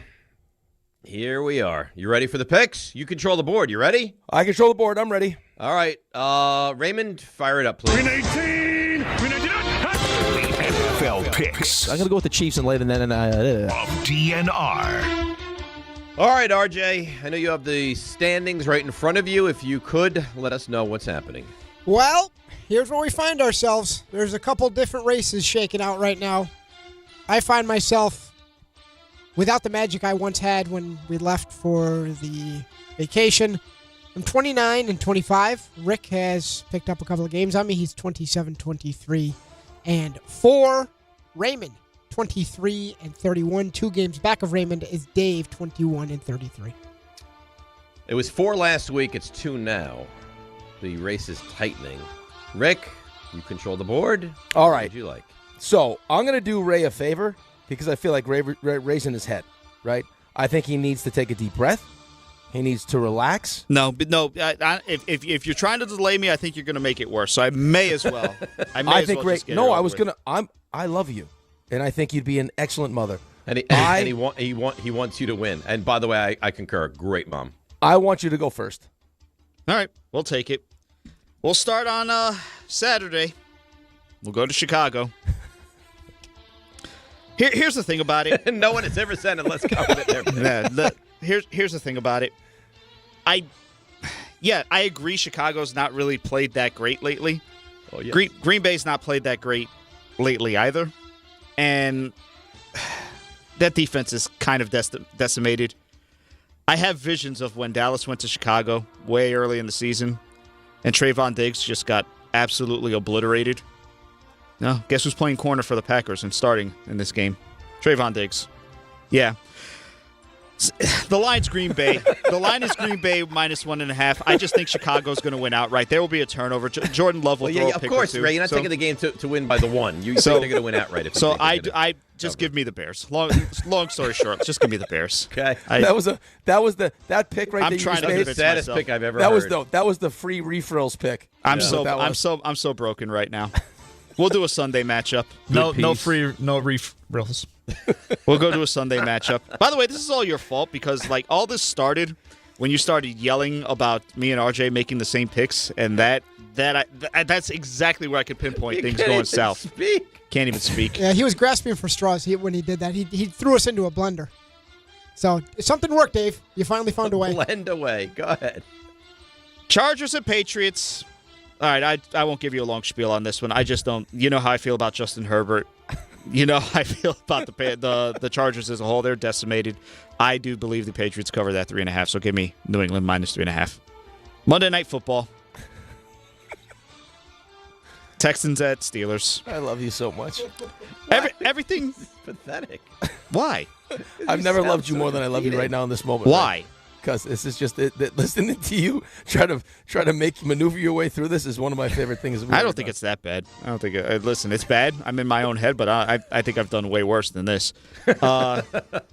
Texans and Steelers. Listen, everything that you've brought up with the stats with Mike Tomlin on Monday Night Football, it makes me want to go in that direction, but I just can't do it. I don't see Pittsburgh getting much done offensively. Give me the Texans to cover -3. Nice. So, give me the Bears. Give me the Patriots. Give me the Texans. so much confidence. You can hear just uplifting. it's just oozing. All right, next up, let's go with someone who's actually coming off a strong week. Should have been 3-0, 2-1, nipping at Raymond's heels. This is the matchup that we're all dying to see play out. Let's go with Dave next. So it's funny when he started discussing the Packers and the Bears. I was like, oh man, we're going to agree. Fortunately for me, we don't. You mentioned it earlier. They played twice. Green Bay should have won both those games. They did not. I don't trust that Bears defense at all. And quite frankly, I don't know that I trust Caleb Williams all that much either. I'll take the Packers. I'll lay the 1.5. There's a lot of rumblings that LaFleur could be out, so there's a ton to play for. In addition to it even being a playoff game, I have confidence in this game. I'll take Green Bay minus the 1.5. This next game, I'm so torn because I'm taking the team that I don't want to win, and I'll go to Sunday at 1 o'clock. Bills at the Jaguars. I love Josh Allen. I want to see Buffalo win the game, but I don't think they will. I get a home crowd, and tickets are expensive down in Jacksonville this week. They're going to be frenetic. I get a terrific quarterback in Trevor Lawrence. I get a great run defense. I get the better team in Jacksonville, and I get points. I don't like it because I wanted to root for Buffalo, but I'll take Jacksonville plus the 1.5. And finally, I'll go to Monday night. You can take Houston. The defense is great. I don't trust them. I don't trust the offense. Aaron Rodgers gets rid of the ball quicker than almost anybody in the NFL, so that might slow down that rush a little bit. I know they don't have a ton of weapons, but they have more weapons this week with a arrested and fresh DK Metcalf. And I'm not betting against Mike Tomlin in this spot. I'll take the Steelers plus the 3. So to recap, I'll take the Packers minus the 1.5 in a game I'll be watching on a phone propped up against a water glass at a restaurant. I will take the Jaguars plus the 1.5, and I'll take the Steelers plus the 3. I don't like that at all. You don't like my picks? No, I don't like that. I like your pick. I don't like that. I like your picks at all. Oh. Let's go with RJ next. Alrighty. This is the pick I feel best about. Probably the only pick I'd feel fairly confident in. I love the Jags getting points. I have a lot of Bills friends. I have an affection towards the Bills. I have a lot of fear for how this game could go for them. Give me the Jags plus the 1.5. Next, I'm not a Justin Herbert hater, but I do have something about these Patriots that I really like. They're minus 3.5 at home. I will take New England. Close game. Line's about right, but I will take New England. And finally, I also go to Monday night. Dave, you said you just don't trust the Texans. Specifically the offense. I do. I like Houston. I love this defense. I love D'Amico Ryans. Give me Houston minus 3. Wow. Okay. All right. All right. Well, here we go. I don't love the fact that I like Dave's picks just because Dave right now is currently in last place. But Dave is seeing the board really well, so that does give me some confidence. Ray, not so much. So here's where I'll start. I went back and forth with this pick. I almost stayed away from the game because I think the best player left in the AFC is probably Josh Allen. But the game is in Jacksonville. Trevor Lawrence has played really good football. So I'm going to do it. I don't love it, but I'm going to do it. I'm going to go with the Jaguars, and I'll also take the 1.5. My second pick, I am going to go to a little place. And again, I don't love this, and the reason I don't love it is because Dave loves it. I'm gonna also take the Packers, and I'll lay the 1.5. I just watching these two teams play, and I know the Packers, it's tough to judge right now just because of Jordan Love's injury. They haven't played great football, but you watched the Bears play last week against Detroit and what Detroit's offense was able to do against that defense. If the Packers can find a way to not turn the football over, they should have won the second game against the Bears. They've actually picked that game, got lucky. They don't retrieve the onside kick. So give me the Packers minus the 1.5. And with my final pick, the final pick of Wild Card Weekend, I am going to take the Houston Texans. Everyone's taking Houston. Texans minus the 3. Wow. So I got Jaguars plus the 1.5. Packers minus the 1.5. Minus the 1.5, and I'll take the Texans minus the 3. Okay. And there you have it. That's our picks. Signed, sealed, and delivered. I feel good. I feel confident going into this week. Want to make any proclamations? Take money out the bank? No, don't, please. I don't. Please. We share picks. Do not make any proclamations. I don't want. I'm not doing it. So, Thank you. Tell me how good you feel about them. So the storyline is there. Dave is 2 back of Ray, and you are opposed on 2 games. If I can have the Packers win on Saturday night, I put all the pressure on Raymond. Which the players on those teams will, which the Steelers, they're going to feel it. Texans will feel. Yeah. You tell me that Ryans and Stroud won't feel. Oh, they'll feel it. Could you imagine? Think about this for a second, though. We already have Harbaugh available. Could you imagine if the Jaguars win and convincingly win? This isn't like a last. When I say convincing, I mean it's like this is not like a final possession. Buffalo's up, Josh Allen's off the field, and the Jaguars go down and kick a long game-winning field goal because their kickers are stud. I'm talking about like this is a touchdown win or whatever it is for Jacksonville, and Buffalo doesn't look good. And then Mike Tomlin on Monday night gets beat up by Houston, and you got McDermott and Tomlin and Harbaugh all available. What about if Chicago wins? And LaFleur. Yeah, right. This could be the greatest. This could be the greatest crop of coaches. If all those coaches, how about Tomlin to Buffalo? Oh, see, that would be one. See that there could be a situation where you think going in that I'll take a year off and do some TV, and then something like that pops up, and it's like, nah. I go hang with Josh Allen for a minute. It's too good. Also, Game Time brought to you by Tullamore Dew Irish Whiskey. When it's game time, it's Tully time. 7:30 tonight, Indiana, Oregon, in the second semifinal of the college football playoff. And you can hear that right here on 1050 a.m. and on the ESPN New York app. Also, 7:30, the Nets host the Clippers. And 9 o'clock, the Knicks, a nice late one for Raymond, are in Phoenix to take on the Suns. That's Game Time, brought to you by Tullamore Dew, the original triple distilled, triple blended, and triple cask matured Irish whiskey. Be sure to grab a Tullamore Dew or try the new Tullamore Dew Honey during today's action. Glasses up to enjoying Tullamore Dew responsibly. Let's take a break, come back, and Raymond has got them all ready to go. The plays of the week. It's DNR with you on ESPN New York.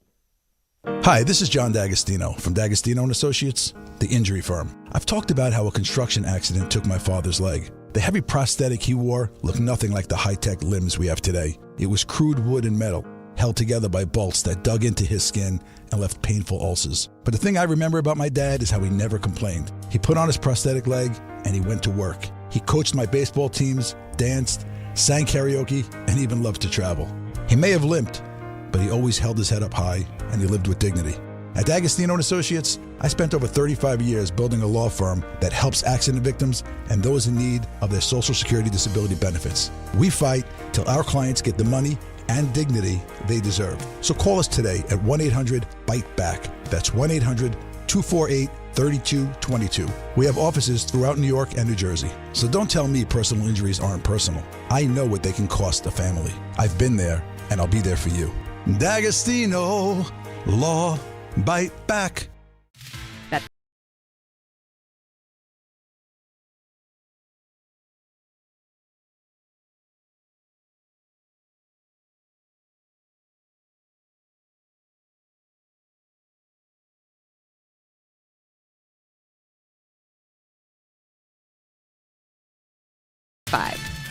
Gambling problem? Call 1-800-GAMBLER. 21 plus only. Must be physically located in New Jersey. T&Cs apply.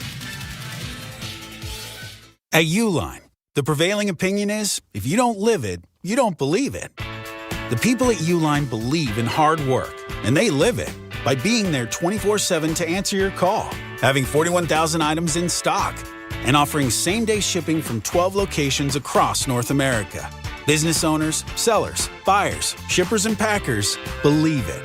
Uline is the hard-working, dependable source for your shipping and industrial supplies. Visit uline.com. We all hear the radio ads about the IRS. They tell you to be afraid, to be scared, and they try to frighten you into calling. I'm not here to do that. Tax Relief Advocates is different. TRA is here to tell you that if you owe money to the IRS, whether it's $5,000, $50,000, or $500,000, we have a solution. It doesn't matter if you're sitting in your car, at work, or with your kids. No matter where you are, call now. 800-575-6759. Don't lose hope. TRA can eliminate or reduce what you owe to the IRS. Generous programs are now available that can give you a fresh start. Our passion is taxes and helping individuals fix their IRS problems. We have over 1,000 5-star reviews on Google and an A+ with the Better Business Bureau. You don't need to be afraid of the IRS any longer. End your tax nightmare today by visiting us online at TRA.com or call 800-575-6759. That's 800-575-6759. Tax Relief Advocates. Real solutions for real people. Presented by Robinhood. He crosses, spins, pulls up. With Robinhood Prediction Markets, buy or sell your predictions all game long. No house odds, just you versus the market. Put your sports IQ to work. Trade every shot, block, steal, run, and moment that shifts the game. With Robinhood Prediction Markets, trade every play. Visit Robinhood.com/predict to start trading. Futures and cleared swaps trading involves significant risk and is not appropriate for everyone. Event contracts are offered by Robinhood Derivatives LLC, a registered futures commission merchant and swap firm. Hey, New York and New Jersey, Boost Mobile has an unlimited talk, text, and data plan that's only $25 a month forever, meaning you'll only ever pay $25 a month for the rest of your life. Who wouldn't want unlimited wireless when it only costs $25 a month forever? If you don't, you must be one of those people who enjoy overpaying for their phone plan. $25 a month forever is truly as good as it gets, so go online and switch now at boostmobile.com. After 30 gigabytes, customers may experience slower speeds. Customers will pay $25 a month as long as they remain active on the Boost Mobile Unlimited plan. You live for this. The wins, the losses, the slam dunks, and the buzzer beaters. The dream that this is your team's year. Hope. It's what keeps you coming back. So you represent with anticipation and with pride. Because when everything's on the line, your support means everything. That's why the NBA Store is here to support you. Check out the largest selection of official NBA gear at NBAstore.com. A Fanatics experience. It's Friday then. It's All right, DNR with you, ESPN New York. Great week of shows, but it ends on a real high note. Raymond, hello. Hi. What's wrong with you? I'm broken. I love him. I'm broken right now. I love him. Are you pregnant? No. You're very moody. I'm just broken. Do you want peanut butter? Can I get your muffin? RJ, can you send me at some point this week, the weekend, Ray's making his picks just so I can smile if I'm feeling down this weekend? Oh, You're a bad guy. No, You're a I like bad guy. I like You your like picks. my Plays of the week, everybody. Plays of the week. Raymond, guess what we're going to get into on the other side? Are the plays I want you to guess. And specifically the Knicks of the week. That's right. You're good. You win a prize today.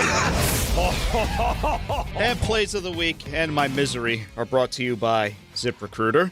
Your misery is sponsored? Speaking of misery, I mean, yours misery because the Giants had finally beaten the Cowboys this week. You got a victory over Dak Prescott. I don't know why you're so angry. I can't be left to decisions today because I'll drive us right off the road. You got multiple airbags, the whole thing. You will be the decision maker. You'll be like my Magic 8 Ball. Can you be my Magic 8 Ball? I'll be your 8 Ball. Yeah. You got mean emails from people. Stop crying, Dave. You sound like a little bee. Go listen to Sirius. Go listen to something that's just, it's not as in-depth as we can give you, Mark. Well, you're a whiny bee, okay? Well, that may be true. That's a better question for Dave, like not being great at your job and still getting contract extensions. That's probably a better Oh, question for really? Dave. That's nice. Speaking of still getting paid for jobs I haven't done in years. But you know who saved Monday? Happy birthday, Djibouti Dan. I went to Florence, got a nice beefsteak a la Florentina. Best steak I've ever had in my life. Nobody cares. All right. I want to hear So, about Dan's I'm trip to miserable. Italy. I might get a steak of Florentina. I'll start talking to the Giants. No. We got nothing but time, Dan. Tell us about the great steak Florentina when you were in Italy. Had to get Dave out of this doldrums. Get him singing. What do you want me to do? Sing and dance? No. You'll be great. You'll be swell.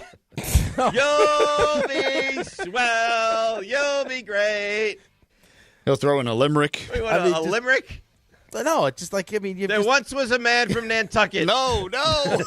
Stay away from that one. He's like the eunuch from Game of Thrones. I've never seen that show, but I don't think that was a compliment. It was not a compliment. Well, more good news for you because Joe Shane's coming back. He may get an extension. He may not. Listen, he stubbed his toe a couple times. Stubbed the toe? Stubbed it. Stubbed it. Stub, that's it. Little You stub. didn't stub it. Lights were off. Boop. Stub. No, that's not a stub. Yep. No. That a stub is like, oh, it's a oop. It's a hiccup. It's like the foot has gangrene and has to be removed from the ankle down. Yeah. And now you get one of those robotic foot. You were very upset at my gift, my Christmas gift from Jake Aspen. With your Cowboys crap on. This was a gift. A gift from who? The devil? From the Ass Man. Wait, the Ass Man buys you presents? This is the first present I've ever gotten from him. Like your sugar daddy? Not just me. RJ, did the Ass Man buy you a present? It's funny you ask. He did, actually. Oh, Anthony got something. You got something too? Anthony says, I got a Rangers one. You get a quarter zip. Yeah, You you get a quarter zip. Not Dave, though. I got nothing. You see I got crap. But you know what? It all changed on Wednesday because the big news came out. John Harbaugh was let go by the Ravens. Imagine John Harbaugh in a New York Giants baseball hat on your sideline. On the sideline. Just feels good, doesn't it? Yeah. Can I keep my eyes closed for a while? Dave is back. I'm coming back. Yes. You can feel it bubbling. Yeah, It's bubbling. You know who else is back? Our own Rick DiPietro, who's never met a line he wouldn't cross. You ever have your cramp up when you puke? What is I mean, We got to draw a line somewhere. The line has to be drawn. You can't say that? No. My perineum, it cramps up. It's not perineum. Yes, it is. You know what the problem is, Dave? You feed into this. It smells like caulk in here.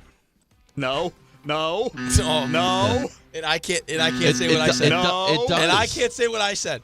And there's yesterday, dishwasher gate. RJ's such a kiss ass, too, by the way. It's unbelievable. Why? Just emptying dishwashers with his little chest puffed out. I emptied it. Look at me. My hydration packets. Look at me. RJ gets back. Am I playing the game, or is it worse than you being busted for playing the game when never actually playing the game? Did he actually put the pot in, or is this just another thing we can't fact check? No, I really did that. We don't know. Just like I really emptied the dishwasher, you animals. You know who you are? You're the person that's sprinkling the pubic hair in the urinal. That's you. Whatever. There's Reed's done. The Islanders visit the Predators in Nashville. Speaking of Predators, I'll let you do your read in a moment. And let's transition to today real quick because you've got Ray, you want some of this meat? And this weird fascination with which one of us can handle a pregnancy. Ray's schedule and his lifestyle are already so demanding. I mean, throw pregnancy in there. He can handle it. I might die. Nah, I can't handle it. Yeah, sure. Well, why am I not even in consideration for this? Well, you are. You're second. Okay. Yeah, I don't know that Dave could do it. The hormone monster would run rampant with Dave. Could you imagine that? And Rick doesn't believe RJ can do it. RJ's got real narrow hips, though. I mean, I don't know if he can push anything out of there. I don't think those hips open up properly. You don't know what I do. You know what RJ can do. I would have pounded the table and said, this is a pillar of our when community. I found out he moved. How dare you accuse him? Your Buffalo Sabres win last night. You're at the game. You had your T-shirt on, and you're just nothing today. No, you got no spunk. I got all kinds of spunk. Not really. How was the game last night? It was a great time. Yeah, he's got all of it for you, and we'll bring it all next week for you. That's Plays of the Week, powered by ZipRecruiter. When you're hiring, never miss out on great candidates with ZipRecruiter. Try ZipRecruiter for free right now at ZipRecruiter.com/ESPN. That's well done. Great job by everybody. It's Rule 76. And then you got to get the robotic foot. No excuses playing a champion. It's DiPietro Rothenberg and John Harbaugh. We need you, and we want you. And we'll see you next week. Right here on ESPN New York and on YouTube. Shut your mouth. The wild card round is here, and FanDuel is turning on playoff mode. All customers get a profit boost pack every NFL playoff game day. Each game day during the